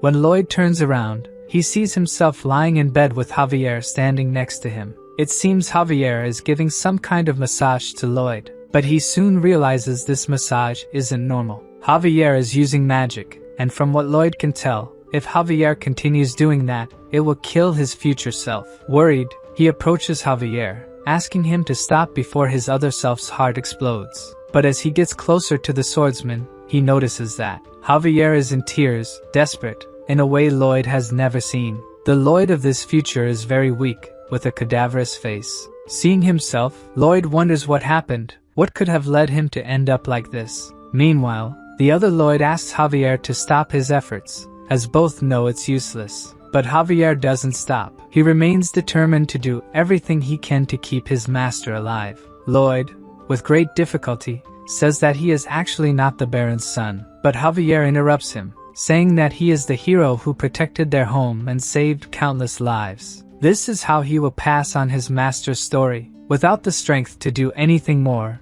the Lloyd of the future meets his end. His pets, all gathered around him, begin to cry over the loss of their master. And since they were all summoned by him, as soon as he leaves this world, they also begin to disappear. Our Lloyd, who continues watching his horrible future, tries to stay calm. This isn't the first time he's seen his end, and he needs to analyze this situation. Since this Javier isn't much different from the one he knows, this future must not be far off. This Lloyd is very thin. He might have suffered dehydration, but for what reason? Javier carries Lloyd's body, and from the landscape, all this should happen in the spring. Our Lloyd keeps following the swordsman, analyzing where he is going. At the end of the path, Javier reaches a place full of bodies scattered on the ground. Lloyd looks at what seems to be a real massacre. Even the Count and his wife are bandaged among them. Then, Javier starts spreading oil over everything, and shortly after, he appears with a torch. Now we begin to understand what is happening. As he intends to burn everything,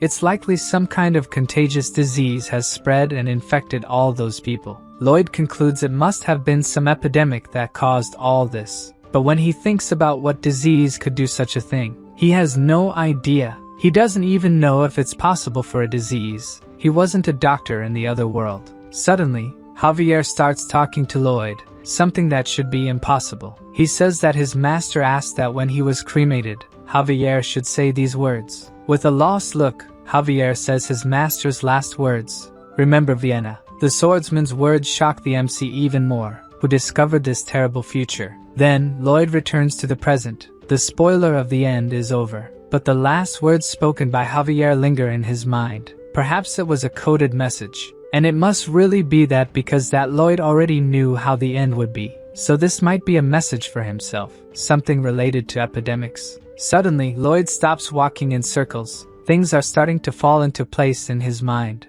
And of course, in the end, his conclusion is that his future self was an incredible genius. A few days later, Lloyd has a conversation with Byron. He explains that he needs some professionals as soon as possible, even though Byron warns that the cost will be very high. But for Lloyd, there's no choice. The Count of Cremo will have to provide these professionals, though it hurts that they'll have to incur new debts. Byron wants to understand how big this new project will be, and according to Lloyd, it will be even bigger than the apartment project. Since he wants to prevent an epidemic, the MC explains that the project will cover the entire Viscounty. He continues by saying they will need tunnels. His new plan is to build sewers.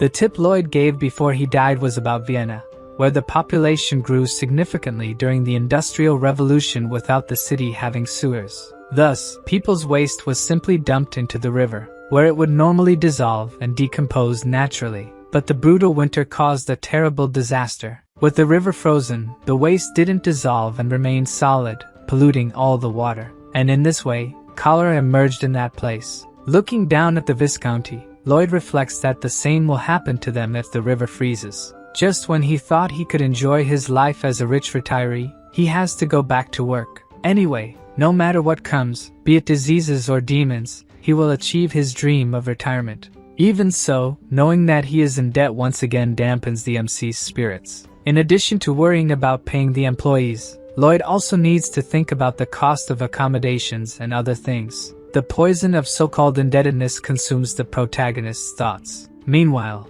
near the construction site, we see the love-struck orc. He has just spotted Officer Greg flirting with a girl. The officer is telling the girl that ever since she arrived in the Viscounty, his heart has warmed like the sun. The girl starts to laugh at his silly words but still likes them. This scene becomes increasingly strange for the orc, who continues watching from a distance. From the smile the girl gives the officer, we can see that she likes him. The orc also notices this and becomes completely enraged at the officer's actions. Suddenly, a soldier appears saying that Byron is looking for Greg, forcing him to say goodbye to the girl. As the officer goes to meet Byron, the orc calls out to him. The orc is so angry at the human that it's as if flames of fire are coming out of him. Then he asks how the officer could do something like that, but Greg doesn't understand what he means by that. Kuga, the orc, shouts in disbelief that the officer could court a girl when he already has Emily. The officer doesn't like what he hears and asks what the orc is talking about. What did he mean by someone like Emily?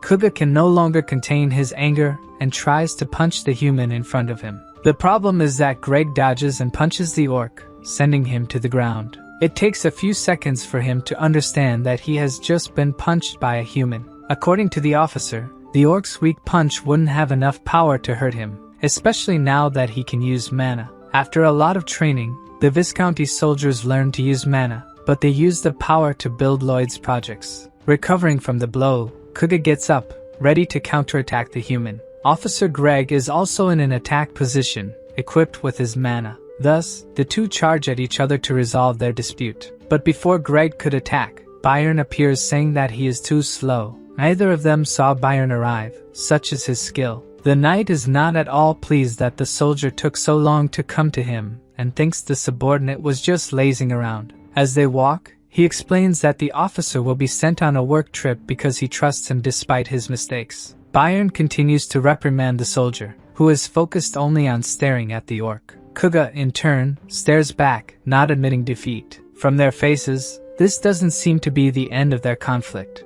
At the Frontera mansion, Byron and Greg are saddling the horses to go to Cremo in search of reinforcements for Lloyd's new project. Without knowing the importance of the project the MC wants to implement, Greg tells his boss that he doesn't think it's necessary. Tired of working, Lloyd receives a message from the system saying that his achievements and accolades are generating a combined effect. The MC looks at the message without knowing what this effect is. He was able to punish the traitor of the Viscounty and pay off the debts they had. He accepted the refugees and gave them a home, faced a great disaster, and emerged victorious. Thus, the citizens and refugees of the Viscounty would like to repay the favors Lloyd has done for them. Even with the system's explanation, the MC doesn't understand how they will repay him, and the protagonist starts hearing voices. He gets up and opens the window to see what the voices were talking about below. A crowd is gathered at the mansion's door, saying they would do anything for Master Lloyd. They would even work for free, do everything for their master. At first, he doesn't even know how to react to this crowd.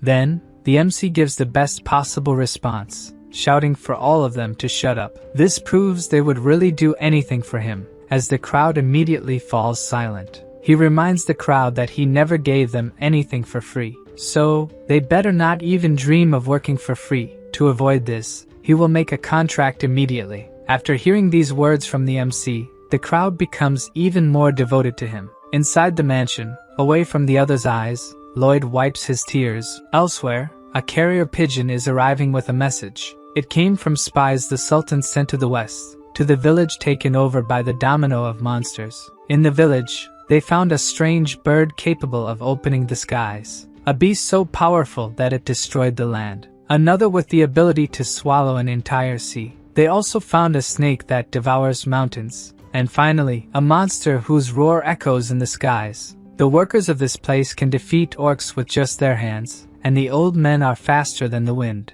The white cavalry uses shovels instead of spears, and the elves and orcs are building something, so the combat strength of this place must be unimaginable. After reading this report, the Sultan can only conclude that something is very wrong with this place. The next day, in the town of Mr. Lacona, we saw his son watching two men fighting in a fist fight. He says to put more force into the punches, but judging by the men's faces, they are being forced to fight each other, because the boy is threatening to let their wives and children starve. The men, powerless to do anything, start fighting with stronger punches. The blonde boy gets excited that it is now more fun to watch the fight. But look who appears beside him, even more excited and smiling. The boy almost dies of a heart attack from the shock he receives. Lloyd asks who the two men fighting each other are. The blonde boy says they are servants in his house, and Lloyd gets excited about this competition and also wants to participate. But the boy, trembling all over, says there is no way he can fight against the two men.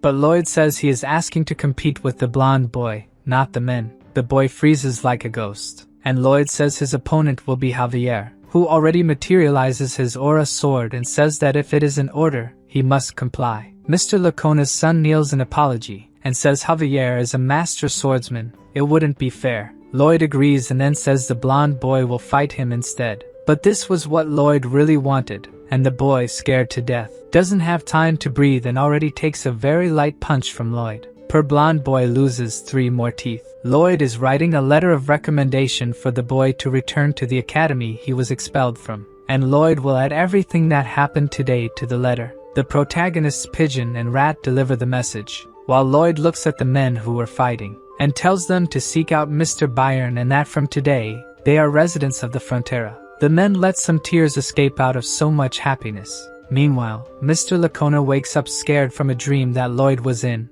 which is a nightmare for him. He thinks the day is not going to be good because he dreamed about Lloyd. Mr. Lacona's servant knocks on the door, saying he needs to tell him something. But Lacona gets very angry and grabs a whip he uses on the servants. But Lloyd opens the door while shouting that he missed Mr. Lacona. But the old man's heart can't take it, and he faints. Lloyd asks if his face is that scary, and Javier says yes. Lloyd goes up to the mansion's terrace and shows Mr. Lacona the areas that will need terraforming. But the old man is uncomfortable, wondering why all this is necessary. But Lloyd asks if they will need to resolve this the hard way while pulling on his mustache. Lloyd tells him that for making these tunnels, it's better to use granite than cement. He also tells the workers to make the path straight to Lloyd's estate. On the way to the construction, there's the residence of the Lacona family, but the workers follow the protagonist's orders without any curves. Count Lacona just watches incredulously from his window as the building cuts through the middle.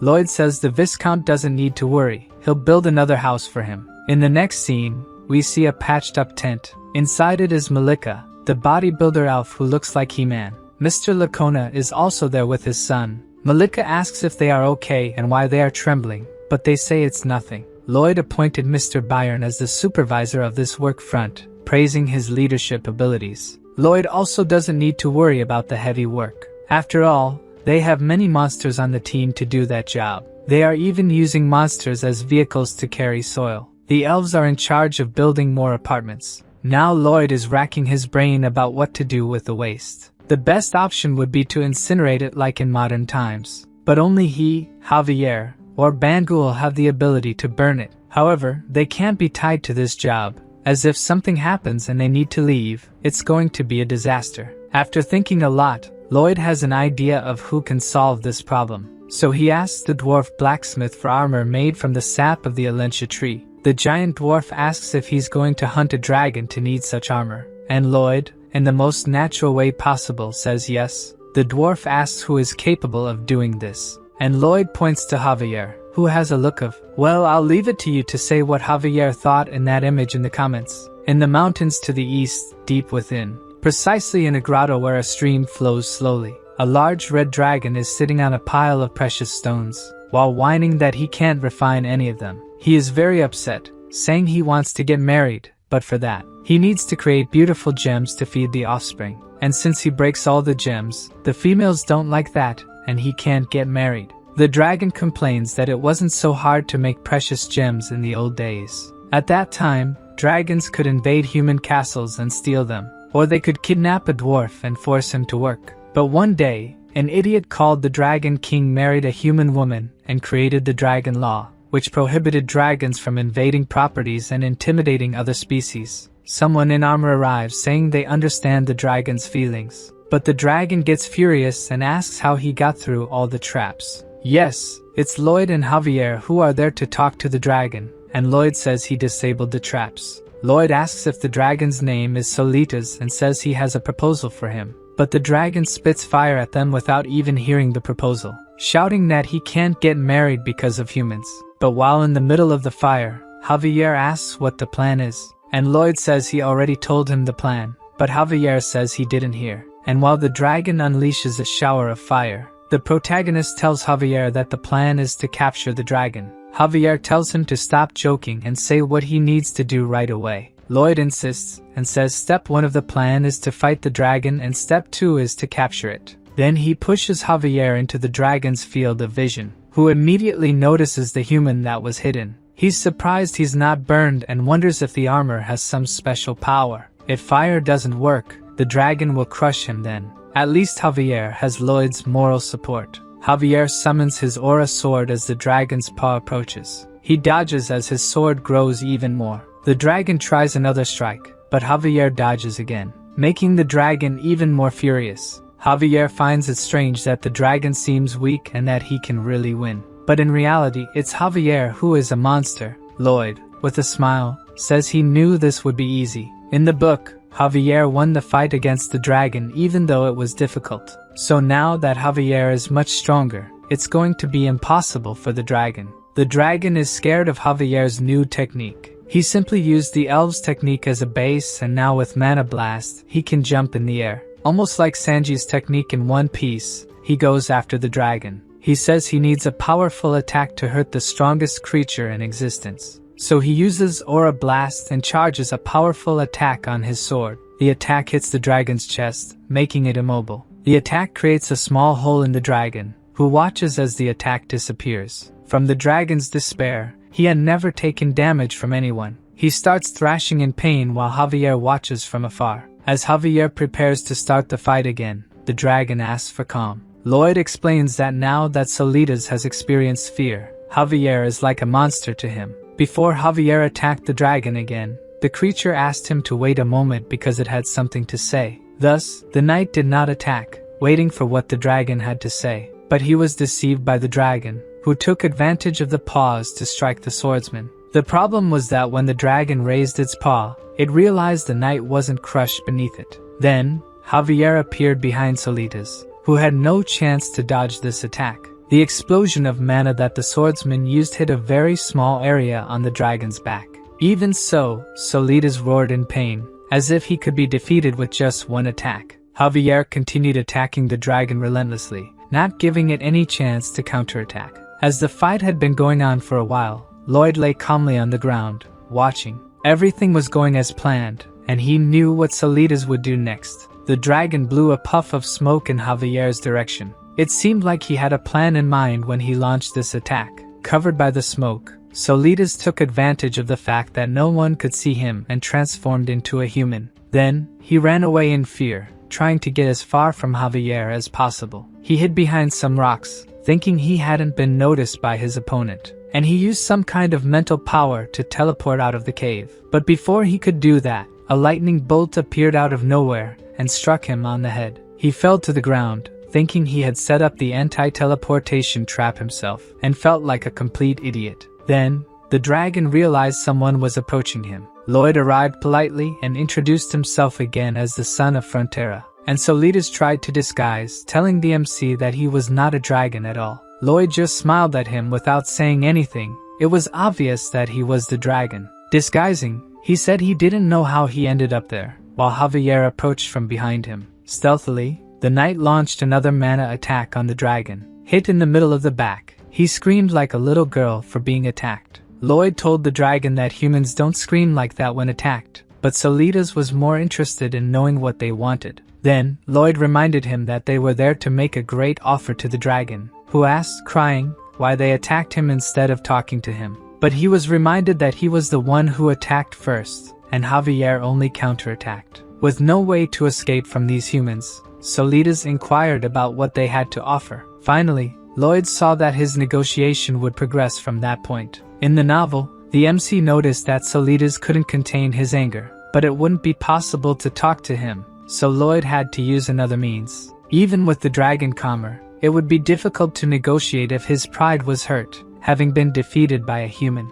Then, Lloyd shouted at Javier, calling him a reckless idiot. He belittled the swordsman, showing that he had the audacity to hit a wise dragon. This attitude from the master caught Javier by surprise. He had no idea what Lloyd was saying, and Lloyd didn't stop, stating that if the dragon weren't magnanimous, the two of them would have turned into barbecue. Finally, he asked the swordsman to kneel and raise his hands, asking for forgiveness. Surely, Javier wasn't in the mood to do what his master had just asked, and Lloyd kept pressing, ordering him to kneel immediately. With no choice, poor Javier was forced to do what his master ordered. While kneeling, the MC asked Solitas to sit so they could start talking. Completely on his knees, he asked to ask a question to the Lord Dragon. Finally, Lloyd abandoned the polite smile and went straight to the point. Solitas' desire was to get married, wasn't it? The dragon blushed and asked how the human discovered that. The MC didn't answer but said the dragon couldn't get married because he couldn't refine jewels. Once again, the dragon didn't understand how someone could know this,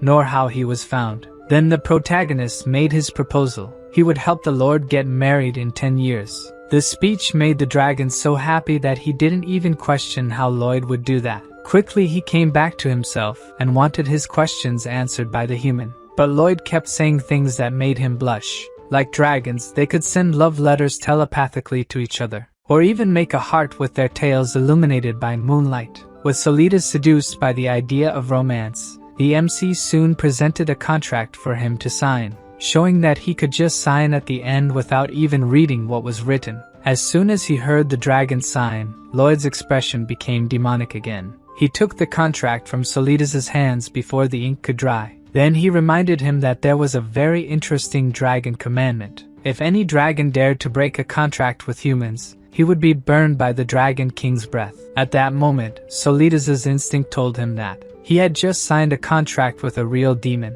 Back in the county, the farmers noticed that Master Lloyd had returned from his work trip, and as always, he brought something new with him. They thought Lloyd would bring a dragon, but instead, they just brought a weary young man. After all, there was no way to bring a dragon. Walking ahead of Solitas, the MC celebrated that he had just conquered his dragon. Lloyd introduced the young man to someone, but the person wasn't convinced he was a dragon. He explained that the dwarf could confirm by looking at Solitas' body, which exuded smoke. The dwarf asked if the dragon was really bad at crafts, and he confirmed. By Lloyd's contract, Corjadus would teach him how to make jewels, and in return, Solitas will incinerate the waste from the sewage facilities once a day. As a legendary creature, he was not at all thrilled to have to incinerate human waste. Knowing this, the MC said it would be difficult for such a grand creature to accept doing that. For this reason, he pressured him to sign the contract. Otherwise, Solitas would lose the chance to learn how to make jewels.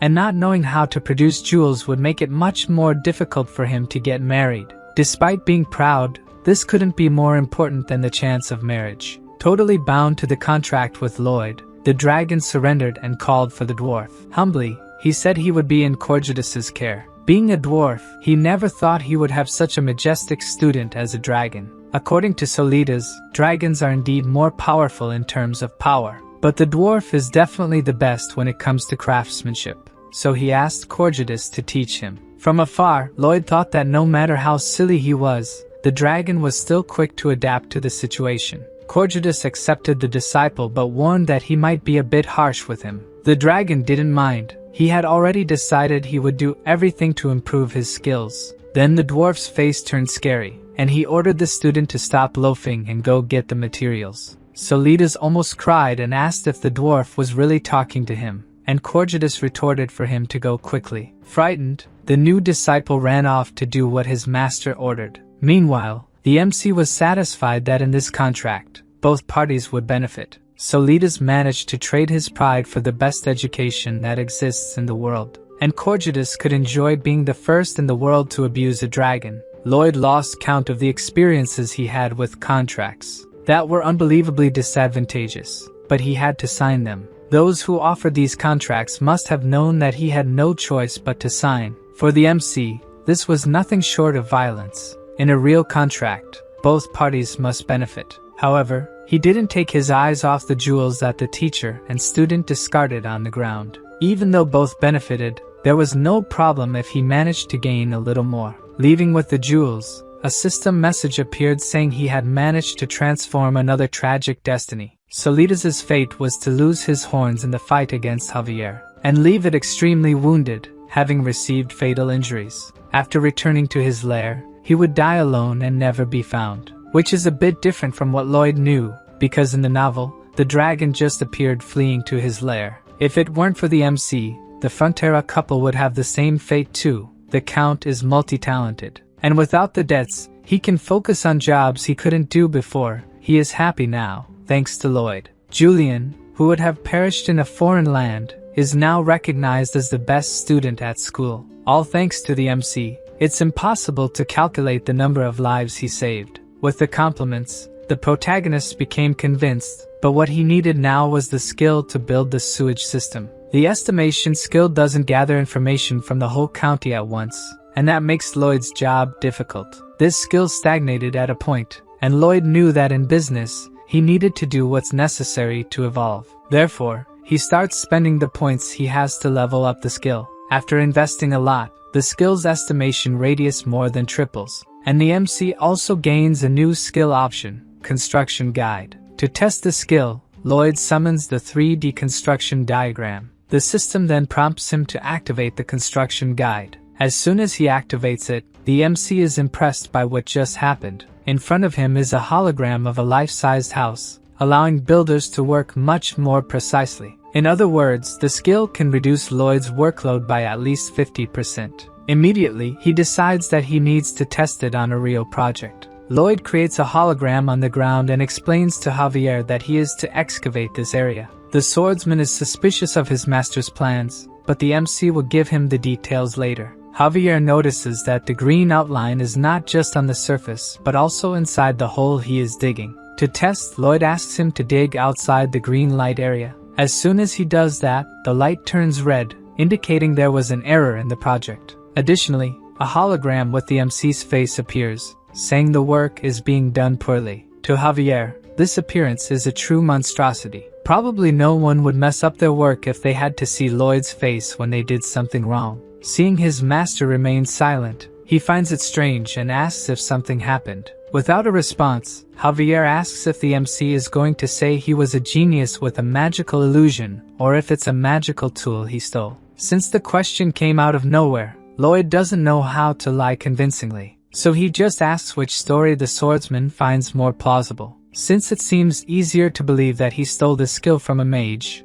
that's the story they will use. Even he will pretend to believe that was what happened. Lloyd won't tell the whole truth about his skills, but he asks if there's anything Javier would like to know. But the priority for Javier at the moment is not his curiosity. It's that his master can save all the people of the county. In his thoughts, Lloyd is grateful for the trust the swordsman places in him, and he says, of course, he will save everyone. On another day, Byron explains to the workers that they will build a sewage system to prevent the people of the county from getting sick. He shouts to the workers, asking what their motto is, and they respond that safety comes first. They will not get hurt. Lloyd and Javier watch the workers devoted to the work and their master. The MC comments that they seem crazier by the minute, not knowing how they got that way. The waste thrown into the sewer will flow to the main pipeline. Even alone, Padong is capable of digging a smaller sewer, but he alone won't be enough to dig the main tunnel. So, what they need right now is encouragement. Watching Bangle's encouragement, Bibyong's heart starts pounding wildly. He gets more than encouraged and starts working at full power. Suddenly, one of the workers digs in the wrong spot, and the area turns red. Then, a hologram of Lloyd criticizing his lack of attention appears. All the workers stop to see the projected image of Master Lloyd, and instead of being intimidated by it, they get more excited to continue the work. From above, we can see several holograms summoned, and the workers competing over which one is the ugliest. This makes Lloyd furious. They weren't supposed to be playing with the holograms, and he asks Javier why his workers started acting like lunatics. A heavy spring rain falls over the county, and the construction of the smaller sewers increased drastically in just 3 months. Using the construction guidelines, the construction of the main sewer progressed rapidly, and with that, the project quickly extended northwards. At a ravine, Lloyd gives Byron instructions on where the main sewer will pass and where the sludge treatment station will be. Byron remembers that the mastodons are in that area, but for Lloyd, as long as Bibyong is there, they won't attack recklessly. Anyway, he warns Byron not to let the workers agitate the mastodons and to approach quietly. They did as instructed, but no mastodon was seen, perhaps due to Bibyong's presence there. At least that's what they thought. With nothing to do for a while, our protagonist started playing games. Playing with himself out of pure boredom and still finding it fun. Until Padong appears, looking sad and asking why his master seems bored. Then he starts explaining something very seriously to him. From what Lloyd could understand, his pet found something very strange. A crowd of workers is gathered around a large hole with something at the bottom. Lloyd arrives, asking for passage through them to see the hole. And when he gets closer, he falls completely silent. At the bottom of the hole is what was once a mastodon. Approaching it, it seems it hasn't been long, as if someone had killed and buried it there. The question is who would do this and why. Bibyong catches his attention by saying he smells something. Then Lloyd asks the workers to dig a bit more in that area. They barely start, and already find something that catches their attention. From the edge of the hole, the MC is astonished by what he is seeing. Down below, dozens of mastodons in the same state as the other one were unearthed. This kind of thing wasn't in the novel, so he is no longer sure about anything that is happening. But there was something in the novel that resembled this. In the episode of Namarin where Javier learned to use the mana blast, the purple light emanating from the mastodon is similar to the dark magic from that city. He quickly yells for all the workers to get away from there immediately. That is corpse explosion magic. All the workers run desperately to get away from the hole. But before they could get very far, a large explosion happens behind them. Lloyd, who is behind them, realizes that the flames aren't stopping from approaching. If it continues like this, they won't escape. So he stops running, determined not to let any of his workers get hurt. He doesn't know if his plan will work, but he will try to use the impact of his mana explosion to neutralize the other one.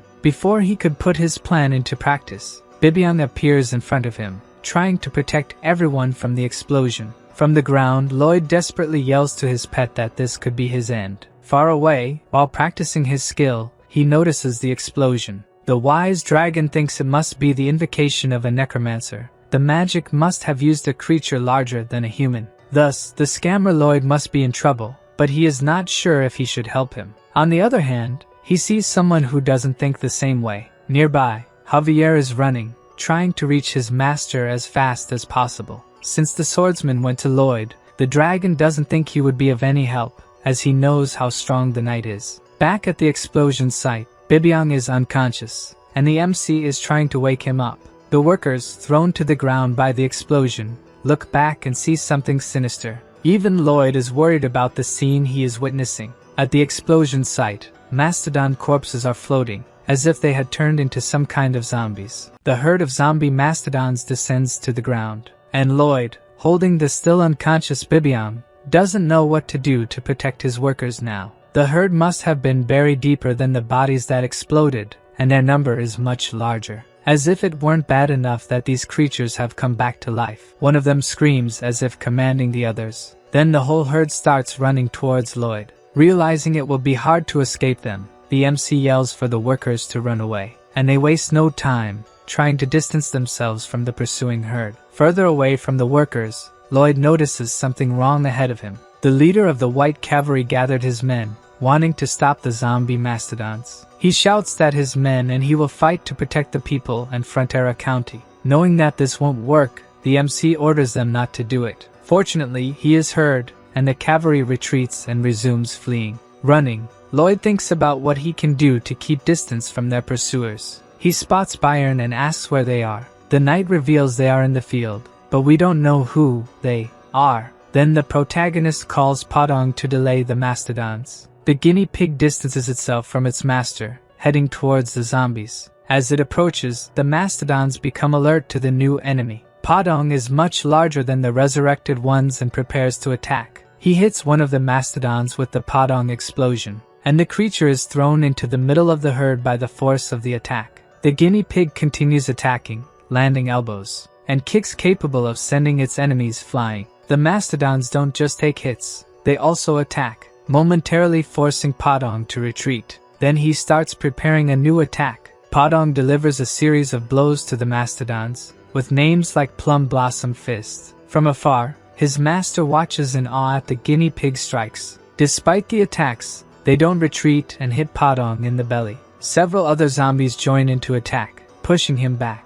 But that won't be enough to defeat him. The guinea pig manages to throw all the attacking mastodons into the air. He barely does this when another creature appears, sinking its fangs into the fighter's leg, even giving his best to fight against the entire herd. They are too numerous, and little by little, Podong is being overwhelmed by them. Suddenly, Lloyd's voice echoes, catching the creature's attention. The shout was so loud that they stop to see what's happening. Lloyd is at the end of the ravine with a small mastodon. He tells the herd that he has one of their calves, and that he will turn it into ham in just a few seconds. This definitely caught the attention of the zombie mastodons. The MC continues his threat, saying that the herd must be feeling nervous and irritated right now. If they don't get to Lloyd soon, he will tear the calf apart. Then the herd starts screaming, wanting to save their calf, and they run towards the protagonist at full speed. Lloyd's plan worked, and he managed to get their attention. He grabs the calf and runs. The calf, which is actually named Pending or something like that,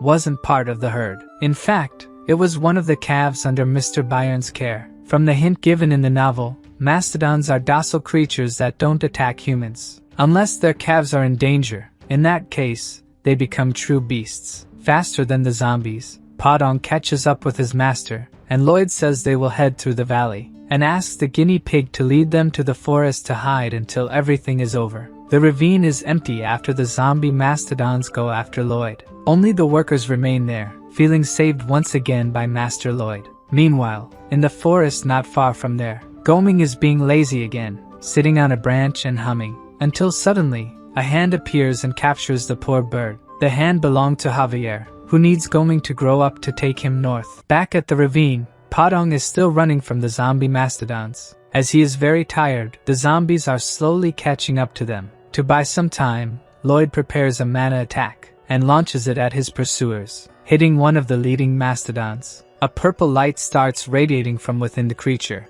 and another purple explosion occurs. Before the smoke from the explosion dissipates, several zombies pass through it without a break. Lloyd thinks about what he can do. There are many of them, and attacking the mountain might injure himself and his companions. Suddenly, Podong looks very scared, and abruptly stops running. When Lloyd and the calf look ahead, they realize why he stopped. The guinea pig has nowhere to run. there is a mountain in front of them. Lloyd needs to think quickly about what to do, or they will be trampled by the gigantic zombie herd. The MC uses his search ability, trying to find a way out of that place. But just as he thought, Padong isn't able to climb the embankment due to his weight. Lloyd is panicking as the herd gets closer and closer. He tries to calm himself by thinking about his past experiences and what he has learned to do something. Padong calls out to his master, not knowing what will happen to them, and Lloyd asks him to stay close to the wall and hold the mastodon calf tightly. He was worried that using the triple core mana explosion might kill him,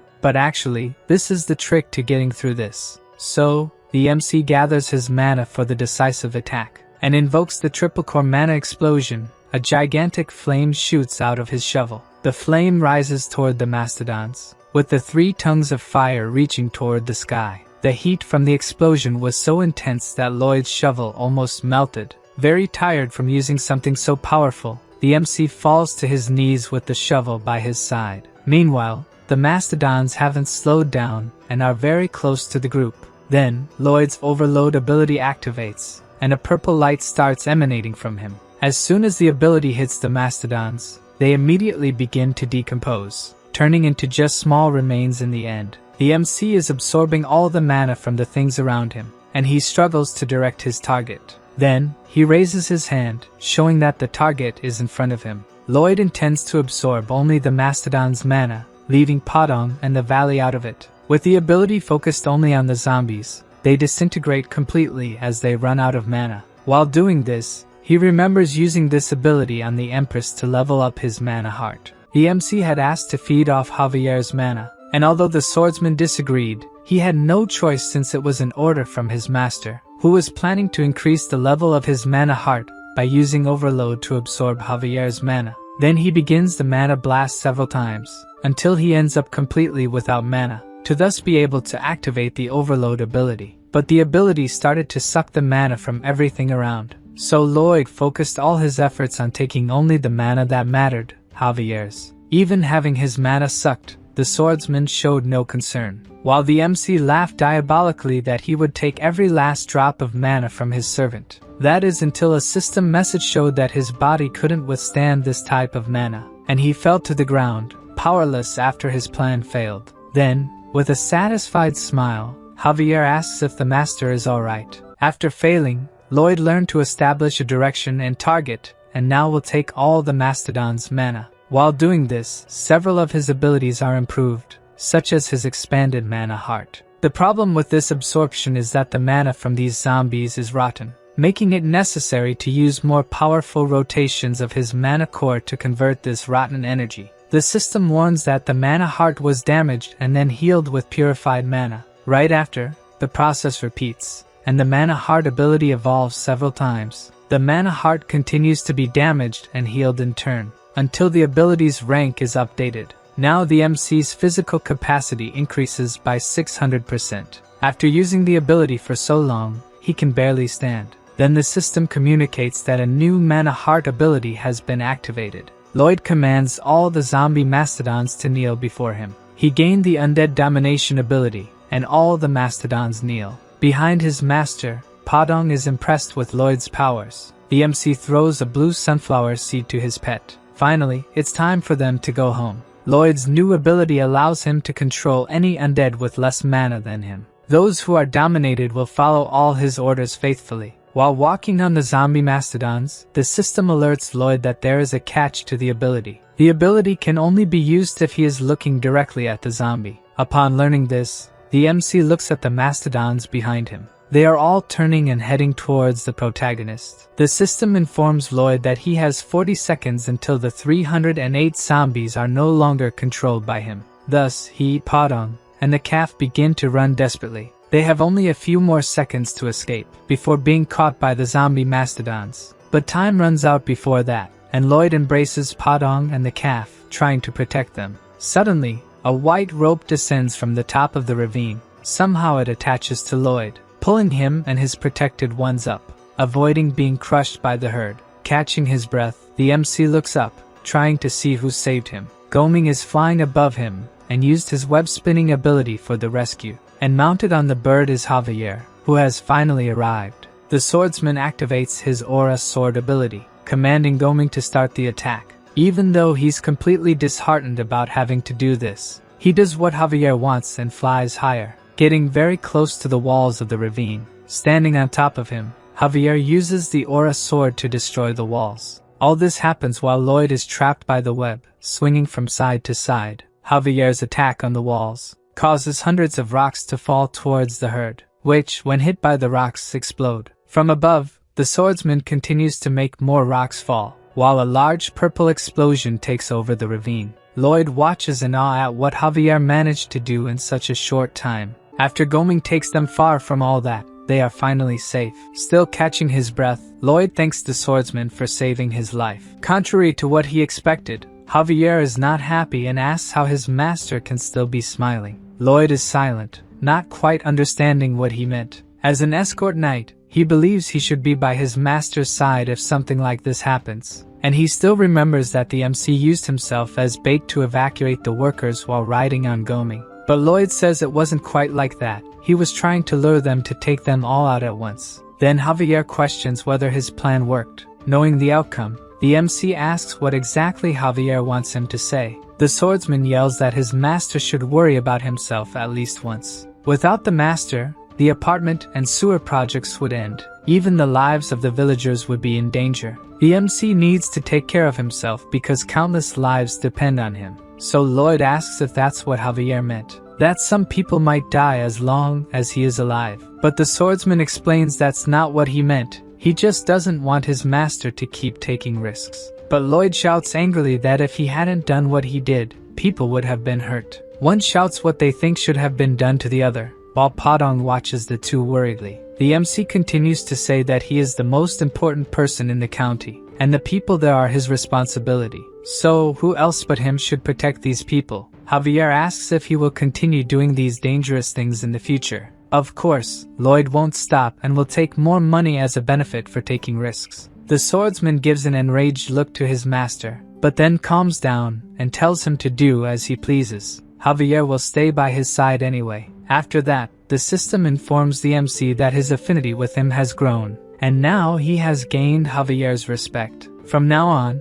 the swordsman would be willing to die for his master. Knowing this, Lloyd gives a smug smile to his loyal servant. What they need to figure out now is who summoned the mastodons. It could be retaliation from Asfahan for the monster Domino, but as far as the MC knows, there is no necromancer there with the power to do this. Based on the information from the novel, the only mention of using dark magic was regarding the walls of Namarin. For now, it's better to stop the work there and look for clues. Lloyd's guess comes from the chapter about the walls of Namarin. If he's right, he just needs to find evidence, and he can hold them accountable for all the property damage. Sometime after the attack, the workers are digging a huge hole for Lloyd. He continues trying to find evidence, even though it's like looking for a needle in a haystack. Somewhere in that hole should be a conductor used in dark magic to control things. Suddenly, a soldier appears on horseback calling for Master Lloyd. Count Cremo just came from the west, looking for him. In a room at the Frontera mansion, Count Cremo starts the conversation by suddenly talking about marriage. This leaves everyone present at a loss for words, until Lloyd explains that the Count is not his type. In fact, the Count wants him to marry his daughter and, not liking to beat around the bush, got straight to the point. After the MC left, the Count wondered if there would be a better son-in-law than him, and now that he's famous, he must have received several proposals. So he got worried and decided to come straight to the county. But Lloyd explains that he hasn't received any marriage proposals. At that moment, the Count draws his son's attention to something, and throws dozens of letters with marriage proposals onto the table. The MC is amazed at the quantity. His father was waiting until he was less busy to show them. Upon seeing all the letters, Count Cremo says they are all insincere for not coming in person as he did. Before he could continue, Lloyd interrupts him, thanking him for his consideration, and apologizes for not being willing to do as the Count wishes. The Count does not accept this response. The MC is already 27 years old. With the Count's sincerity, Javier struggles to keep from laughing at his master in front of everyone,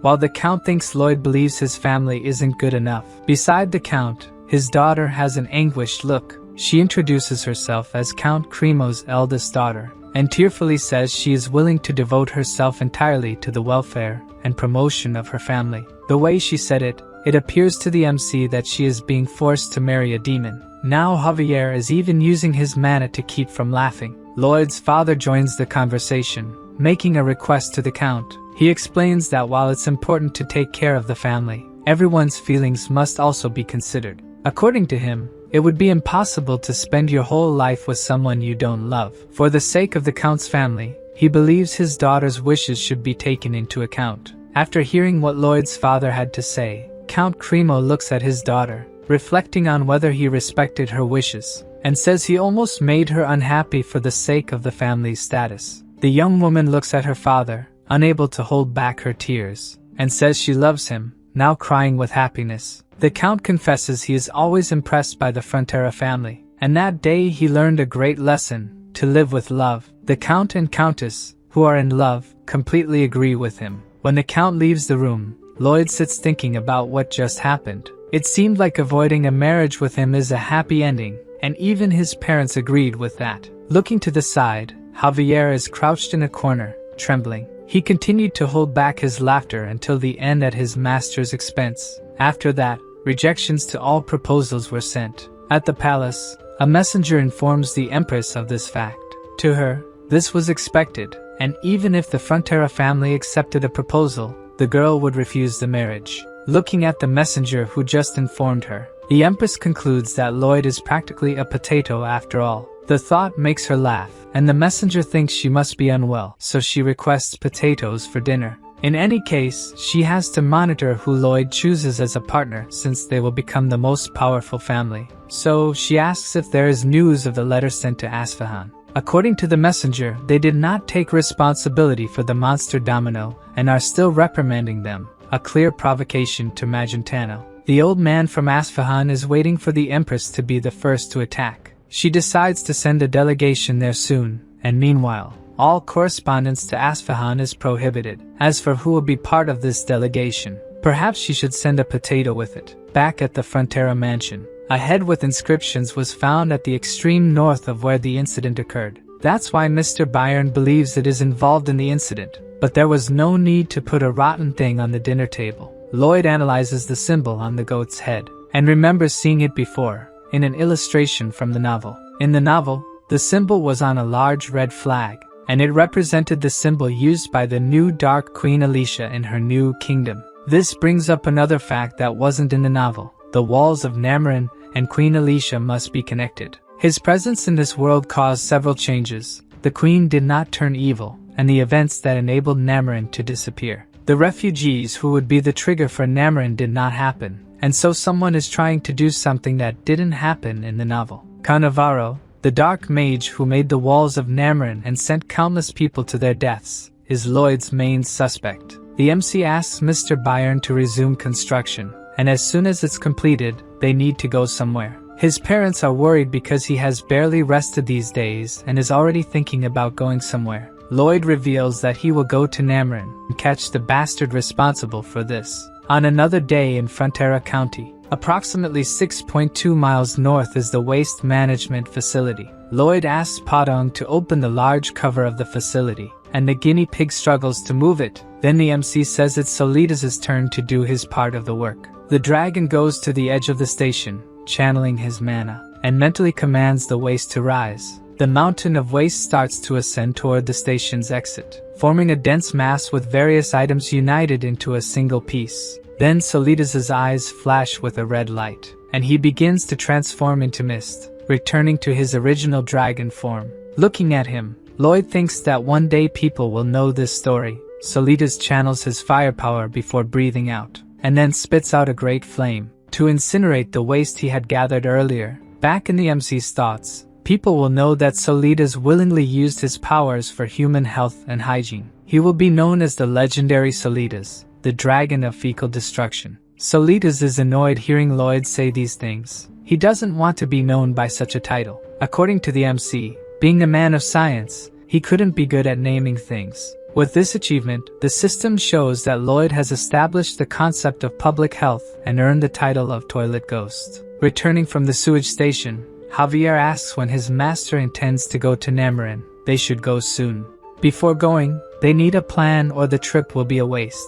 The swordsman catches Lloyd's attention to look ahead. Several noble carriages are parked in front of the Frontera mansion. For some reason, the MC has a bad feeling about this. After entering the family mansion, his father explains that the rejection letters were not well received, so the nobles sent their daughters hoping he would change his mind. The father also made lists to organize the order in which the girls would meet Lloyd, clearly enjoying it. Deep down, the Count is worried about not having grandchildren and that rumors about his son being defective are spreading. Even the system mocks the lack of romance in the MC's life. In the end, it's not bad to have a line of women waiting for him, but what really matters are their parents, who are waiting for a chance to make an alliance with the Frontera family. The first girl enters the room and Lloyd greets her. As soon as she sees who is in front of her, she becomes completely flushed. She was enchanted at first sight by Javier, thinking he was her suitor. When she finds out that the MC is the suitor, she looks disgusted.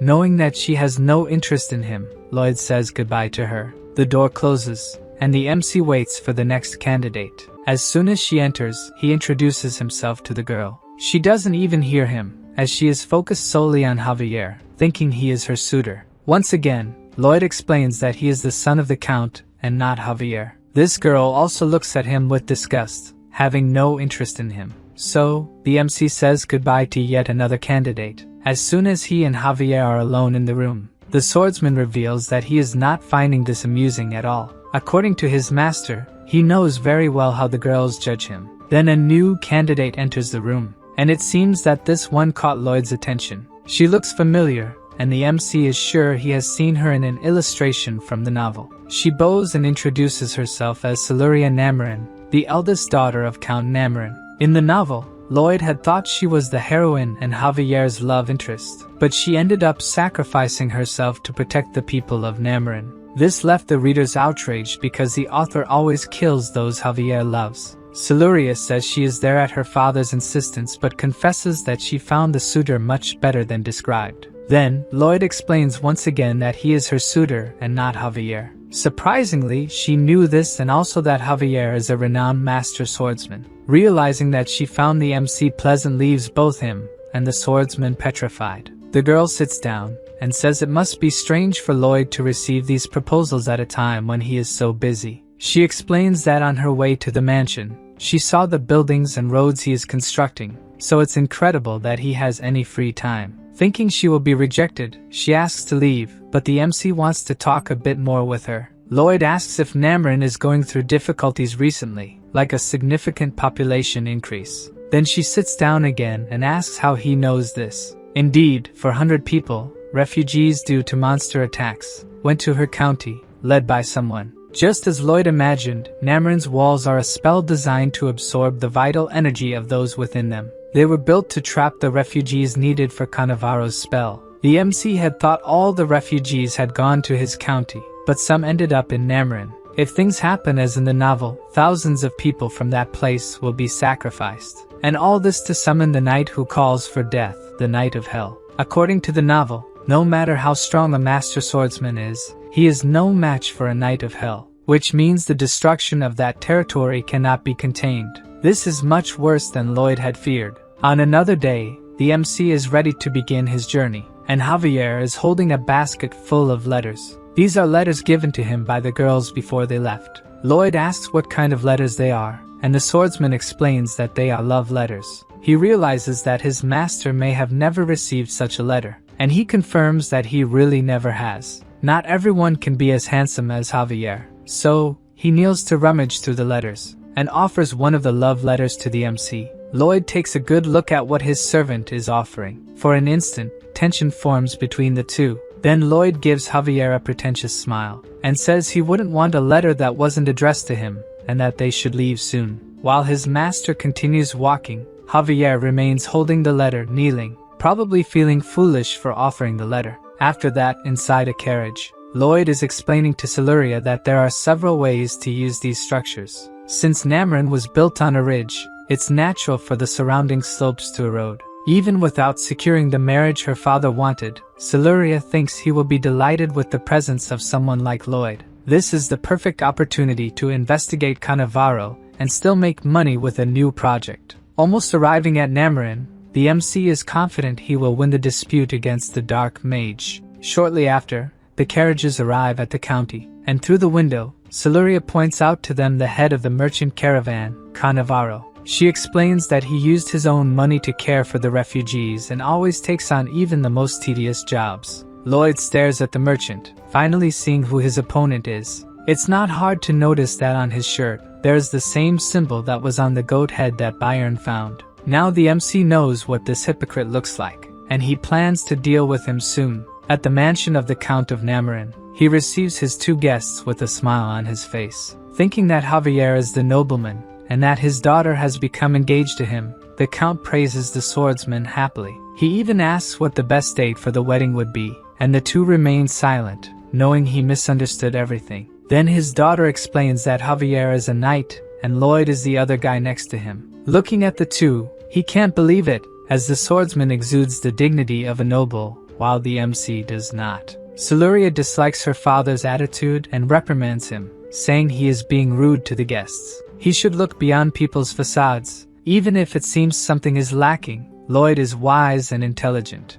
At that moment, Javier abruptly turns to see if she was talking about his master. The MC listens silently as she says that he is not there for them to marry, but to solve problems with the county structure. Javier continues looking at his master while the Count is pleased he won't have an ugly son-in-law, and the MC remains silent as the Count is reprimanded again by his daughter. She thinks that due to his appearance, Lloyd must have been mistreated all his life, at which point he almost cries. Being able to see his master in such a situation is so satisfying that Javier is glowing with emotion. The swordsman tries to hold back his laughter while the Count asks his daughter about the foreigner's competence. The two continue discussing the project, and Javier starts laughing, losing control. He laughs so much that he pats the Count on the shoulders. The Count turns to the two, tempted to start the project, but he doesn't understand what is happening, as Lloyd is threatening the servant who won't stop laughing at his master. After all this commotion, still at the Count's mansion,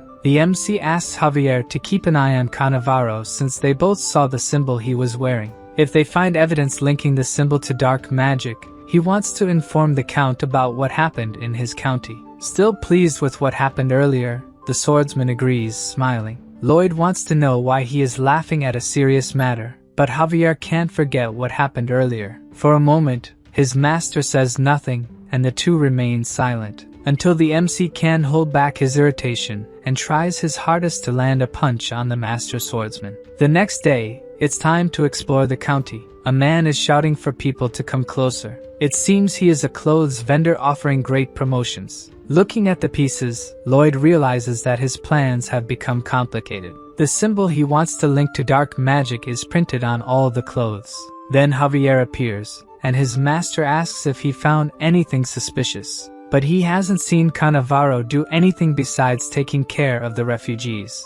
So, the swordsman wanted to investigate the merchant's house, but it is guarded by a magical lock, which he could easily break, but he might be caught doing so. He also discovered that the symbol on the clothes is from the wandering minstrel, and because it is very popular, it is sold in all the big cities. Lloyd thinks that maybe they need to find the minstrel, but if the wall is built in the meantime, it will be the end of them. The novel didn't give details about how the wall's magic is produced, so it will be more challenging to figure out and stop it. Maybe the MC should send Javier out of the city. He could break the wall, but Siluria would meet the same fate as in the novel. The novel mentions a Grand Master, much more powerful than a Master Swordsman. Without knowing how to become this great master, the MC cannot train Javier to become one. Continuing the conversation, the swordsman says they should keep investigating Cannavaro. With that lock, he has something to hide. Javier reveals that there is another way for them to get in. His master just needs to be patient and trust him.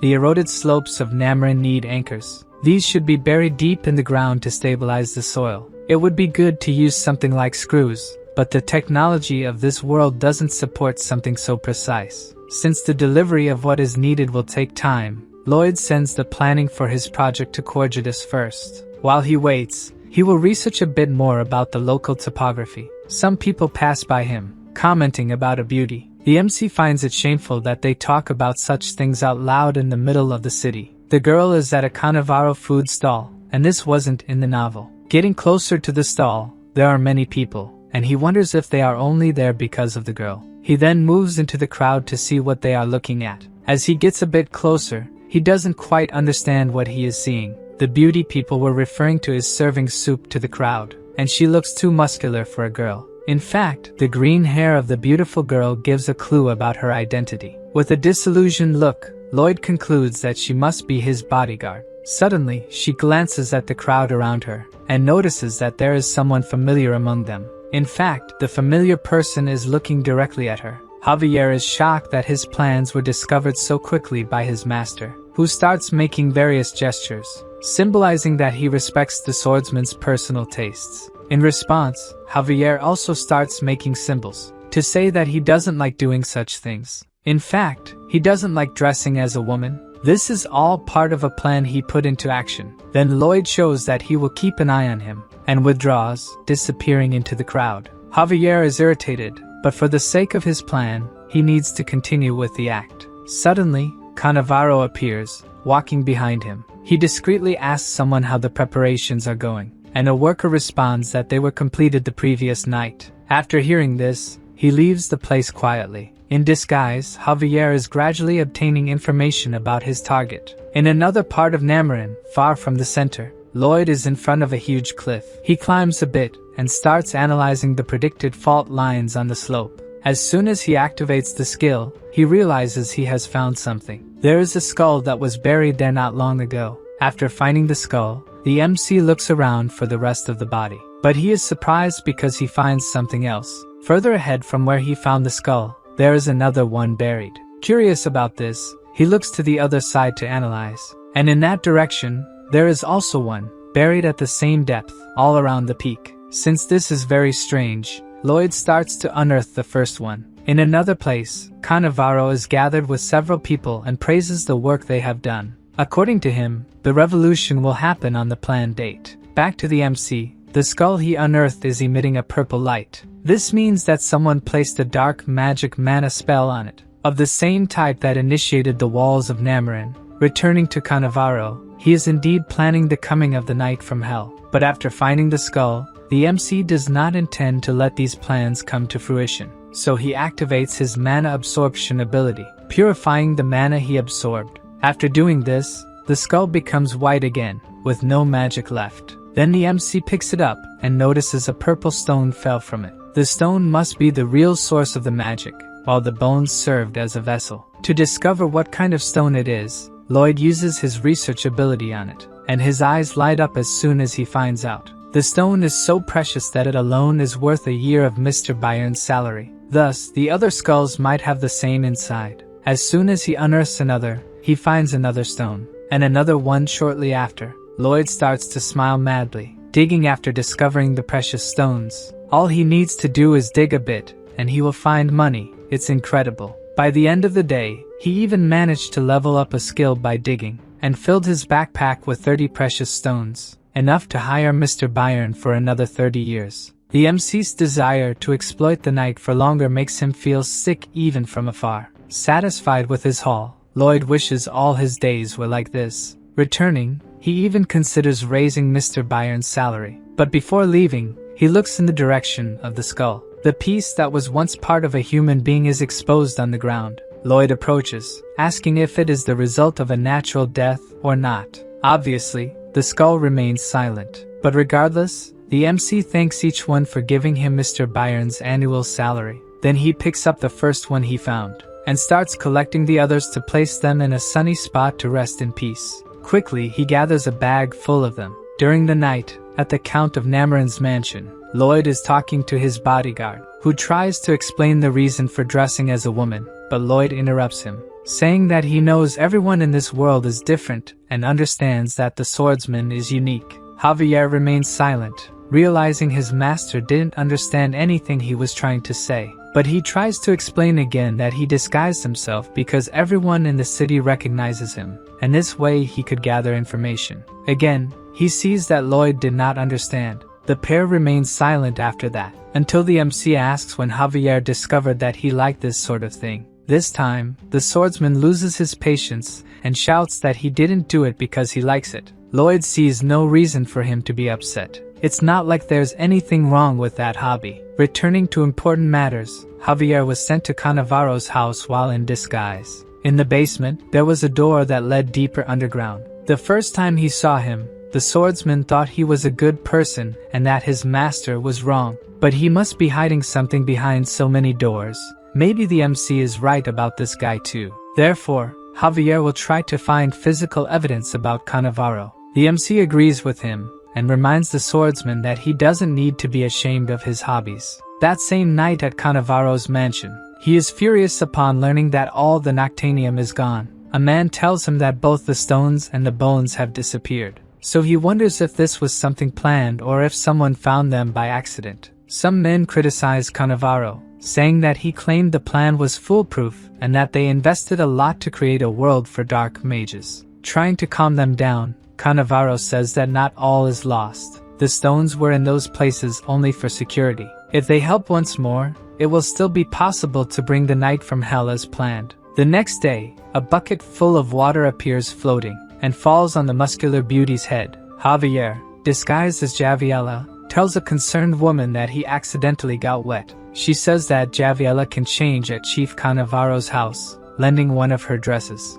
The girl goes to the mansion, impressing the guard with her beauty. In a closet in the mansion, she becomes Javier again. He begins to use his mana control, trying to completely hide his presence in that place. Having done that, he exits through a window to explore the area. With his stealth, he manages to pass without the house servants noticing him. He goes to a locked iron door. The door leads to the second basement, and Javier is not sure how he will open it. As he looks stealthily at the door, Cannavaro is standing right in front of it. The dark mage looks around, checking if anyone else is nearby, and uses his mana to unlock the enormous padlock on the door. As soon as he does this, its gears start to move. Hidden, the swordsman thinks that this lock needs a combination of mana to be opened. In another location, where the stones Lloyd took are, he is pondering if there are more of them scattered around and if the walls of Namarin could be activated with them. The MC cannot let something like this happen. Therefore, it's time to go after more easy money. Back to Javier's espionage. He observes Cannavaro leaving the basement and hears the lock closing again. He waits hidden until the mage climbs the stairs and leaves the room. Then Javier approaches the padlock that keeps the door locked, and tries to replicate what he saw Cannavaro do earlier to unlock the padlock. It really works, and the padlock opens. The swordsman goes through the door, entering a dark corridor. He notices that there is something else there, and after descending a few more steps, he realizes there is something strange about that place. There is a small bright spot coming from the end of the corridor. As he gets a little closer, the spot takes the shape of a person. Javier takes a good look at what is approaching. In fact, the thing looks much more like a zombie than a person. It approaches very quickly, and the swordsman barely has time to dodge its punch. Filling his hand with mana, he punches the creature right in the middle of its belly. As strong as Javier is, his attack seems to have had no effect, and the zombie decides to return the punch. Even using mana to block the attack, the zombie's power was strong enough to push the swordsman back. This zombie is completely different from the ones they encountered in the valley. To make matters worse, he is not alone. Several other zombies appear, joining him. Javier takes a deep breath. Then he pulls 2 kitchen knives from the pockets of his coat, and imbues them with mana. Cannavaro just confirmed his suspicions that he wasn't such a good person after all. The group of zombies is about to attack the swordsman, but suddenly he notices something. Behind the zombies, there's a guy who definitely saw Javier, and quickly hides behind an iron door. At least there's someone for the swordsman to question about these things. The zombies begin their attack. Javier, using the improvised daggers, attacks them with the mastery that only a sword master could have. He continues slashing the zombies one by one, trying to carve a path through them to reach the door, leaving only bits of zombies behind. He gets very close to the door and kicks it, making it fly into the other room, taking the guy behind it with it. The guy falls on his back, appearing just like a weak human. In front of him, Javier looks imposing, holding the pair of daggers. Scared, the guy begs the swordsman to spare him. Then Javier says he has questions to ask him. But before that, he steps on the guy's leg, making him scream in pain as his leg twists to the wrong side. If he hesitates in his answers, the other leg will end up the same way. Javier wants to know what Cannavaro is planning in that place, but the guy says he doesn't know, he just does what the wizard asks. He was hired as a funeral agent, and the wizard asked him to use a special product for embalming. The swordsman wants to know where the wizard acquired the bodies. According to the funeral agent, they belonged to refugees who died of illness. The information stirs some memories in Javier. When he was still undercover, Cannavaro talked to a refugee, saying he would take care of her sick father. He grits his teeth upon realizing that the wizard wasn't caring for the sick refugees. Both the skulls that Lloyd found and the zombies must have been refugees at some point. Then he asks if the funeral agent never found it strange that the bodies kept appearing. To Javier, this guy is as guilty as Cannavaro, so he steps on the funeral agent's other leg, breaking that one too. Fleeing the place before he is discovered, the swordsman needs to tell his master what he has found out. But when he arrives at the mansion, he cannot find Lloyd, and he thinks it's best not to waste time looking for him. Javier decides to act alone to finish off Cannavaro. The people the mage had spoken to before were all at the exchange market, so that place must be his base. Javier arrives at the location, smashing a window to enter. As soon as he lands, he prepares for combat, and unsheathes his aura sword before he is attacked. But he notices that something is wrong when he looks around. Apparently there is no one else besides him, even though it was always full of people before. He walks through the place thinking about what might have happened, until he comes to the conclusion that the mage may have started his plans. Suddenly we see a gigantic purple cloud high above Nameron. Then, a huge roar takes Javier by surprise. He feels as if all the strength in his body is being sucked away, and he goes outside to see what's going on. From there he can see the purple cloud, as well as a light that is surrounding the entire city, and he wonders what is happening in this place. More roars echo as what appear to be the walls of Nameron rise. Javier's aura sword begins to have its mana drained.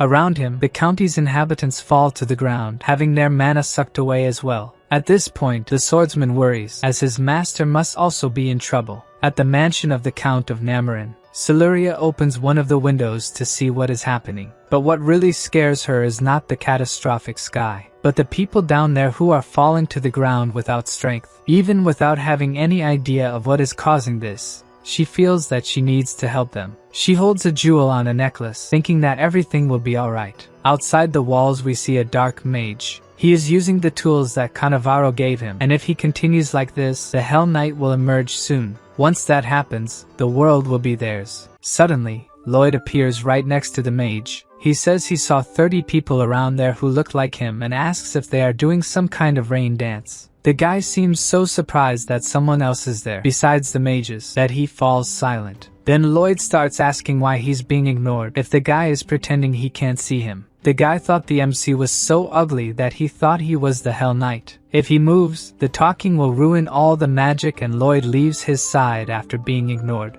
Out of the corner of his eye, the guy glances in the direction of the MC, who has his shovel raised, ready to test if the guy will really stay still. With all his strength he slams the shovel into the mage's face. But soon he realizes that the attack was not as he wanted. His shovel is all dented after the blow. This happened because Cannavaro put a protection spell on these mages. So the MC tries another attack, using mana this time. And now the dark mage is afraid to take the blow. After Lloyd's second attack, smoke starts to rise from the shovel, and he finds it strange that even his mana attack didn't have much effect. Even with 2 missing teeth, the mage is celebrating that the barrier around him is impenetrable. As things are not going as planned, the MC needs to focus on what he needs to do. He tries to absorb the mana that is in the mage's stone. But unlike the stones that were in the skulls, this one reacts to the absorption, leaving him unable to do anything. The MC asks if the mage doesn't move because he doesn't want to or because he can't, as it would ruin the spell. As always, the guy remains completely silent. Without an answer, Lloyd will just test his theory, returning to the city. More specifically to the City Hall building. A man is walking towards the building, passing by several fallen people without mana. One of them tries to grab this man's foot. The weakened man asks Cannavaro to help him, but the mage looks at him with disgust, calling people pests, and kicks the face of the poor man who was asking for his help. Looking around the city hall, there is a very large statue of a fallen angel. Cannavaro makes a small cut on his finger, and he says that the statue will become the portal to the Hell Knight, returning to the protagonist. The black mage is sweating coldly with whatever Lloyd is doing. The MC is focused on digging a hole, until he stops, tired from the effort. He dug up the entire area around the mage, leaving only a small space to balance on top of. So Lloyd starts to approach the mage, who starts to panic as he gets closer. The MC approaches with his demonic face until he almost touches the mage's face. Then he blows a puff of air in the mage's face, making him break the small portion of land that was holding him up, and fall to the ground, still motionless. Fallen, the mage panics, looking at the jewel around his neck.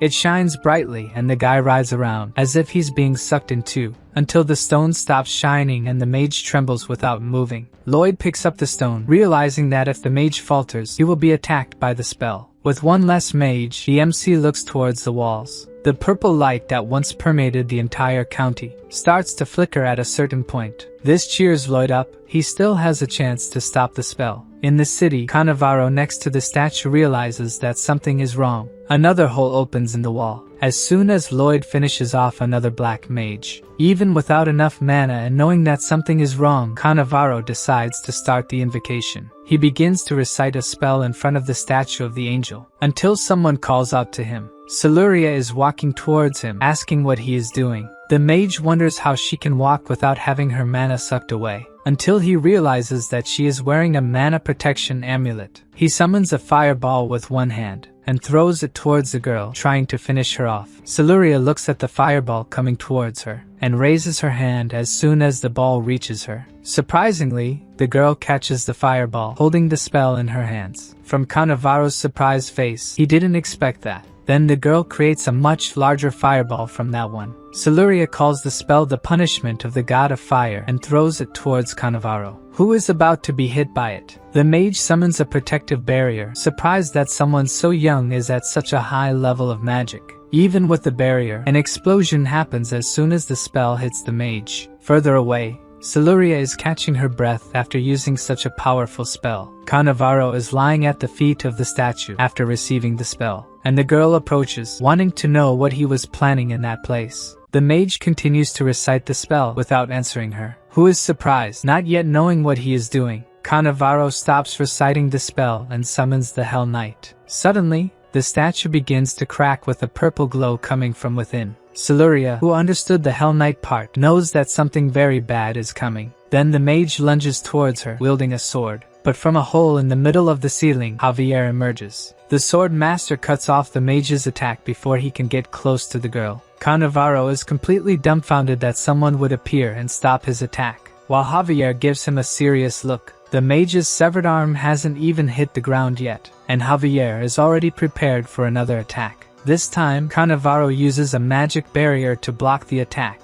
Even so, the attack is very powerful and breaks the mage's other arm. Then the statue starts to glow even more intensely. The sword master looks at it, not knowing what is about to happen. Then a powerful lightning bolt strikes the roof of the building they are in, breaking the statue into thousands of pieces and casting a red light over the area. The problem is that the debris flies towards the people, so Siluria invokes a magic to protect them. Using the Earth God's shield, a barrier appears around the people, preventing the debris from injuring those who are already weakened. A little further away, the fight between Javier and Cannavaro is not over. The mage says that now it will be the end of the swordsman, calling him a worm. For the mage, those people are worthless scum who deserve to turn to ashes by the hands of the Hell Knight. Behind her there is a pair of bright lights looking like eyes. Then, a hand appears from the middle of the smoke caused by the lightning, and we see a red sword being dragged. Cannavaro looks back in fear. Javier also looks worried at what is coming towards them. Behind them, the Hell Knight dragging himself and his great sword. The mage wonders in shock where the knight's horse is and, more importantly than that, his legs. Without enough mana coming from the walls, he couldn't summon the whole knight. Still not complete, Javier worries if he will be able to defeat him. Even without legs, an evil aura emanates from the knight. The knight asks what is the desire of his summoner. Then the mage says that the swordsman dared to raise his sword against the knight. Knowing this, he prepares to attack, and even without legs, he advances quickly to attack Javier.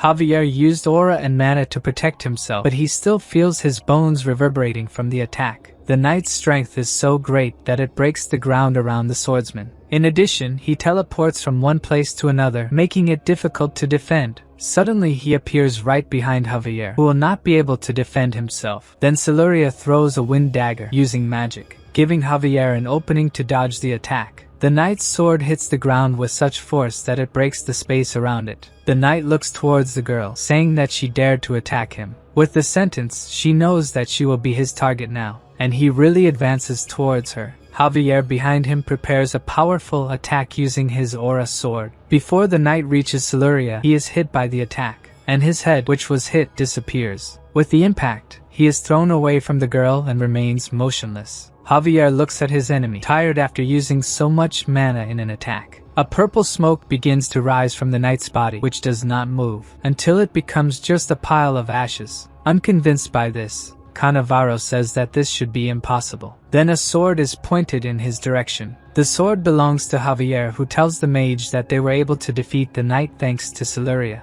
Meanwhile, the people behind him are gathering to help the wounded and take them to the count's mansion. Javier says that the details about what the mage did will be discussed in the royal palace, and he will not be spared from execution. For some reason, the mage, who seemed breathless, starts to smile in a strange way, making the swordsman wonder what is happening. Cannavaro says that Javier is an ignorant who does not know what a being from hell is like. Now the sword master knows that something is wrong, and he looks back towards the knight. What were once just ashes is taking shape again. Now an expression of panic takes over Javier. The Hell Knight's body is complete once more. Cannavaro laughs and celebrates, saying that no matter how many times he is cut down, the knight will rise again. The knight apologizes to Javier for thinking he was too weak at first. Then he grabs his sword again, and he introduces himself as Gialexius, commander of the First Corps who served the Master of Hell. Javier also introduces himself and says he will send him back to hell. Then the two set off to clash. The swordsman attacks with his aura sword, but the knight disappears into thin air and reappears well above him, making it difficult to dodge. Using a dagger charged with mana, he struggles to hold off the attack. The knight comments that he is finding the fight surprisingly fun, while Javier struggles to his fullest just to hold off the attacks. The impact of the attack destroys another part of the ground. Javier emerges from the cloud of dust caused by the attack, trying to distance himself from the knight. But it's impossible. The knight approaches him again and attacks the swordsman, who barely manages to dodge. All Javier can do is try not to get hit. The sword master is exhausted just by dodging the attacks and needs to find an opening to attack. So he throws his mana-infused dagger at the knight, who catches it in the air without difficulty. So Javier takes advantage of the opening he created to attack. He attacks from bottom to top, but his opponent disappears into thin air once more. The swordsman tries to guess where he will appear next, and prepares to attack, trusting that he has memorized how his opponent attacks. He sees a part of the knight's sword emerging from the ground, and attacks him, but the knight manages to deflect the attack using his sword. Already expecting this, Javier attacks him again. This time the knight won't have time to react, and his head is hit by the swordsman's new attack. So the knight grabs the swordmaster's leg. He knows that his opponent is trying to throw him to the ground and needs to reinforce his body with mana before that. The mana he absorbed from the knight is disrupting his mana flow. This prevents him from reinforcing his body with mana, and he ends up knocked down. Javier feels a terrible pain as he is thrown to the ground. The knight lifts him up again, just to throw the swordsman back to the ground with even more force. His opponent confesses that it was a pleasure to fight with him, and that he will remember his name with esteem. The knight raises his sword about to finish Javier off, saying that they will meet again in hell. Suddenly a voice yells at the knight, causing him to miss the attack. The knight turns to see who the stranger is who has appeared. Lloyd is holding the shovel to Cannavaro's neck and says that as far as he knows, if the summoner dies, he will go back to hell. The MC gives him 3 seconds to get away from Javier before he cuts the mage's head off. The knight thinks that there is something wrong with this human, for the expression on his face is terribly frightening. Surely Lloyd is not joking about what he said and could do even worse. The knight asks if Lloyd is also a being from hell, as the expressions in his face are like those of a being from that place. The MC just shows that his count is over, and is about to leave the mage headless. To protect his summoner, the knight casts a spell in their direction. The spell causes an explosion, and Lloyd retreats to avoid being hit, crouching in a corner, while the effects of the explosion wear off. The one who had no way to escape was Cannavaro, who lost the remaining piece of his arm. The knight explains that even if his summoner dies, he will still have 40 minutes before being sent back. As his plan failed, Lloyd will have to think of something else. Suddenly we see Javier refreshed, ready to attack the knight. But before he could do that, the knight rises and repels the attack, throwing the swordsman away. Knowing that his bodyguard is still not well, the MC invites Gialexius to fight with him, and orders Javier to rest for a bit. Lloyd keeps calling the knight who paid him no attention. Almost losing consciousness, Javier thinks that with his master there, they can win. Ignoring his opponent, the MC throws a fireball at the knight. Unfortunately, it is repelled with just his hand, and ricochets back towards the one who threw it. Focused on the fight that matters to him, the knight is about to attack the sword master again. The swordsman is almost out of strength, holding his sword in a defensive position. Then Lloyd appears, throwing himself in the direction of the knight. Trying in every way to prevent the attack, the MC grabs onto Gialexius' back.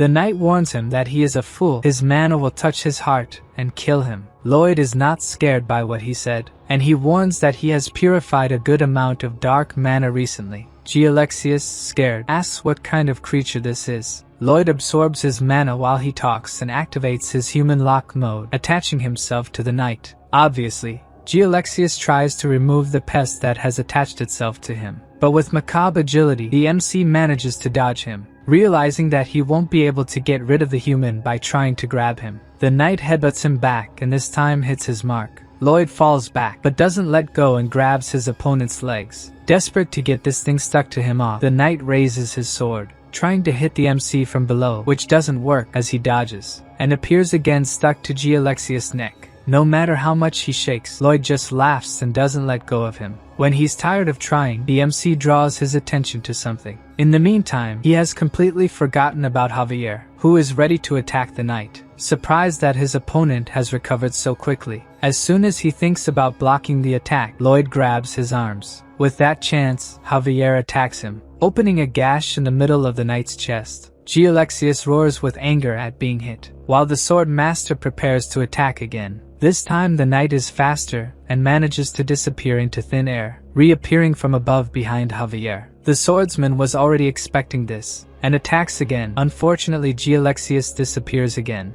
Then he appears in another corner, annoyed by the pest that won't come off him. He doesn't understand how Lloyd could stay there, even with him teleporting. The conversation gives Javier a chance to launch a new attack. The MC realizes that the swordsman is moving faster than before, but it's still not enough. In addition, he won't be able to purify the mana for long. He needs to think of something fast. Then a system message appears surprising Lloyd about being able to help him once. According to the system message, he can win if he sings. With no better option, that's what the MC starts to do, in a way that really makes it seem like the knight and he came from the same place. His horrible voice makes the knight feel like he has a fingernail scratching his brain. As Lloyd continues, Gialexius realizes that it's just a song, not a spell. But the MC's horrible voice sends the knight into a spiral of despair. He starts to spin around, focused only on the horrible noise. Lloyd realizes that the tactic is working and calls Javier to attack. The problem is that this sonic attack didn't just hit the knight, the sword master is also suffering. The MC remembers his parents telling him, as a child, never to sing. In a test, the music teacher even threw an organ at him, thinking he was purposely singing badly. Even in his time in the army, a priest thought a demon had appeared and threw holy water at him. As there is no useless skill, at least his lack of tuning served for this moment. At this point, the knight is already calling Lloyd a demon, desperate. Javier uses his mana to cover his hearing before he goes crazy from his master's voice, while the MC rolls in the air with the knight. Without stopping singing for a moment, Lloyd manages to knock the knight to the ground. The swordsman prepares to attack with his aura sword. Finally, the MC detaches from the knight who has fallen before being hit. Then it's Javier's turn to hit him in the middle of the chest, and use the aura blast to finish off his enemy. With the attack, an explosion of light hits Gialexius. A large area around them is destroyed by the impact. Lloyd barely manages to get away and avoid being hit. The knight's body disappears, but Javier remains kneeling breathless. The MC approaches him, saying that they won. But according to the swordsman,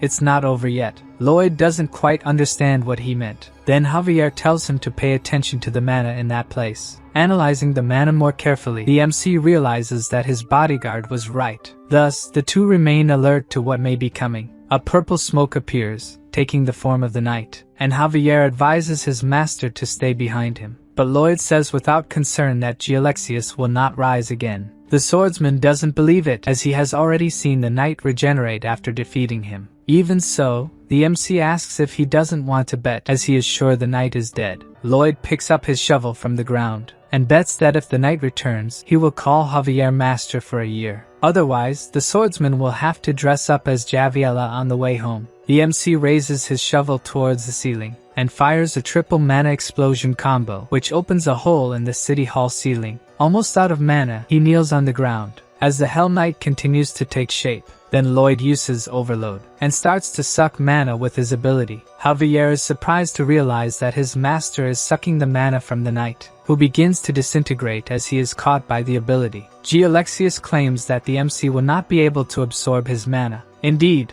Lloyd is not able to absorb it. There is too much mana and it is too strong, but there is no way, he has to endure. While being sucked, the knight says that the MC must already know that he has failed. At this point, Lloyd is using his last strength and won't last much longer. Then, Javier and Siluria's hands touch his back. The two of them help him purify the mana he is absorbing from the knight, to increase the effectiveness of what he is doing. Siluria uses the Life Blessing spell to heal the protagonist. Then, the MC starts to smile, sure that they will win. The knight gives his last enraged screams as he disappears, leaving only the three humans in that place. Lloyd stands with his clenched fist glowing, finishing the absorption. Soon after, the light emanating from the fist diminishes, and he says that he has finished the soul domination with a scary look. As soon as he finishes saying that, his strength runs out, and he falls to the ground, completely exhausted. The girl gets worried and tries to help him, but Javier explains that her master usually ends battles this way. Looking at him, Siluria can't help but worry about someone who is passed out.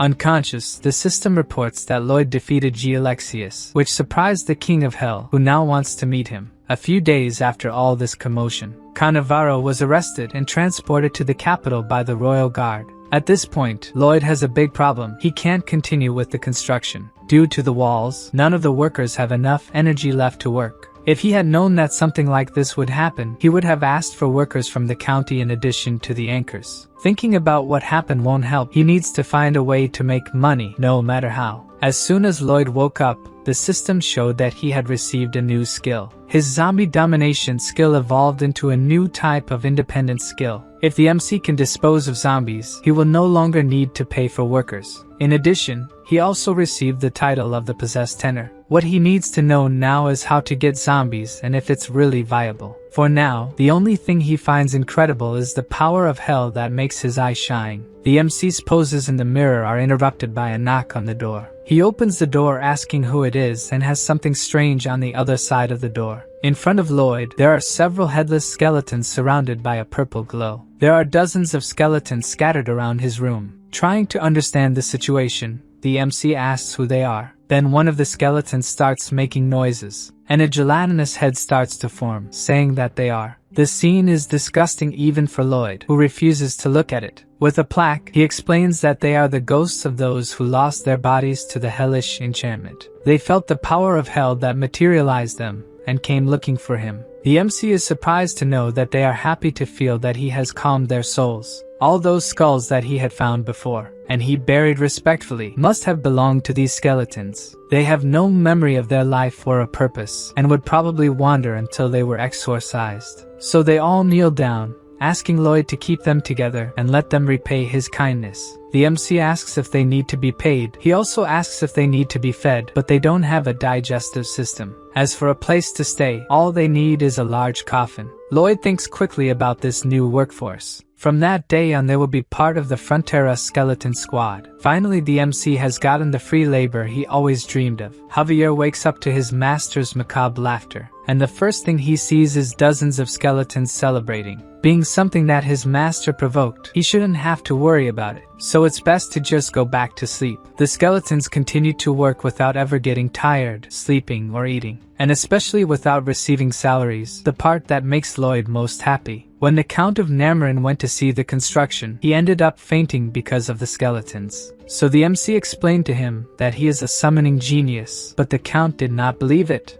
If Siluria could be a genius using magic, Why couldn't he be one too? The Count thinks about it for a bit, and ends up apologizing for thinking that Lloyd would not have that ability. In winter, the anchors arrived and the cliff stabilization project reached its final stage. Sitting on a cliff looking at his own hand as the snow falls, Javier remembers when his hand touched Siluria's, the moment the two of them tried to help his master. It's like he felt something different in that touch. Then a familiar voice calls out to him. Siluria is right in front of him. The swordsman comments on the construction and that his master can give more details, but she reveals that she is there to see him. He doesn't understand what issues she would have with him. She says that she can improve her magic skills and maybe he could help since he controls mana so well. Javier would be more than happy to help her. The girl is happy and a little blushed that he accepted. From afar, Lloyd watches the two talking. They are sitting next to each other talking and laughing. This moment triggers some memories of the MC about the novel. In the story, the price for defeating the Hell Knight was Siluria's life. People stopped asking for his help, thinking that he brought death to those close to him. He was destined to live in loneliness without getting close to anyone, or he would end up taking that person to death. His unprecedented strength determined his lonely future. Fortunately, in this reality, Javier is smiling, living happily, and seeing that makes the MC happy too. Sometime after that, the construction was finished, and if repaired periodically, the Count would have no more problems. The troop of skeletons is packing up their master's belongings for the departure. Lloyd thanks the Count for paying the construction costs, and even a little more. The Count does not think the amount is enough, as he saved the county and the villagers celebrate it. The MC listens with satisfaction to the cries of gratitude. And what makes him even happier is knowing that with this amount he will finally be able to relax in peace. The Count asks one last time if Lloyd would not consider marrying Siluria and becoming his heir. But according to the MC, who wants to live a quiet life in the Frontera County, the Count already has a great heiress, who will soon be the greatest mage on the continent, Siluria. Finally, they say goodbye to the Count and his daughter. Before going, Javier takes one last look at Siluria, who was also looking at him. Then Lloyd calls for his bodyguard, saying that it is better for him to stay in Namarin, where he would receive better treatment and rise through the ranks faster. Javier questions whether some of the dark mana has entered his master's brain for him to be thinking this way, and he says he will remain a Frontera knight until the end. The MC asks what he would do if it was an order, and in that case the swordsman would disobey it and have to be executed. So, there's no way to go against his stubbornness, and the only option left is for them to return to the county together. In the snow-covered Frontera County, Lloyd's parents come out of the mansion to greet their son and are met with something different. This time, their son has returned accompanied by a troop of zombie skeletons. The MC tries to explain about the skeletons, but this is not his father's main concern. What really shocked the Count of Frontera was to see Javier dressed as Javiella. The swordsman is sorry for agreeing to that bet without thinking. Lloyd bet him that if the knight didn't return, he would have to dress up as Javiella when they got back. The Count slowly approaches Javier and hugs him, saying that he must have suffered a lot to keep this secret for so long.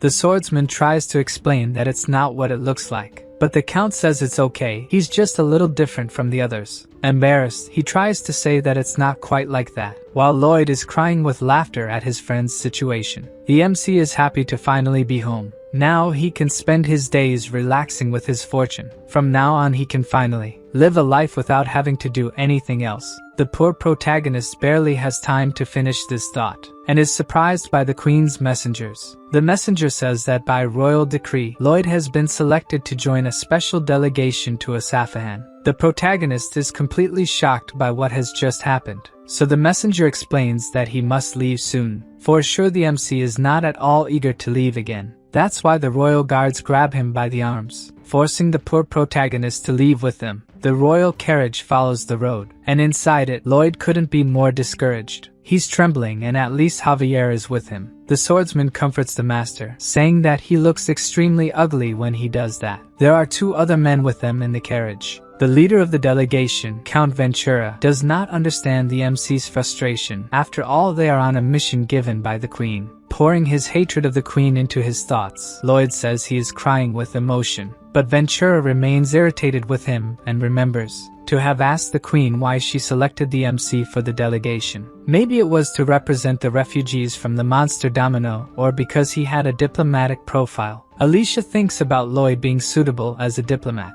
but that kind of thing had nothing to do with her decision. She assured him that when Lloyd was summoned, he would cry, saying that it would ruin his plans for a peaceful life.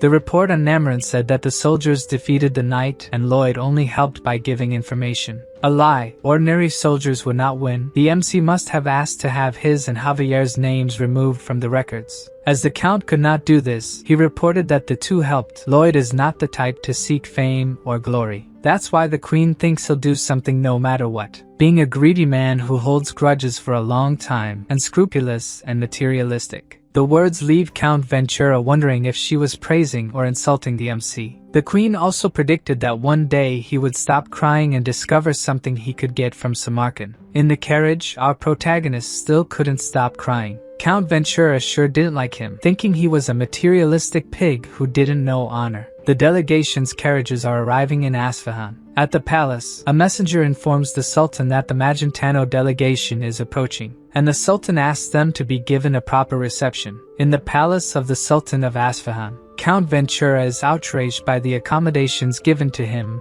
and the other envoys. But according to a servant, there was no mistake at all. They are just following the orders of Sultan Samarkand. So Ventura demands to see the Sultan, ordering them to be introduced. The MC still hasn't recovered when the servant explains that Samarkand is very busy and it will be difficult to see him. They must wait at least 6 months to have an audience with him. The delay and unwillingness of the servant completely infuriate Ventura. Suddenly, the servant shows the Count a kind of pendant. It's a padishar. As long as he has it, he will have all the kindness the Sultan has to offer anywhere in Isfahan. To the Count, it just seems like they are offering alms to beggars. The servant claims that he is mistaken. Receiving the padishar is an honor. However, he throws the pendant on the floor when he says this. So the servants leave the room, asking the guests to make themselves at home. Ventura is enraged. For him, this treatment is practically a declaration of war. He wants the messenger to communicate with Magentano and other kingdoms about this and ask for a larger delegation. The Count hears from the messenger that Lloyd disappears and doesn't care. Another thing that disappeared was the padishar that had been thrown on the floor. During the night, in the kingdom of Isfahan, a poor girl is selling torches on the street. A man passes by her, almost knocking her over. Without having sold any torches, she looks for an alley to sleep in,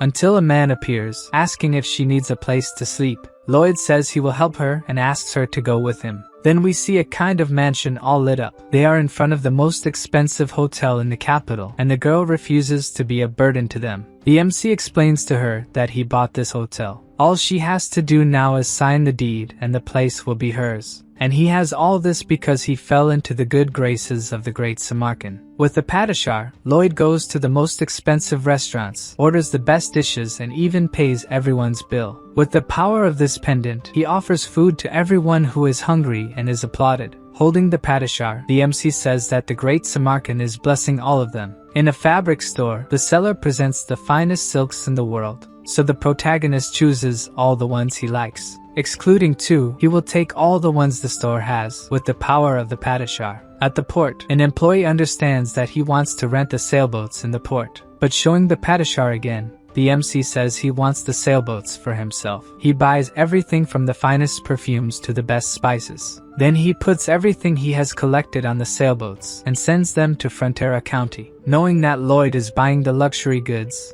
a crowd of vendors goes to him. Determined to continue his shopping, the MC declares that Samarkand's grace will spread throughout the world. Then several soldiers appear, looking for him. Thus, the two are tied up and taken back to the palace, where they come face to face with the great Sultan, who is not at all happy that Lloyd has spent the equivalent of a year's palace budget. With his head bowed, the MC introduces himself, greeting the great and almighty Sultan Samarkand. Samarkand is shocked to meet the man who reversed the monster domino, recognizing that what Lloyd was looking for was a meeting with him. The protagonist continues to be threatened by a sword wielded by the guards. Samarkand is not happy with this encounter. With his head lowered, Lloyd knows he needs to avoid a war with the Sultan. If that were to happen, the Frontera County, located at the border, would become a battlefield. The Sultan acknowledges in his thoughts that the first one he would encounter in a war is the MC. Even with all the military strength of Isfahan, the fall of the Frontera territory is not guaranteed. Samarkand has no idea of their military power or what strategy they would use. Perhaps he should end Lloyd now. But looking at the situation a bit more closely, there is someone very powerful in that place. And even if they defeated Javier, all of Isfahan could turn to ashes. Smiling, the MC knows the Sultan must think carefully about his actions. Perhaps the great leader should try talking to his guests. Not knowing what they plan, Samarkand feels blackmailed. And even trembling with anger, the great leader takes a deep breath and orders the guards to release his guests. With this gesture, Lloyd feels he has won the first round of the battle. Then the Sultan asks if he enjoyed the Padishar. The MC raises his arms to make a deep bow and bends to the ground, wishing a long life to the great Sultan after having enjoyed the power of the pendant. This time, instead of being angry, Samarkand is astonished by the honesty he just witnessed. Indeed, Lloyd did not lie. He is immensely grateful. It's as if the CEO of a company had given him a corporate card to use. What other choice would he have but to spend extravagantly? The leader inquires if he isn't worried about what his country might think after bowing to an enemy nation. The MC responds without hesitation that he doesn't care, shocking the Sultan once more with his high confidence. Then Lloyd explains that the amount he spent is just a little less than what he received from the Queen.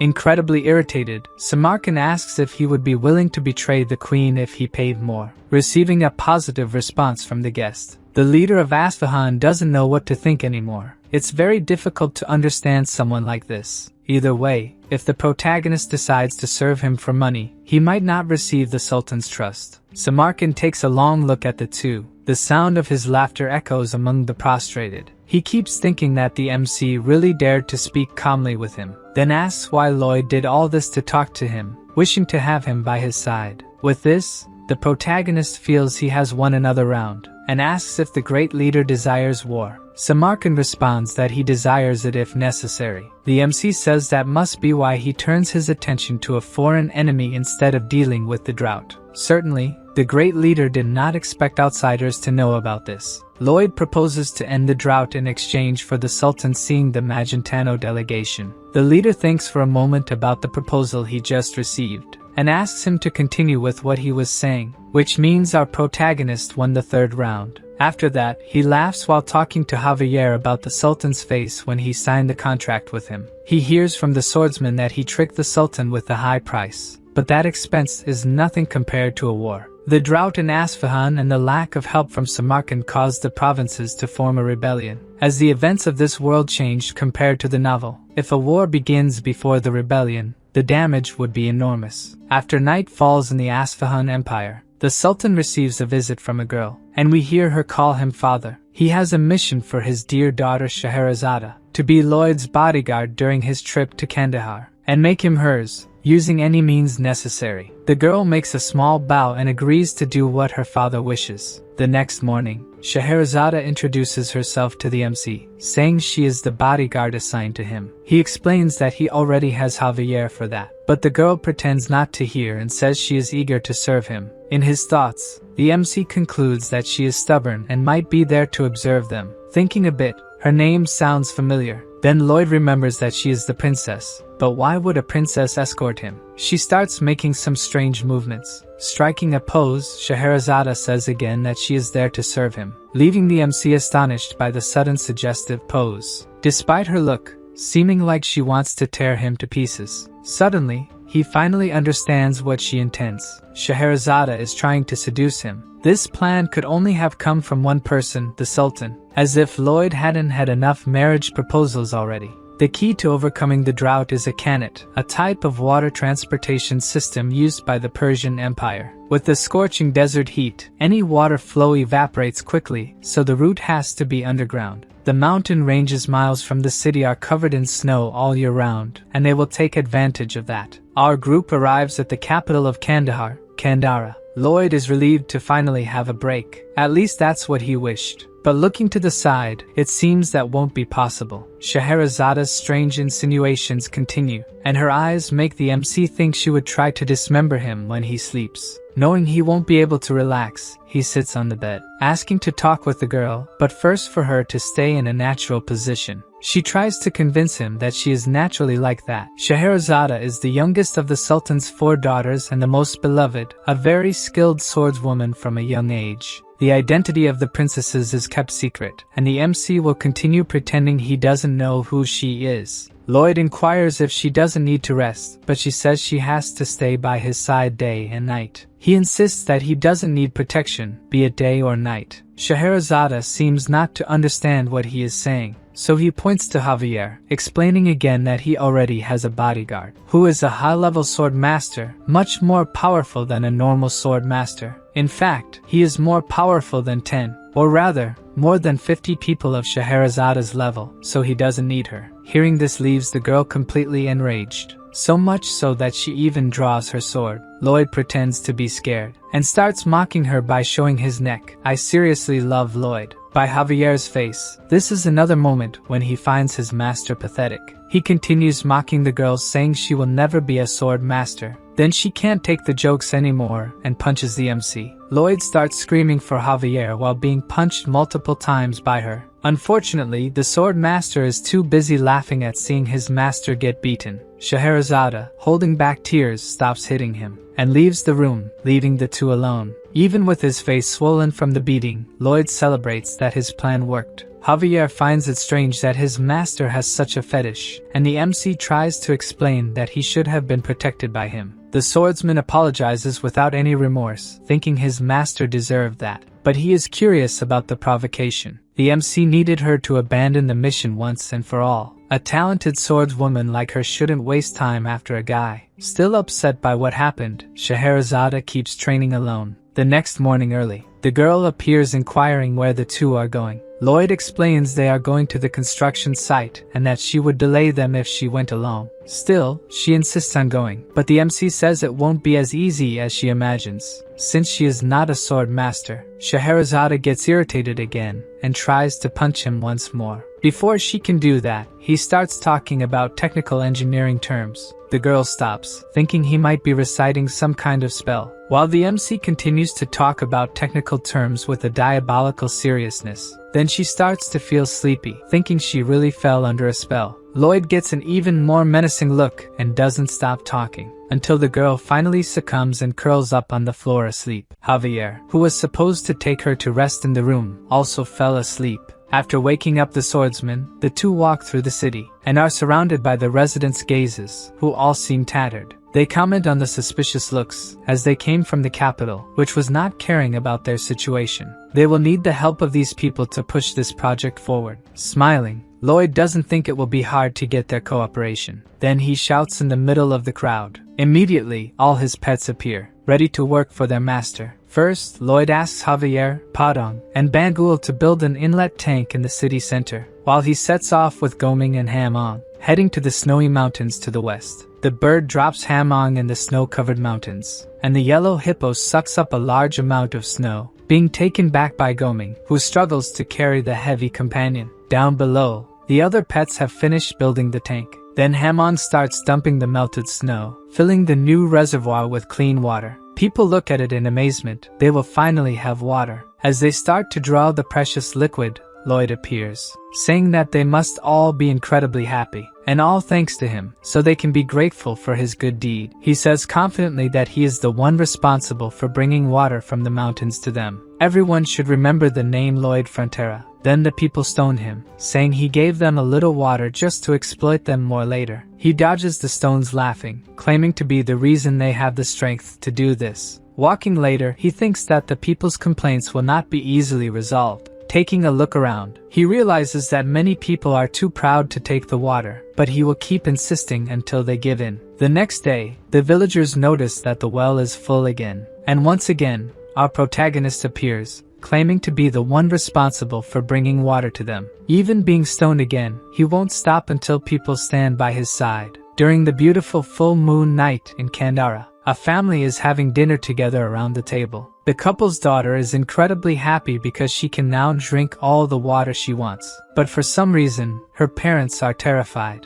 The reason for this is Lloyd standing outside their window. With a serious face, he points to the water the family is drinking, and then points to himself, reaffirming that he is the one responsible for bringing the water. What he achieves with this is traumatizing a family that was happy until then. In the following days, he continues to do this kind of thing, trying to instill in people's minds that when they think of water, they will immediately remember him. Walking again through the city, he meets the same resident as before, and once again, the guy catches his attention. The guy removes the scarf he uses to protect himself from the sun, revealing a beautiful black mane. Knowing he has one another person to his side, the MC gives his strange smile, and the guy returns another strange smile. From atop the well's tent, Lloyd shouts water to the people, and in return, they imitate the strange face he always makes. To make sure people understand his point, he shouts again. And once again, everyone responds with a strange smile and saying his name. Not satisfied, he continues shouting to reaffirm being synonymous with water. Javier asks if the master has not hypnotized those people, but according to him, this is the result of his marketing. If water is good and he is synonymous with water, then he is also something good. And he starts joking with the swordsman, who finds it not funny at all. Then momentarily, Lloyd feels depressed. But either way, the foundations for what he plans are ready. The MC sets up a table near the well, inviting people to work on the construction of the underground waterway. One of the candidates asks if meals are included in the contract. According to the MC,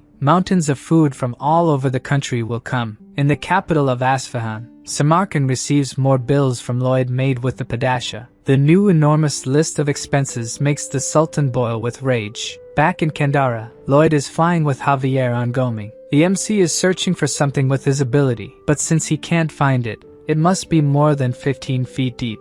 Even if he hires the necessary people, it will take too long to dig a 22-mile waterway. What he needed now were the underground tunnels made by the rebels. Returning to the city, Lloyd thinks there is only one way to find this tunnel. Night falls, and at the place where they are staying, Scheherazade is asking Javier to leave, but the swordsman stands in front of the door and does not move, even when she says there are rebels in the area. It's too dangerous to leave the MC alone. Javier agrees that she is right, but as his master said he would be fine, he will believe it. The girl says the guard should be by the master's side to avoid unexpected dangers. But the swordsman says it's not quite like that, for his master is always right. Now we see the room where Lloyd was empty. He must have been kidnapped by the invaders. Scheherazade considers Javier too stubborn, so she moves quickly, trying to pass by him using brute force. But the sword master easily stops her attack, praising her skills. Obviously, she is not happy at all for not being able to attack him, so she attacks again several times, and he defends each one, while preventing Scheherazade's attacks. Javier gives several tips on how to become a sword master to her, who does not think she needs his training. The swordsman is doing this because it was a request from his master. As soon as she knows this, she wonders why Lloyd would do that. In another part of the city, the MC is surrounded by kidnappers who want to know what kind of scheme he is doing in the city. Since he has a sack on his head, it's impossible to understand anything he tries to say. Then the guy who seems to be the leader makes a sign, and the sack on Lloyd's head is removed. Something catches the leader's attention as they start to remove the sack. The protagonist has a serious look. A strange sensation takes over the leader. Although they are the kidnappers, the MC's diabolical face makes it seem like they are the ones who have been kidnapped. Lloyd says that to reveal what he is planning to do in that area, he will need to explain how he got there. But before that, he would like to be untied. Claiming to be a weak person who wouldn't be able to escape from them, he insists it wouldn't be a problem if they released him. Noticing the MC's calm demeanor, their leader asks if Lloyd was already expecting them to show up.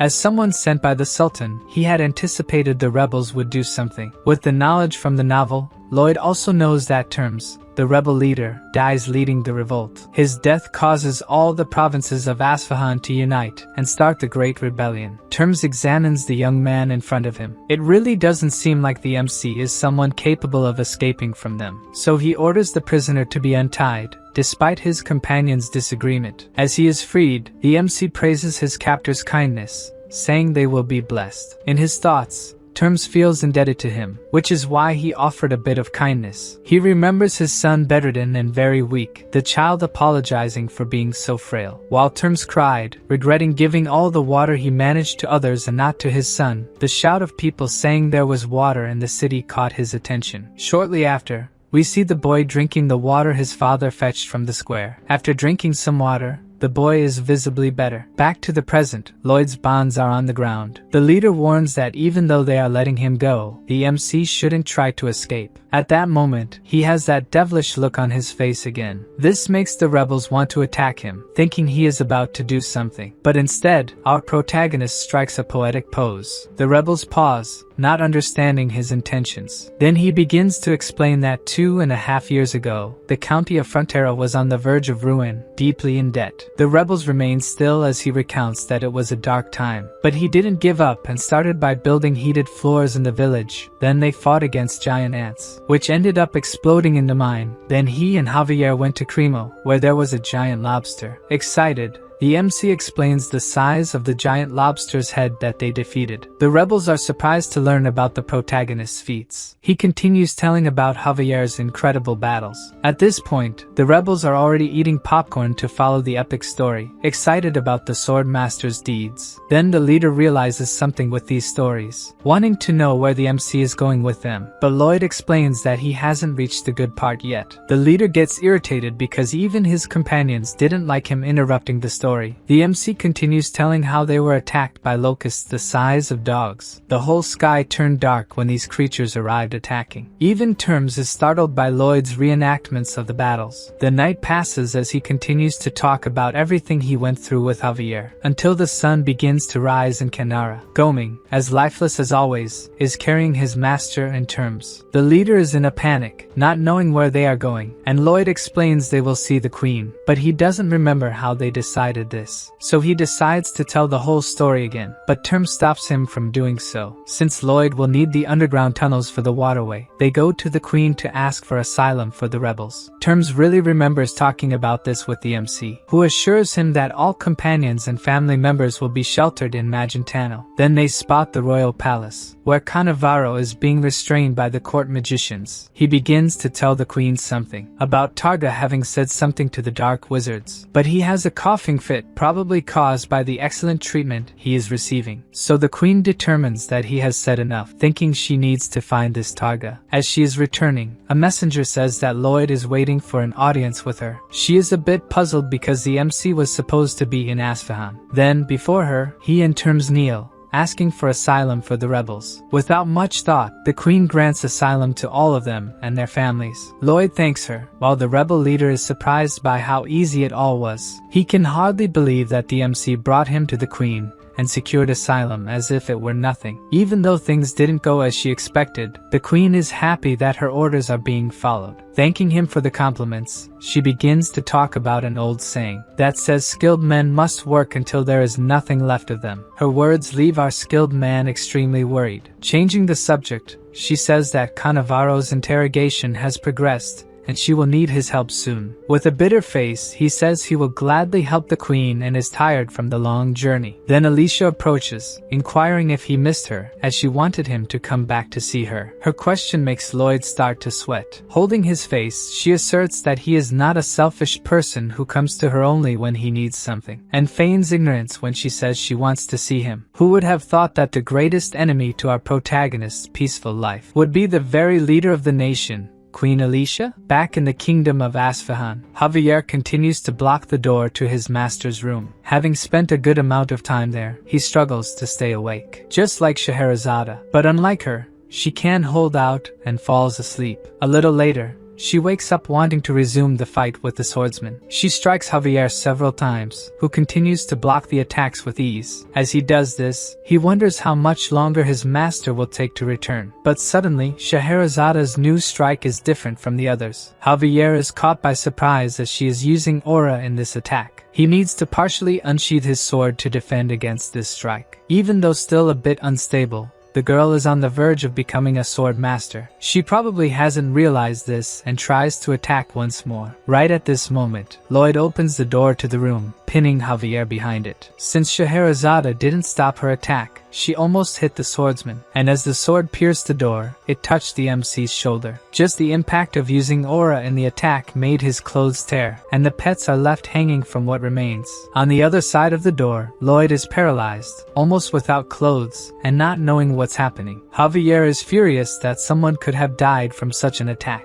while the princess doesn't recognize the MC. Only after looking closely at him, she realizes who he is. Immediately she wants to know where he was, but he raises his hand towards her and starts talking about engineering theories again. The psychic attack quickly takes effect, and she begins to feel sleepy, until she falls asleep peacefully on the floor, avoiding having Lloyd explain everything that happened to her. Then he turns to Javier, calling him to start the construction. But the swordsman was also affected and fell asleep. Wasting no time, the MC starts his plan by mapping the underground tunnels with his ability. Then they check which tunnels they will drill or close to make a straight path. The third step is to close the tunnels for use during the day, and open holes in the ones they will use at night, needing to be careful or everything could collapse. Then for the final stage, several hooded figures appear. Lloyd celebrates that these people arrived just in time. Terms asks who they are, and according to the MC, they are workers coming from the county of Frontera, necessary for this project to be completed. The group of skeletons, as always, is pleased to help their master. He explains that a gigantic amount of water is behind a wall. To see if they understood, he asks what will happen if they dig in that place. The skeletons know they will be swept away by the water if they do that. Since ancient times, people have risked their lives to make a canet. More precisely, they gave their lives for it. Usually, the oldest of the workers was chosen. This person should deliver the final blow. That would release the water trapped behind the wall. There was no nobler sacrifice than this, giving one's life for the community. This time Lloyd decides that the one who will have the honor to do it is Tords, who was brought to Asfahan by the skeletons. Even though the MC is proudly anticipating what will happen, Tords is sweating cold, not at all willing to make this sacrifice. Lloyd doesn't ask if he wants to or not and runs off, saying he will never be forgotten.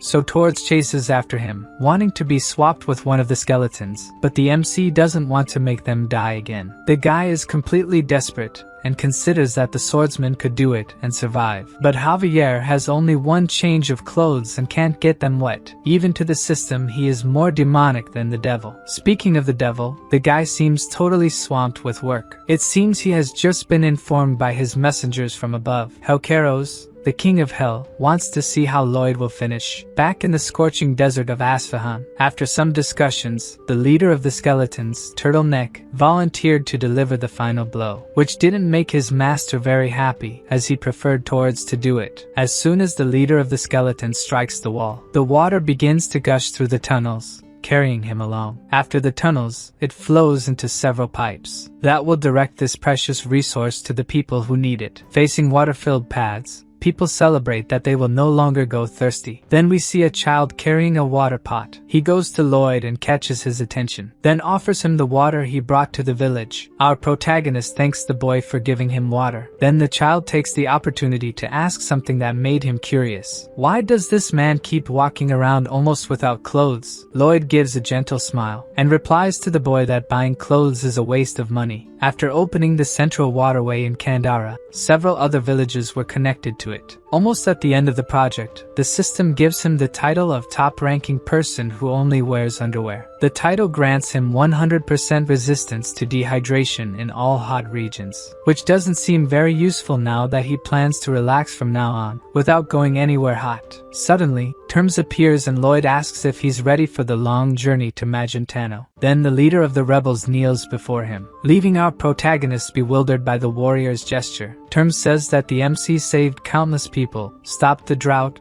the war, and even managed to find refuge for them. Therefore, all the people present at that place will be eternally loyal to Frontera. As he was only pursuing his own interests, Lloyd is a bit embarrassed by all this gratitude. He is delighted that his approval with the rebels has risen and joined the approval of the county residents. That night, the skeleton squad guided Terms and his companions to Frontera County, just when everything seemed to be going well in the capital of Asfahan. The Sultan asks Lloyd to continue by his side in the kingdom. Kneeling, our protagonist apologizes and reveals that he prefers someone with a smaller physique. Then the Sultan, knowing that the MC has realized that Scheherazade is his daughter, asks if she doesn't please him. But he replies that the princess's feelings are much more important than his, making the Sultan remember that his daughter utterly despises this man. Samarkand sets aside this matter, and since Lloyd has kept his word, now it's his turn, who will finally meet with the delegation from Magentano. The MC thanks him for fulfilling what he promised. As the two are leaving the throne room, Samarkand gets a demonic look, thinking that as a ruler, he will always get what he wants. Somehow,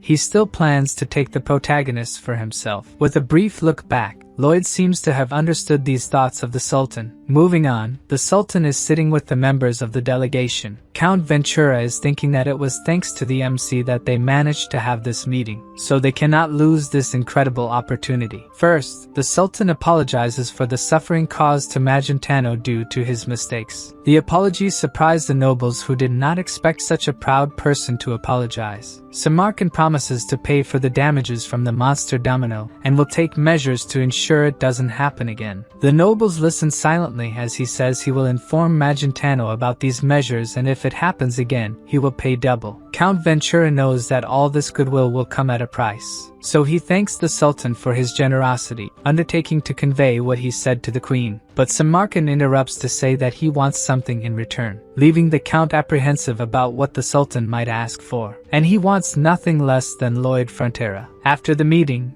Lloyd wants to know how Ventura responded to this request. The Count is somewhat cornered to respond, until he reveals that he agreed that the Sultan could have him, causing an incredibly happy expression on the MC. To lighten the mood, the Count says that someone talented like him will be useful anywhere, and the Queen will be pleased. So our protagonist smiles and says the Count did the right thing, and the poor man doesn't understand anything anymore. Lloyd says that what just happened is perfect. In the throne room, Samarkand is trying to decide what he will ask his new servant to do first. Then a messenger appears saying he couldn't bring the MC because he decided he would get rid of the sandworm that is outside the city. The sandworm looks like a scary monster with a giant mouth and a body like a snake, but its actual size is a little larger than Lloyd's pets. The MC points his shovel in its direction and uses his mana blast, causing an explosion where the creature was. After that, its podongs turn to attack, kicking where the little creature is, and then trying to hit it with its paws. Lastly, it's Javier's turn to attack. He takes his sword of bright aura and delivers a powerful attack that throws the sandworm. Incredibly, even after all these attacks, the worm continues to move, so Lloyd attacks it with Mana Blast again, wildly. At that moment, the Sultan arrives where they are and sees the MC using Mana Blast continuously. The protagonist is screaming demonically that he will destroy the worm in the name of Samarkand, who stands watching all that madness, and being hit by the rain of sand flying with the explosions. Only at this moment Lloyd realizes he is being watched by the Sultan,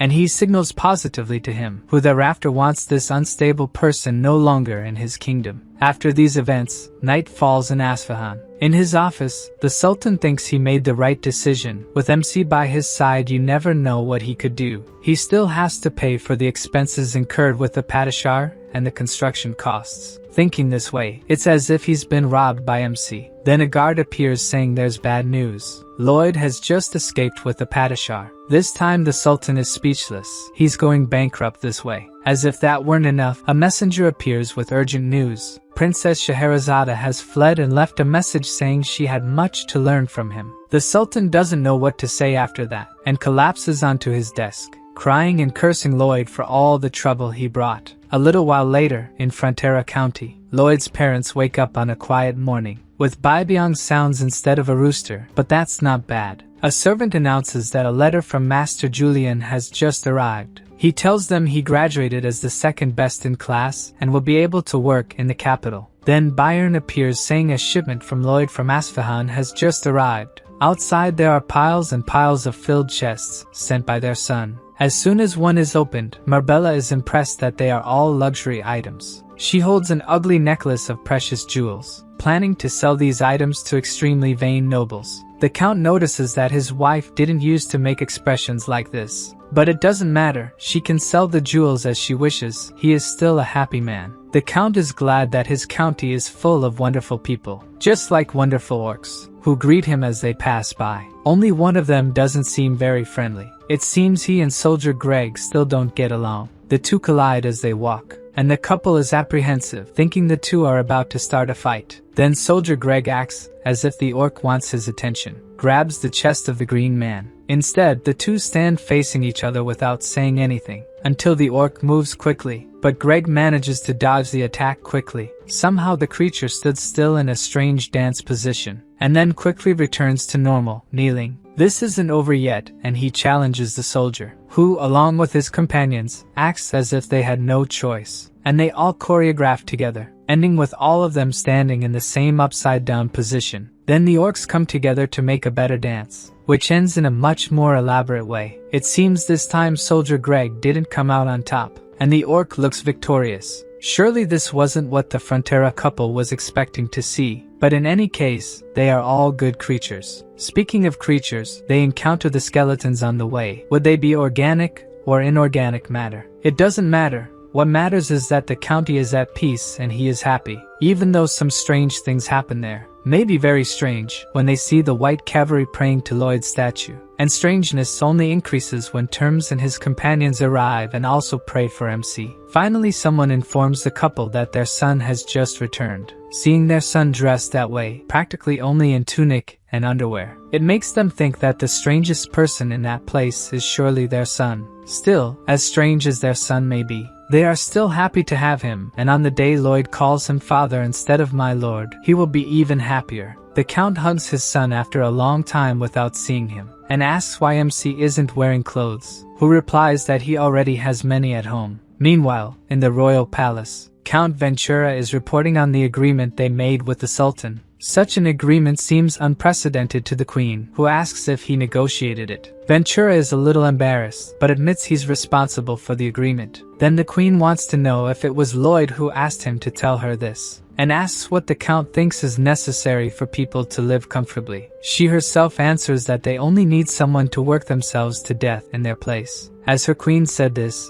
Count Ventura fully agrees with what she said. Although this agreement resolves many things, Magentano and Asfahan have been enemies for a long time. How could they establish a relationship of trust? While the Queen thinks about this, Scheherazade has just arrived in the county, thinking about how she will take this state from him. Unaware of any of this, the Count is pruning the garden plants, and is surprised when someone appears calling for him. He has no idea who the girl in front of him is. Then Scheherazade introduces herself, and the Count wants to know why she is there. The girl explains that she is there to see Lloyd. The Count, still in shock, doesn't understand what she wants with his son. She takes a deep breath, and tells the Count that she needs this man to sleep at night. The Count takes a moment to understand what she is saying. As soon as he understands her words, he is incredulous. This must be the most unbelievable thing his son has ever done. We see the protagonist lying on a dirt floor. Gradually, his consciousness returns. He is at the edge of a cliff, questioning what place this is and why it is so dark. Suddenly, a light appears, illuminating his face, along with a thunderous noise that alarms him. A giant fireball is rising in front of him, which gradually takes the shape of a human body. The immense fiery body stands still in front of the protagonist, until it says it is a pleasure to meet Lloyd Frontera. In fact, to meet Suho Kim. The MC thinks that no matter how real it seems, this must be just a dream. So he asks who this talking fire figure is. From within the fire, the person says they are the one who sees true nature, the ruler of the fire of hell, the king of hell, Helkeros. Lloyd bows, saying he didn't know he was in the presence of royalty, even though he thinks it must be a dream. From within the flames, the leader of hell laughs, saying the MC seems very confident, and asks if he thinks this is just a dream. The MC explains that no matter what he thinks, since the leader introduced himself, he is probably not there to harm him. The flames become even stronger, and the commander of hell reveals that he has grown fond of Lloyd. The young man would be someone suitable for hell. He doesn't understand if that was a compliment. All he wants is to live comfortably with the money he earned. The commander says that all the MC did for his worthless dream, his face capable of intimidating his demon knight, his singing worse than the screams of purgatory. Someone like that could make the souls of hell wish to be killed once more. By the way he talks about Lloyd, it seems like he was some kind of demon king or something like that. Then the king of hell makes a proposal to Kim Suho if he would like to join the leader of hell, where he would use the full extent of his talents. While he gives this choice, Lloyd is fighting against Roots trying to trap him. They are very strong, and he probably won't win this fight. Then a system message appears, saying it's better not to intimidate him too much. After a while in silence, the king of hell inquires if the system hasn't interfered enough, as it seems it could interfere even more. Hellcaros decides not to argue, and decides to play by the rules they have established. As soon as he disappears, the vines trapping Lloyd also vanish. Then the protagonist wakes up in his bed, sweating. The MC is panting after everything he went through with the appearance of the leader of hell. His face is hot. It may not have been a dream, and he doesn't know who Hellcaros was talking to at the end. While thinking about this, Javier knocks on his bedroom door. The swordsman asks why the master is all sweaty, but Lloyd deflects. Then Javier explains that there is a visitor from very far away waiting to see him. The protagonist thinks for a moment about who it could be, and then makes his strange face, having an idea of who it could be. On the way, Javier inquires why the master didn't ask who it was, but he already knows it is Scheherazade. After she tasted the lullabies, he knows she would need more. By his master's expression, Javier knows he is plotting something. In a closed room of the mansion, Scheherazade proposes that Lloyd record his lullaby in a magic crystal for her. Knowing that this is what their meeting is about, the Count doesn't know whether to feel relieved or sad. With a grimace, the MC asks if she wants him to do it without getting anything in return, and she replies that he will be paid for this work. His expression doesn't improve as he retorts that he already has a lot of money, leaving Scheherazade frustrated for making things difficult for her. Then the protagonist places a stack of papers on the table, proposing that if she signs the contract, he will do what she asks in return. Javier is surprised that the master had prepared a contract in advance for this situation. The girl gets irritated. The contract requires her to serve the county for 5 years, and the song would be given only after that time. To her, these terms are ridiculous, but the MC reminds her that she's the one who needs the lullaby. If she sleeps well and trains hard, she can become a sword master, but of course, it depends on whether she accepts or not. Javier realizes that when the master asked him to train Scheherazade, he probably had this in mind. A system message appears saying it's because of such actions that the demon wanted to be friends with him. Scheherazade is furious, knowing he planned to do this to her, but he ignores her complaints. Then, unable to hold her anger, she delivers a powerful punch to the MC's face, and leaves, calling him a piece of trash. A little after this argument, the girl is walking through the forest, still angry with Lloyd, thinking that if she signed the contract, she could become a sword master and be recognized by her father. Suddenly, something pulls her out of these thoughts. She's been walking through the forest, and now doesn't know where she is. The girl needs to find a trail. Then, from behind a tree, she sees something, a shiny brown mane, which makes her look more closely at who is in front of her. None other than the young Lloyd Frontera. The young man has an apprehensive expression. Scheherazade wonders who he might be. Julian remains thoughtful in silence, while she thinks he looks fragile and weak, like a herbivore that could be devoured by a predator. Then, suddenly, his expression changes, looking determined. A little ahead, some knights are trying to move a huge rock without success. Julian asks to help them, but the knight thinks he shouldn't be doing this kind of heavy work. The young man insists, but the knight says their duty is to escort him, and that he should sit and rest. His words have no effect, as the young man removes his shirt to help them, leaving the three astonished by the scholar's physique. Meanwhile, Scheherazade continues to watch the group from afar. In her imagination, he still looks weak, even with that physique. The four push the rock with all their might. The girl concludes that since he is returning from the capital, he must be Lloyd's younger brother, but he doesn't look like him at all, making such an effort to help the people with him. Since pushing doesn't work, he thinks it's better to dig around the rock with a shovel, because there's nothing a shovel can't solve. Then the girl appears, saying it's a good idea, but it will take all day, and that she will remove the rock from their path. Julian just watches without saying anything to the girl. It seems that young Frontera has just had his heart stolen. Scheherazade thinks that by doing this, she will gain some advantage in negotiating with Lloyd. Then,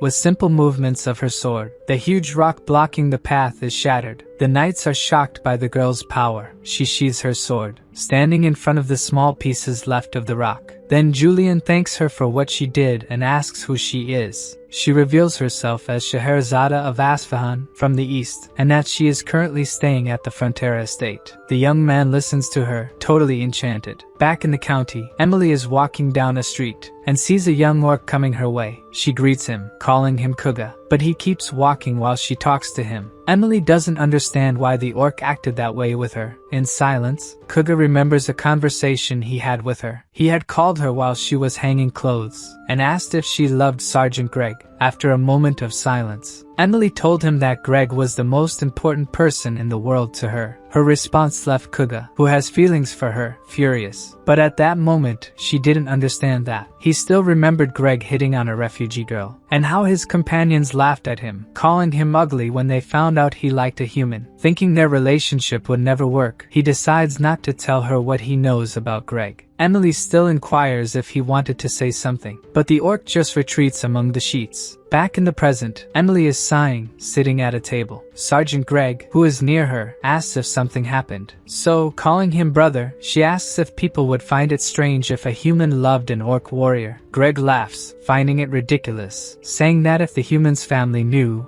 they would hunt her down. But suddenly he stops, remembering an argument he had, where Kuga fought with him, outraged, thinking the sergeant was cheating on Emily with another woman. It seems now he realizes their affection is mutual. At the Frontera mansion, the count is crying during the family dinner, happy to have raised two such incredible children. Scheherazade understands why, having one son as a diplomat and the other being one of the most talented in the kingdom. While for her father, she should either seduce Lloyd or become a sword master to prove her worth, understanding they come from very different families. Julian tells his father that when he is appointed in the capital, he intends to work even harder to make him proud. The count is more than happy and says his son can always come home if things get tough. Hearing something like that from a father shocks Scheherazade, and a tear rolls down her cheek. Then the girl abruptly gets up from the dinner table, saying she will retire first. Before she leaves, Lloyd asks when they will negotiate again, but the girl no longer wants to talk about it. Julian watches as Scheherazade leaves the room, and the MC notices something in the expression he is making. Alone,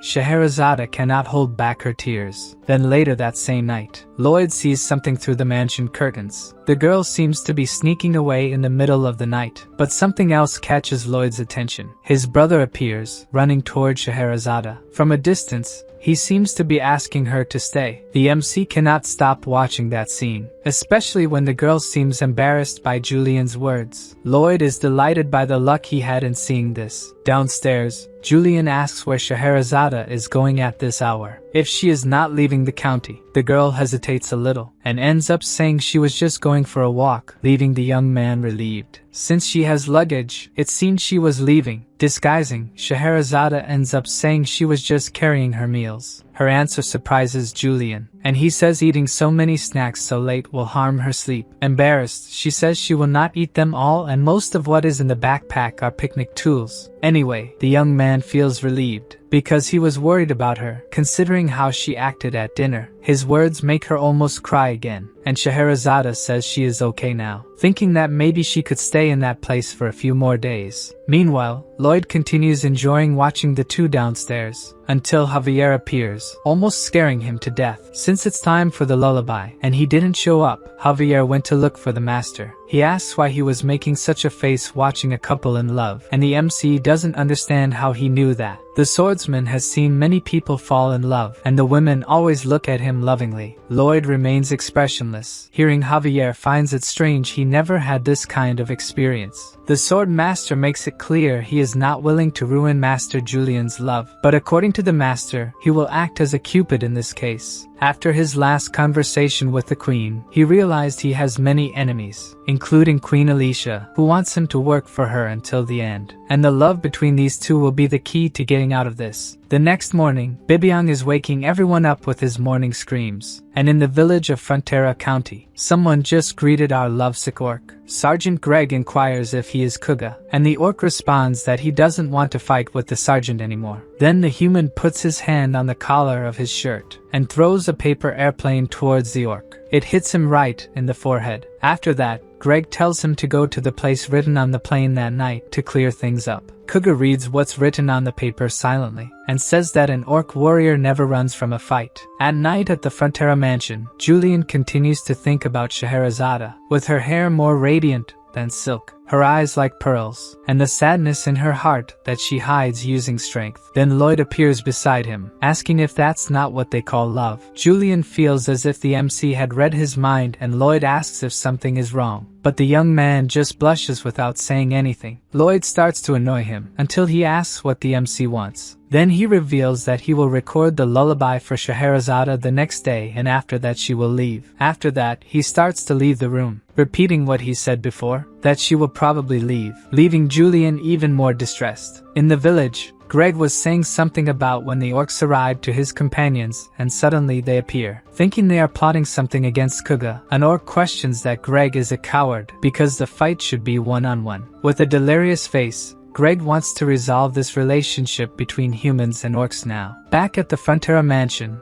Lloyd greets Scheherazade in a hallway, and she immediately punches him on impulse. Fallen on the floor from the punch, Lloyd tells her that Julian will be named soon, maybe the next day. As soon as that happens, he will leave the county, leaving Scheherazade as distressed as he left Julian. Alone, the young man thinks that she will leave and he will not see her anymore. In her room, Scheherazade thinks the same. Someone else is also impatient with this situation. Finally, the young man decides he cannot let her leave without telling her what he feels. The girl also thinks the same, going after him, while Lloyd is just waiting for his plan to work and the couple to declare themselves. In the village, Kuga is on a plane alone, until a noise catches his attention. At the mansion, Julian is in front of Scheherazade's room to confess his feelings to her. The girl is also in front of a door to confess, before she regrets it for the rest of her life. Back to Kuga. As soon as he turns, he meets Emily, who says she came to that place at her brother's request. Suddenly Sergeant Greg with other soldiers appears, coming out from among the trees. On the other side, several orcs also come out of the forest, heading towards the humans. Back at the mansion, the Count and his wife open the door to their room to see who is calling them, and Scheherazade is kneeling at their door. The orcs and humans push Kuga and Emily towards each other, and Greg declares that from this date, it will be the first day of the two as a couple. Finally, they will be together. At the mansion,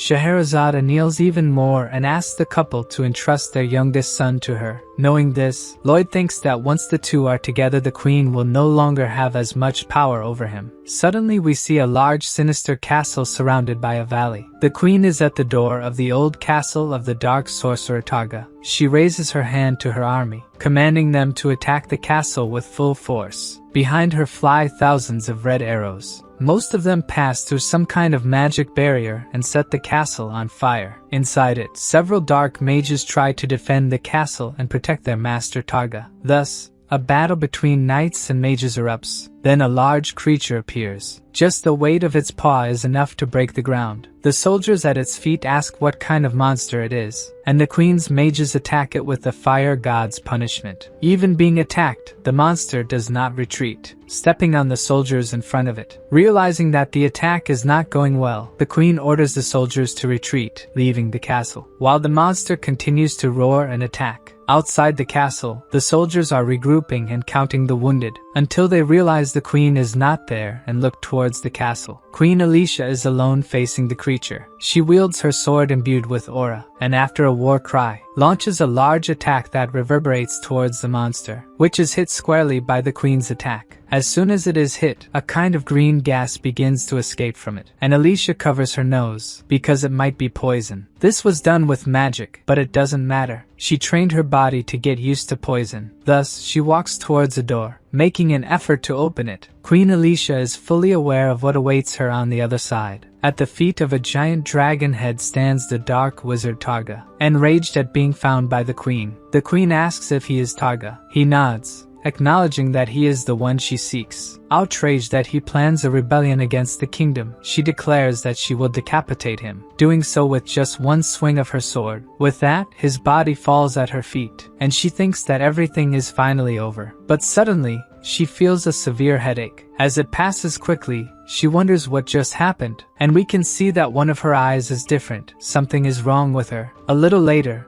Julian and Scheherazade get married in the county. The girl is very happy during the ceremony, just like her husband, who looks at her passionately. Of course, the Count couldn't help but cry copiously during the ceremony. Even Mr. Byron got a bit emotional. The orcs also celebrated with the elves. But among everyone, no one was more ecstatic about this event than Lloyd. Javier even suggests that he leaves so as not to spoil the occasion, but the master says he is just happy. The swordsman still does not understand how this marriage will prevent him from being enslaved by the queen. So Lloyd explains that he is now someone important in both countries, being a citizen of Magentano and also part of the Sultan's family, who is not foolish and must have understood when Lloyd fought against the sandworm that he was just pretending, which means he still wants the MC to work for him. Thus, if the queen tries to enslave him, he can go to the Sultan's side. Javier understood the master's point, but he could stop with this evil aura now. Lloyd knows he cannot challenge the queen, but at least he has a card up his sleeve to negotiate. Meanwhile, the Sultan watches his daughter's wedding through a magical device, and a thin tear manages to run down his face. Wishing his daughter to be happy in this place, where she will be free from fights over the throne or family pressure, Emily appears, saying it's time for the bride to throw the bouquet with all her strength. Then Scheherazade throws the bouquet, making a home run. The arrangement flies past Emily, who obviously did not know about the bride's strength. The bouquet flies across the county, catching fire due to its speed,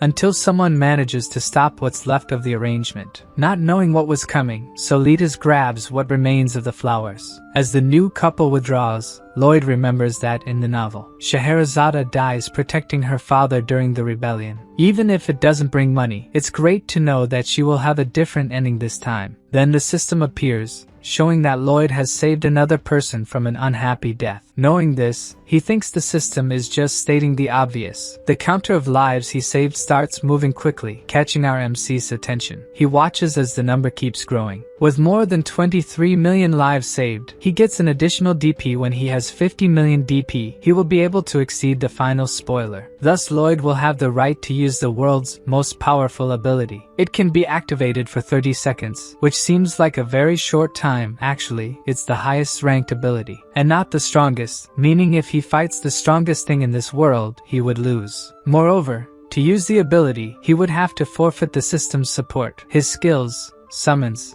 and final spoiler. The conditions do not excite him to use the ability, so Count Ventura appears to talk to him. He says that Magentano and Asfahan have signed a peace treaty, and thanks to this marriage, they are now brother countries. Then he apologizes for belittling Lloyd in his thoughts, calling him a hero. The MC feels embarrassed and says the Count can belittle him. After all, he is extremely materialistic. But he doesn't mind, saying that the queen already knows about everything that happened, and says she sent him there as an officer to summon Lloyd to the capital. In other words, now it's time for the MC to pretend to be sick. At that moment, he takes on a downcast expression. He starts faking a cough, saying he wasn't feeling well earlier, and that he needs to go to Asfahan to recover. Then Count Ventura reinforces that the queen wants to meet with him. Lloyd knows that the queen only seeks him out when she needs something and ignores him when he wants to meet with her, remembering her holding his face, saying he wasn't selfish or petty. Thus, he is once again in a carriage with Javier and Count Ventura heading towards the palace, not excited at all. His mood remains terrible when they arrive at the palace. It doesn't improve even a bit when he kneels before the queen.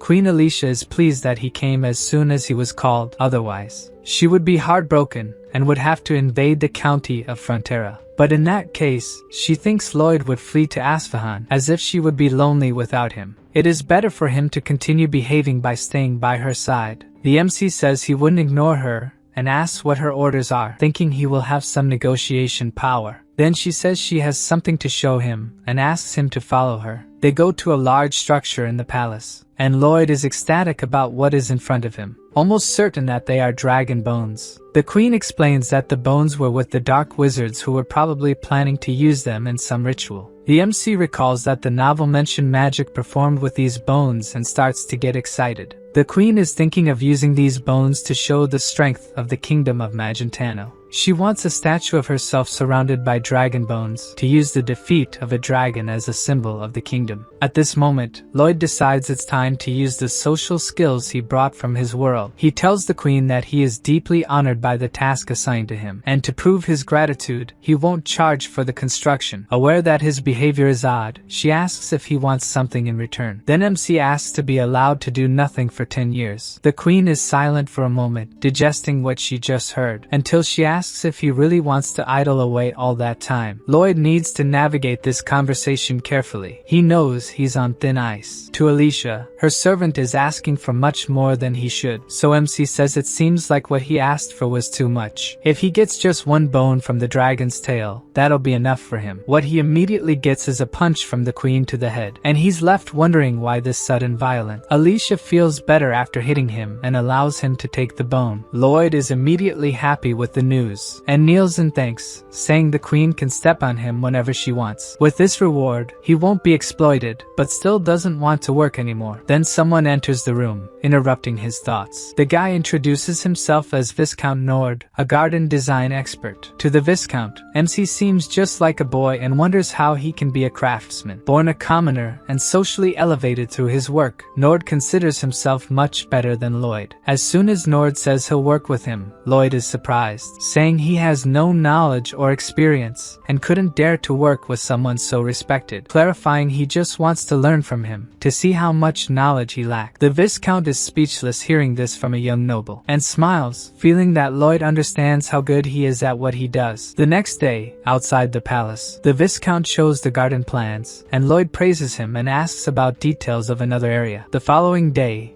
Nord brings more details and is again praised, and MC asks about more parts of the plan. The next day, Nord seems even more exhausted but is happy, feeling like a genius for doing the project so well alone. Then he leaves to start the topographic part, telling Lloyd not to get in his way. Nord is completely convinced he's amazing and can do everything alone, so MC also leaves, going to a nearby hammock to rest, ecstatic about getting free labor. Thanks to loyal and skilled people like the Viscount, people like Lloyd can relax without doing anything. During the night at the royal palace, in the building that houses the dragon bones, specifically in the bones guarded by the soldiers, from inside the darkness of the dragon's skull eye, a purple light emerges from that point. The light claims to be Targa, who hasn't given up on revenge against the queen, promising that she will die. We see Viscount Nord talking about the lush green nature ahead of them. According to him, humans admire the gods for their unique ability to create something from nothing. Lloyd realizes Viscount feels thrilled by his creations as if approaching the gods. He is glowing with excitement about his work, and it's precisely because of this passion that MC will leave all the work for him to do. Thinking Lloyd knows nothing, Nord decides to meet with the managers alone, and MC apologizes for his ineptitude. He watches as Viscount moves away. Once he's gone, it's time for him to enjoy his time, so he summons all his pets, who appear excited. Bibyong soon starts to strike a combat pose, and Lloyd determines it's time for the games to begin. Bibyong is in a combat stance in front of Padong, who also seems ready to fight. Lloyd commands Padong to release a beam, and the guinea pig gets all riled up. Then Bibyong pretends to be hit, and starts shaking as if the attack was painful. Suddenly, we see someone running. It seems Javier desperately needs to find his master, who continues playing with his pets as if in a battle. Meanwhile, the swordsman leaps between tree branches in the forest, and Lloyd is hit by a strong attack from the guinea pig. He writhes as if in pain while the pets watch. MC is loving these moments of being a layabout, wishing to live like this forever. But all good things come to an end. Javier appears right behind him, and shouts that Her Majesty is coming. Of course, our protagonist wasn't expecting this, so he quickly sets up a table nearby, and puts several papers on it to appear as if he was drawing something. Finally, he sits at the table, pretending to be frustrated with some part of the project. At that moment, Queen Alicia arrives with some escort soldiers. Then Lloyd acts clueless as if he just noticed her presence. He kneels to greet her, but she, knowing him, says his treatment seems very fake, and asks if he's just been idle until her arrival. MC falls silent, making a face. He knows the queen isn't mistaken. She asks if Lloyd considers Viscount a fool, stating that a commoner doesn't become noble just because of talent, and wonders if he wasn't deceived by the Viscount. Sometime earlier, Nord had gone to the sovereign to report something to her. He explains that the dragon's bones were requested. In the center of the garden, bowing before a statue of her and a waterway where boats would pass to admire the work. Despite efforts to find a solution, the gradient between start and finish was too steep, causing a very fast flow. Since he couldn't solve the problem, the queen thought he wanted to leave it out of the work, but he insists that's not the case, that Lloyd offered a solution to the problem. According to MC, he suggested building a system of steps in the waterway and putting gates at each level. When a boat enters, the gate behind it closes, and the water is filtered to lower the level. When the water at the current gate and the next gate are at the same level, the next gate opens, and the boat can proceed. He continues that Lloyd didn't just help with this problem, but with many others every time. The young man said they were just thoughts from someone who knew nothing. The Viscount would determine if they were useful. Nord concludes that MC has superb knowledge, but gives all credit to him. Participating only in crucial parts of the construction, the Viscount considers him a model of a capable man. Unaware of the conversation, Lloyd is thinking about what excuse he can give the queen and whether he can be accused of treason by her. Tired of him kneeling, she tells him to sit down and stand up. He does as his queen commanded, looking at her suspiciously. Queen Alicia gives Lloyd a long look, until she says his actions have pleased her completely, and that he should continue like this. MC raises his eyes to see her. He never expected to hear such words from her. She leaves shortly after, leaving him kneeling. So he turns to Javier, saying that she didn't find out he was slacking off. Even with the onset of winter, construction of the huge garden didn't stop. MC also had no time to rest. You never know when he could play like this again. More time passes, and spring arrives. The construction of the garden and its immense attraction finally finished. To celebrate, a grand party in the palace garden is held. Guests discuss the greatness of the queen and her country. Nobles from other lands eagerly look to form ties with the country. Looking at them, Lloyd thinks this huge project shows other countries the glory and power of Magentano, causing neighboring countries to grovel before them. Then something catches his attention. Javier is looking at a macaron, feeling he shouldn't eat it, when he asks why. The swordsman explains that suddenly he thought his master is someone unlucky. This causes MC to have a rage attack, wanting an explanation. What does he have that Javier doesn't like? Then he explains it's not like that. Whenever his master finishes a work and a party is held, some huge problem arises. If it happens this time means he is really unlucky. By the look on his face, Lloyd thinks the swordsman wants something to happen. MC barely finishes the sentence, and a loud noise interrupts the celebration. Out of nowhere, the dragon's head detached from the rest of the skeleton and fell to the ground. The queen looks at the scene, incredulous that this could happen, while Viscount Nord panics that his project may have collapsed. Who also can't believe is Lloyd, who did simulations before construction. There's no way this could happen. Then Javier tells him to get ready to run, leaving MC confused. He wonders if he should run now, and why Javier looks so scared. There's something wrong with the bones. A purple mist begins to emanate from the fallen head. It expands to the rest of the skeleton, rising far beyond the royal palace. From the atmosphere, it's possible to see the mist forming a whirlwind that doesn't bring anything good. A light starts coming specifically from the dragon's eyes. Facing the statue, a voice coming from the head says the queen's name. As the head moves toward the body, the voice says that before she decapitated him, he transferred his soul to the dragon's bones. And now the transfer has finally been completed, so the creature lets out a roar, moving its claws towards Queen Alicia's statue. The dragon leaves only unrecognizable pieces after the attack. Then he turns towards his enemy, the queen, who is apprehensive and surrounded by royal guards. Then he flies roaring towards them. Although frightened, they stand firm before the creature. The queen shouts that if the monster doesn't want to have a horrible death, it's better to run away immediately. She attacks, thinking he has mana enough to erase the sky and only a swordsman master can defeat him. But the dragon gives a paw to them, so strong that it throws the queen and the guests in the air. The dragon thinks he's moving slowly, maybe because he hasn't yet gotten used to his new body. But that's irrelevant at the moment. People seem to be nothing more than ants to him, making the ground tremble by flapping his wings, while giving a scary laugh. The queen thinks they won't be able to fight against this monstrosity using only strength. In this case, she calls for Lloyd. He'll find a way to defeat this thing. The only problem is that at that moment, the one she needs the most is running away from the dragon. Seeing this momentarily leaves her hopeless, until she remembers she still has another option and calls for Javier. But the swordsman is also running away, right behind his master. Now she has really lost the hopes she had. In the distance, the two continue running non-stop. They jump over tables with food ahead of them, as if they were obstacle race athletes. Gradually, Lloyd can be seen almost out of breath. Javier warns the master that if they escape, he may not be paid, and Lloyd says he only thinks about money, confusing the swordsman, since his master is motivated by money. Suddenly, Javier stops running and MC shouts because he is stopping. Then he explains that if they don't stop this thing, it will end up reaching Frontera County. Without stopping running,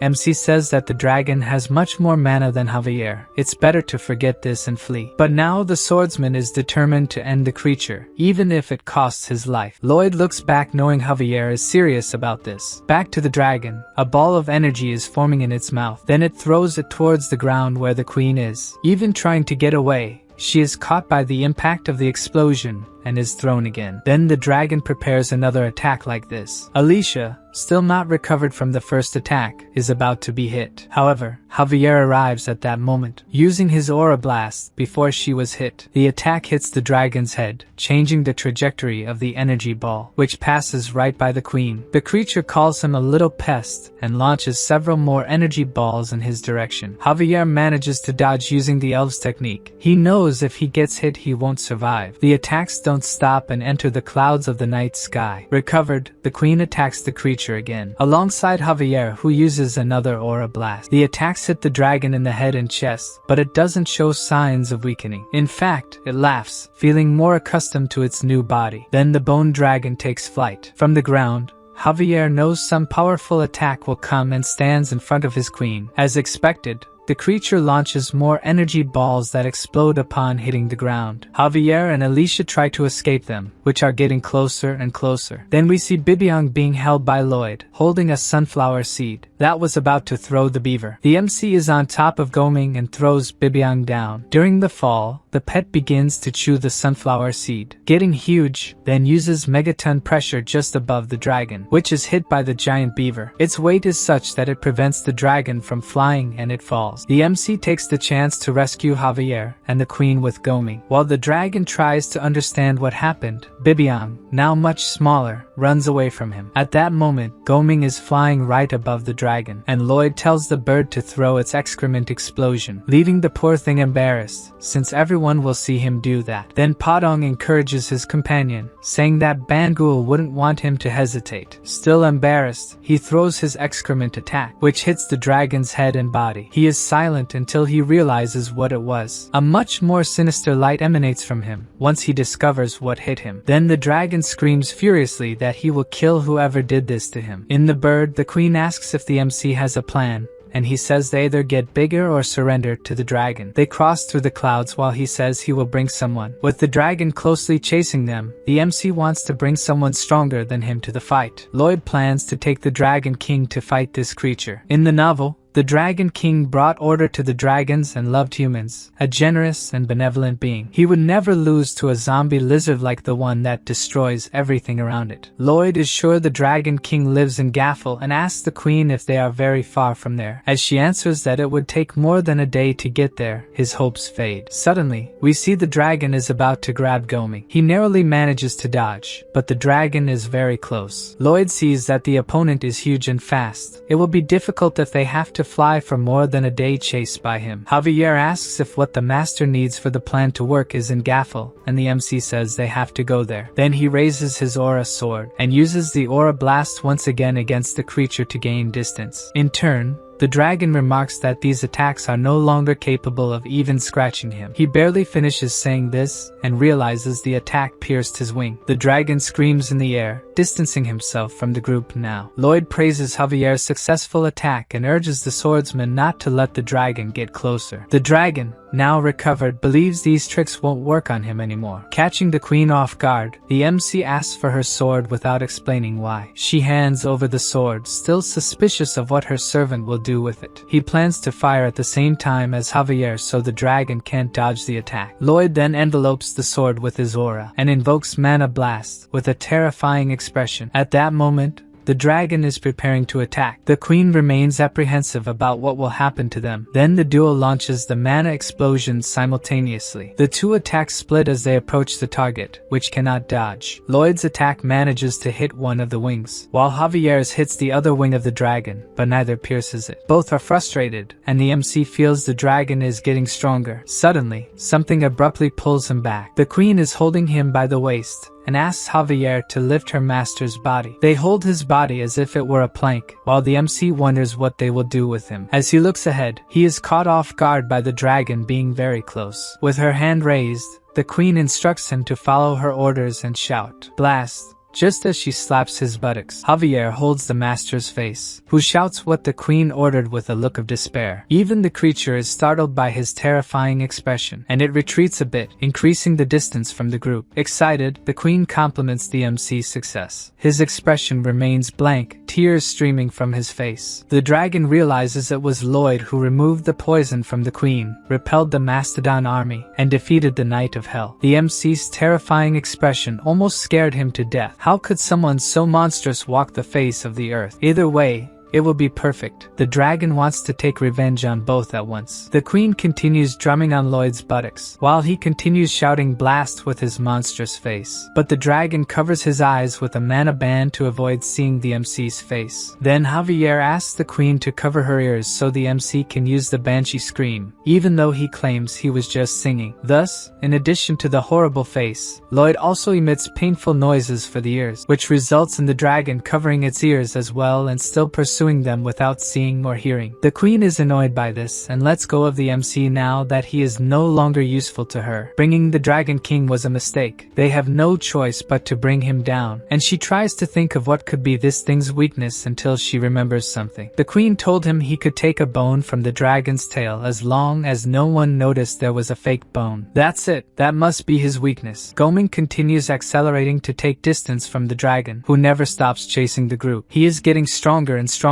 transcending natural human limits, and becoming a powerful being, while we see he is right behind Goming. Suddenly, he makes a sprint and gets very close to the bird. To prevent them from being devoured, Lloyd asks Goming to use the spiderweb glow. Goming releases a web that wraps around the creature's head and part of its body, who shouts that they are using the most annoying attacks against him. While he was busy trying to get rid of the web, the group disappears into the sky, and the dragon wonders where they went. Then we see Javier and the queen jumping off Goming, who is flying right above the dragon. The MC shouts for them to aim for the fourth bone of the tail, starting from the pelvis. The swordsman uses his aura sword to hit where the master asked. Then the attack approaches the tail without the dragon dodging, hitting the granite bone, reinforced with the dragon's power. Either way, he takes the blow right on the fake bone. Let's not forget it's not just Javier who is a master swordsman. Queen Alicia is also a powerful sword master. As she attacks, she shouts that she ordered Lloyd to use the bone of an emperor's pala to make the fake bone. From above, he apologizes to her, saying that it's always better to save costs in construction while she attacks the dragon. Her aura sword's power is immense and shatters the granite bone Lloyd had made. He celebrates that they managed to destroy part of the dragon. His tail flies off after losing its connection to the rest of the skeleton, and the dragon screams furiously at what they've done to him. Suddenly,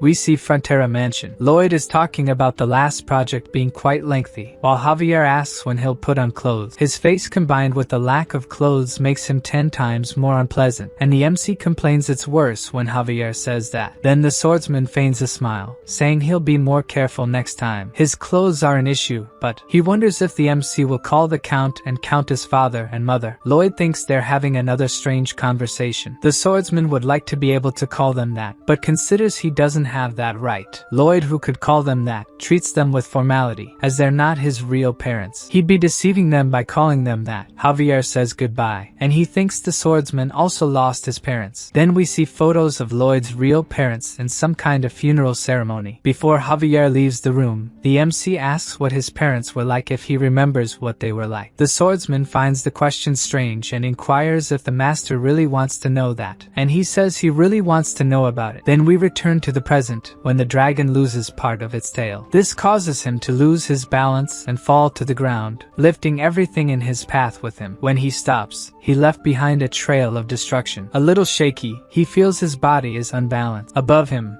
We see Padong become giant as he falls toward the creature. His body hits the dragon's head, which is immobilized on the ground. Next, Lloyd and the queen also land just ahead. He uses maximum mana explosion power. As the attack rises, the dragon thinks the human missed the target, which distracts him from Javier, who also uses mana explosion, making the monster roar when hit by it. Continuing, the MC uses his overload ability, which absorbs mana. The ability sucks the dragon's mana and manages to knock down the trees around it. All that power goes toward Lloyd. On the other side, Javier continues the aura attack, and the MC doesn't stop sucking mana, increasing his mana heart and improving the ability to purify toxic mana. To help in the attack, the queen appears attacking with another mana explosion, just above where Javier is aiming. She hits the zombie dragon bone with all her strength, causing the bone to crack. The dragon howls in despair for being unable to react to the attacks, and Lloyd realizes the plan is working. They can win. Then the system warns that his mana heart has gained dragon properties, and the dragons are showing interest in him now. Continuing the attack, Javier doesn't remove his sword from the dragon. Queen Alicia also doesn't stop attacking, and Lloyd sucks all the mana he can. Then we return to the mansion, with Javier saying the master isn't the kind of person who asks that kind of question. The MC says that, in fact, he doesn't even know why he wants to know about it.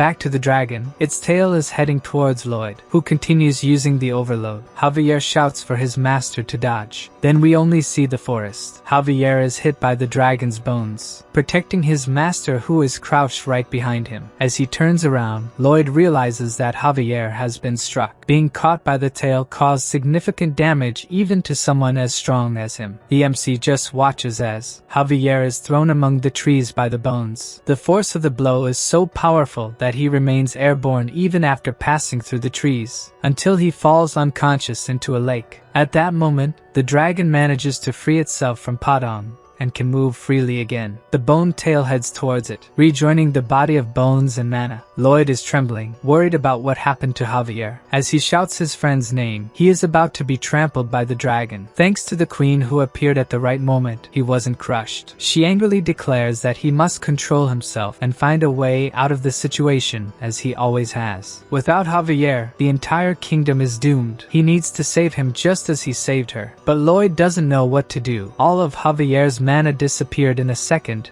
and he has no way to restore it. While they were talking, the dragon got very close to them without being noticed. In the lake, the sword master continues to sink into the water. He is thinking that he needs to gather mana, that he needs to expand and make it clash. The sword master continues thinking that he needs to save Lloyd. Then we see the queen running through the forest, carrying the MC on her back. The dragon is right behind them trying to catch them. Carried, Lloyd thinks he should have seen another spoiler of the ending, or improved his skills to become stronger. While in the lake, the swordsman keeps thinking that he needs to save Lloyd. On the queen's back, the MC thinks the same. The MC tells the queen with all respect that he needs to get off her back, and jumps over her back. Both think that no matter what happens, he needs to save his friend. Then we see that Lloyd has thrown himself into the lake, and is almost reaching Javier's outstretched hand to save him. The MC's hand rapidly approaches Javier, until they grasp each other's hands. In his thoughts, Lloyd wishes for the swordsman to take his mana, and it seems that even without saying anything, his friend understood that. We see the mana in Lloyd's body glowing, while Javier has nothing left inside him. Then his body also starts to glow as it receives the mana that was trapped inside the MC. On the surface, the dragon is about to unleash another energy ball, and only the queen can fight it at this moment. Suddenly,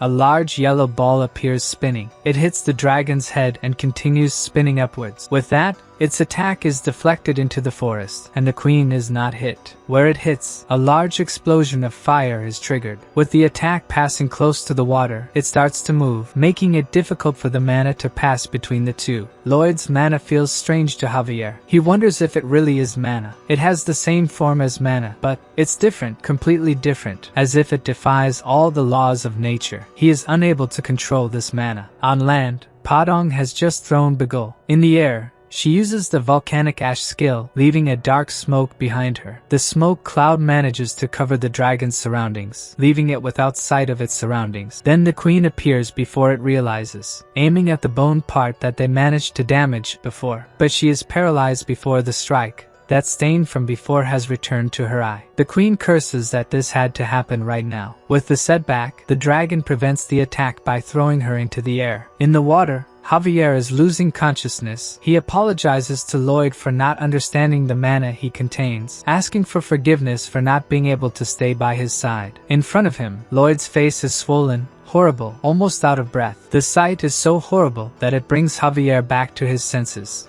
screaming completely terrified. Then we see that something changes in his mana. The system alerts that after seeing this horrendous thing, Javier now understands things beyond the law of causality. Back to Alicia, she is in free fall with much pain in her eye, but is fortunately saved by Goming before she hits the ground. The system alerts again that Javier controls the superior mana obtained from the MC, and his body can ignore part of the laws of causality. Meanwhile, Lloyd's pets are gathered protecting each other from the dragon that is about to attack again with another energy ball. The creature is so large that even in their larger form, the pets seem small before it. In the water, Lloyd, almost out of breath, is reading a new message from the system that says all the cells in Javier's body are activating like a mana heart. Bright wings appear behind the swordsman. Then we see the dragon about to attack. On the other side, even the pets are surprised to see Javier with wings holding his master's body in his arms. The swordsman is shining beautifully, while the MC looks like a vision from hell with water dripping from his mouth. Caught by surprise, the dragon wonders how they got there, how they are suddenly standing in that place. The swordsman releases Lloyd, who falls to the ground as horribly as his face. Then he draws his sword that was previously broken. The dragon just watches what its opponent will do next, and Javier seems to be just standing before it. Then several glowing cuts appear all over the dragon's body, even though it seems the swordsman hasn't even moved. The creature is sliced into thousands of tiny pieces without even realizing it was struck. It doesn't even seem like that pile of bones was something so frightening just moments ago. Its pieces fall in front of Javier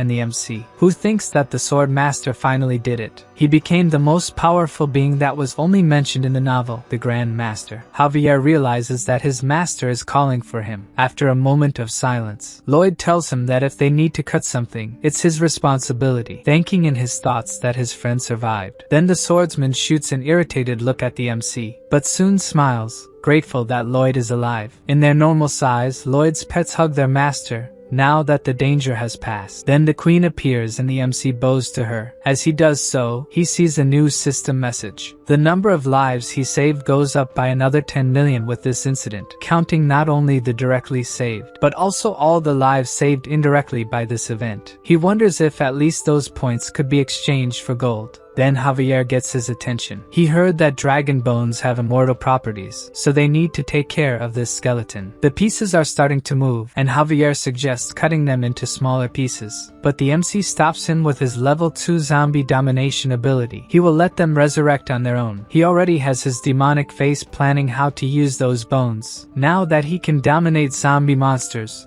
ghosts, and dragon skeletons. Suddenly we see the dragon skeleton reassembling. Lloyd is watching it, preparing for his domination ability. More complete, the dragon roars at them. The system announces that the skeleton's domination has been completed, and asks if Lloyd wants to remove the soul attached to it, and he confirms. The space around him changes. He has been teleported to the skull. Now he must defeat Targa to obtain the dragon skeleton. Lloyd understands that the mage transferred his soul before being killed by the queen. Then something catches his attention, and he turns around. There is a man kneeling on the ground behind them. The man is Targa, and the system presents various information about him, like low blood pressure, age, and weight. Targa starts to say something, and Lloyd looks intently at him. He tells that he was born with cursed mana, so the villagers tormented and discriminated against his family. He cries, saying that his mother called him a demon, that he ruined her life and was her greatest regret. The MC looks at him with a sad expression, while he continues saying that despite all this, he loved his mother. Then Lloyd calls for Targa, asking what that has to do with him. Then his demonic expression returns, and he lunges at the mage, landing a solid punch on Targa's face. The blow makes the mage explode, and the system alerts that the MC defeated the parasitic soul. Outside the dragon's skull, Lloyd is expressionless, as if he has no soul in his body. The skeleton starts to glow blue, and the system shows that the skeleton's domination has been completed. Then we see Lloyd's little algae approaching and entering his body through his nose. The system says says that now the skeleton has a new personality. This will define how it will relate to the skeleton. With his eyes shining from the ability, Lloyd tells the dragon that he is its father. Then the blue dragon prepares an attack, making the MC wonder if his brainwashing worked, and the others get into attack positions. Then the dragon fires its energy ball, which rises high into the night sky and explodes like fireworks, forming a blue heart. Fragments of the heart fall onto the skeleton, while its wings almost form another heart, and it calls the MC father. He looks satisfied, while the other two are shocked. Then Lloyd extends his hand towards his offspring, touching its snout and saying that he will give it a name. Unlike a zombie, it is not a cursed being, it is the proudest dragon of all. So it will be called Draggy from now on. Both the Queen and Javier find the name terrible. Not even the system likes the nomenclature. Lloyd hugs it, finding the dragon very cute. Now he can topple a mountain in a second with his excavator Draggy. Queen Alicia silently looks at him. She thinks that Javier must have reached the level of a Grand Master, a legendary being that could defeat a god. And Lloyd now with Draggy has enough power to bring down an entire continent alone. This man has the power to destroy the entire world in the morning. He is no longer under her control. Thinking about this seems to leave Queen Alicia with a look of regret. The next morning we see the royal palace. The queen speaks to a crowd that her hasty actions worried many, and she will take responsibility for it. They were able to overcome this enormous disaster thanks to just one man, and this man who saved them is. In the middle of the crowd, Lloyd is signaling for her not to say his name under any circumstances. He begs with his horrible face for her not to do it. With a smile, she thinks that the most powerful man in the world who dreams of being rich and staying in the countryside deserves it. That insolent pest. So she says to everyone the name Lloyd Frontera, the man who saved them. In the middle of the crowd that now recognizes him, the MC is dismayed by what she said. Queen Alicia sticks her tongue out at him, showing that he will have to deal with it now, while Lloyd remains incredulous about the situation. A little later, during the night, the MC is laughing, as the queen promised to pay 2 billion in gold for the reconstruction, thinking it made up for fighting the dragon. Javier recalls that they almost died in the fight, but to the MC, it doesn't matter since they are all alive. He continues to say that this is enough to live like a king, while Javier remains silent. Then we see what appears to be an abundance of mana, and Javier asks if Lloyd is some kind of god, catching him by surprise. But he quickly concludes that he can't be, given his appearance, irritating the MC. Suddenly, he asks where the real Lloyd Frontera is, if he's dead, leaving the MC in silence, unsure of what to say, until he finally responds that he doesn't know what happened to the original Lloyd. He explains that when he arrived there, he was already like that. Javier asks if he didn't choose to take Lloyd's body, but the MC says no. Javier lies down and says the MC can sing him a lullaby now, making Lloyd ask if he believed what he said. The swordsman says that when the MC lies, he has the most shameless face in the world, but when he tells the truth, he seems vulnerable. Lloyd remains silent, perplexed that Javier discovered this, then knocks at the door to interrupt the two. A bearded man who was knocking simply enters the room. Javier says he doesn't sense his mana, so he must be dead. The man is the dragon Anticus. More precisely, a message from him, the original spirit of the skeleton they defeated. Unsurprised by the appearance, the MC asks what Anticus wants with them. In the name of the great dragon, he orders Lloyd Frontera to go to hell now to bring Anticus's spirit back. With no interest in that, Lloyd lies down, says he won't do it, and wishes him good night. Then the messenger starts begging the MC to listen, but he's not interested at all. If he brings the soul back, he will be associated with the Dragon King's club. So the MC gets up, reconsidering the proposal. Now he wants to know more about the benefits this club offers. 5 hours earlier, the workers were clearing the waterway and gathering men to go to the destroyed forest. The workers carried heavy logs on their shoulders. Viscount Nord commanded what each one should do, while Lloyd is just sitting doing nothing. The queen stands behind him, observing how lazy her subject is. Suddenly, the MC is startled to notice that he was being watched by her. He then gets angry with Javier, who was also doing nothing, for not warning him that the queen was coming. Alicia sighs and comments that as the manager of the place, he shouldn't be moving the logs himself. Kneeling, Lloyd uses the excuse that he was just organizing his thoughts when she arrived. The queen asks her bodyguards to leave, and tells the MC to come closer, as she has a private matter to discuss with him. She watches as he crawls toward her, focusing on the MC's rear, which is facing up again, making her remember when she slapped his behind. Her hand even trembles, tempted to do it again. But she tries to push those thoughts aside. Having this man as an enemy would be the end of her kingdom. Alicia thinks that even as queen, she can't go around slapping behinds, but that's exactly what she just did. Then she grabs her hand, unable to control herself. Despite what she did, Lloyd continues to shake his rear in the air, as if wanting her to continue. He says that if he did something wrong, he will willingly accept punishment, surprising the monarch who thought he would disapprove of her actions. Javier looks at him, saying he knew his master liked that sort of thing. The queen wants to know where the skeleton dragon is. There will be panic if anyone sees him, but the MC assures her he ordered him to hide. She mentions that both the dragon and Javier listen to him like loyal dogs and asks if he's aware that he has the most powerful army in the world. Lloyd responds that he understands her concerns. Traditionally, power is necessary to maintain peace and stability, but he thinks those who think like that have weak minds. That's why he's under her care, always remaining the queen's vassal, who remains silent after hearing this, until she says he thanks Lloyd Frontera. In return, he also thanks her. A little later, we see the royal palace, accompanied by her bodyguards. The queen is thinking about the MC's ability to control immense power. He is someone much stronger than he appears to be. Suddenly, the searing pain in her eye returns, causing her to fall to the ground in pain, alarming her bodyguards. The antidote for the poison from Targa's castle is not working. Then the system shows Lloyd that the number of lives he had saved has dropped. To make matters worse, the number keeps falling. It seems more than 10 million people will die. He thinks that just as the skeleton wasn't in the novel, more unexpected threats will keep appearing. Meanwhile, the queen continues to suffer severe pain in her quarters. A voice is telling her that Lloyd is a threat and must be killed. He is trying to kill her. She tries to argue with the voice, saying that the MC is not like that. But the voice continues to insist she should kill him, and she grabs her sword. Then we see her walking, totally transformed by Targa's poison.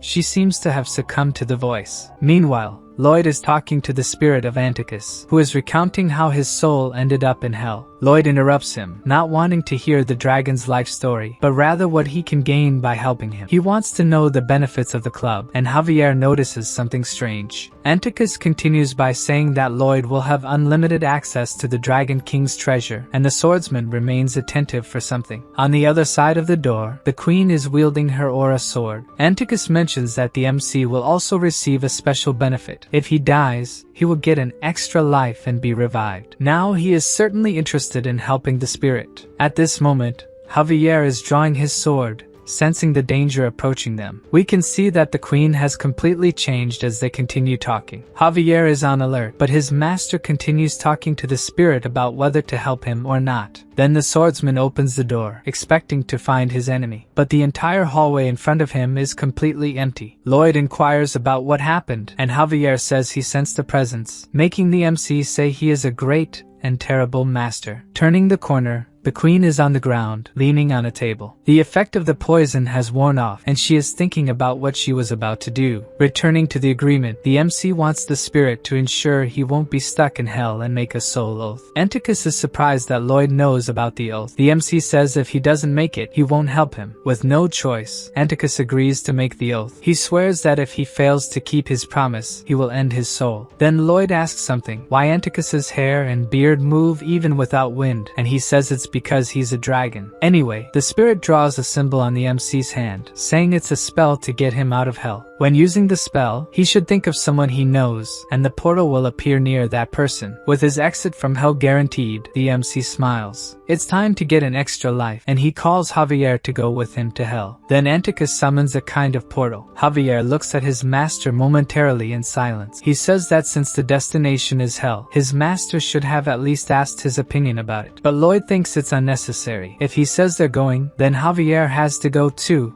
even if it's hell. Jumping into the portal, he calls Javier once more to come with him. Javier thinks he doesn't get paid enough to have to go through this, and, with no enthusiasm, jumps into the portal right behind his master. At that moment, all the demons in hell receive a notification that there is a human intruder in hell. All the demons knew about what happened between the MC and the Hell Knight, and they all had the same thought. The best singer in hell has arrived to give them a concert. In hell, we see a small creature running, almost out of breath. The tiny creature runs non-stop, scared. Then someone much larger catches his attention. Two demons are saying that he is a small soul trying to escape. He is trying to flee to avoid being judged. The demon says he will chew him up and then spit him out, while the other simply stares at the small soul. Frightened, it screams for help. Then someone approaches them. With a much worse expression than the demons, Lloyd demands an answer. The soul is now terrified of what has just arrived. The demon says that the MC is just a human, even if he is the best singer in hell. When a shovel approaches him, he hits the demon in the face, causing the fleeing soul to fall. Then the demon collapses on the ground, while the soul runs away trying to escape. The companion, who had been silent, decides to confront Lloyd, telling him to apologize. Behind him, Javier asks if the guy is worried about his friend. He is a kind soul for having such concern. The demon is left speechless after hearing this. The trembling demon says that he is very evil and cold, the worst kind of demon that exists.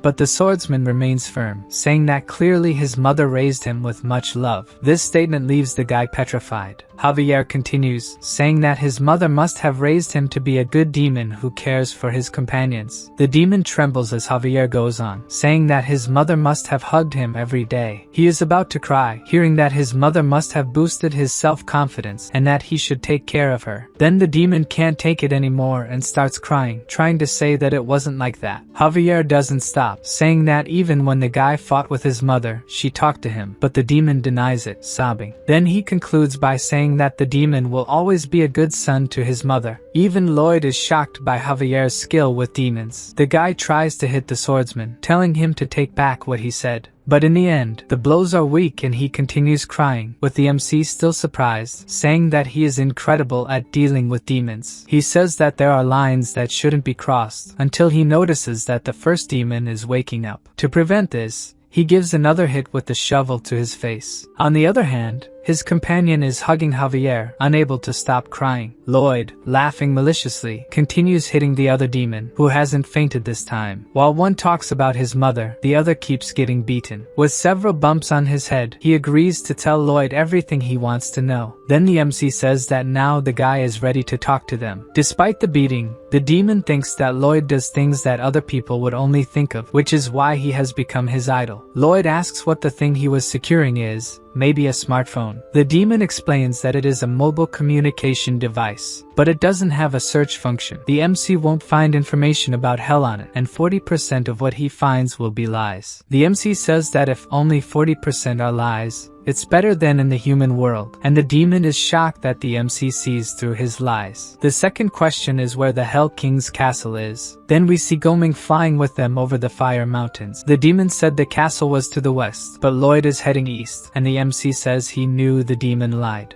Even being cursed by the protagonist, this demon seems to enjoy it. He tells the guy to say everything he knows about hell and its king, and as a reward, he will call him all sorts of names. The demon wants to know how Lloyd is enduring the heat of hell, but the MC says he's the one asking the questions there. Lloyd is actually enduring it due to his 100% dehydration resistance ability. As they approach the castle, tired, Goming finally manages to land. Then the duo walks with the MC, telling Javier that they will fight the Hell King, but they are interrupted by one of the demons who came with them. He questions why the MC didn't curse him when they landed as he said he would, but Lloyd responds that he's not in the mood for that and tells him to disappear. The guy is shocked by the human's attitude, making him even more enchanted by the protagonist, even blushing, while his companion is at complete peace of mind and bids farewell to Javier, who casts an angelic glance at the demon he converted. Now the duo is practically at the door of the Hell King's castle. The demons working inside are shocked. How can a human walk around there with such confidence? Suddenly, the MC turns to the demon with his demonic expression, almost scaring him to death. Knowing this, he continues to terrify the demons with his horrifying face. After traumatizing all the demons, Lloyd thinks that hell isn't so scary, but Javier says it's better to be cautious. Then the demon Helexinus, head of the Hell Security Office and commander of the 2nd Legion, wants to know what the humans are doing there. Although he seems strong, the guy falls after the first hit he takes from Javier. Thus, the duo arrives at a large door opened by Lloyd. He is the first to witness what lies behind it. As he expected, the Hell King was in that place. Now the MC is sure it wasn't a dream. The creature he saw in the flames was the Hell King. Lloyd bows upon entering, greeting the sovereign and introducing himself. Buried in work, the ruler says that the MC should have come at another time. He shouldn't bother him when he's so busy. Then licking his lips in a way only he can, the MC asks if he wouldn't like to finish today's work. The king then stops what he was doing. He says that if Lloyd already knows the answer to that question, he shouldn't even ask it. The MC claims he might be able to free the sovereign's knights from work. Guys, the video is over. I just wanted to ask for your attention real quick. For those who aren't subscribed, please subscribe and leave a like. It helps a lot. 87% of the audience isn't subscribed, so if you want to help, please subscribe.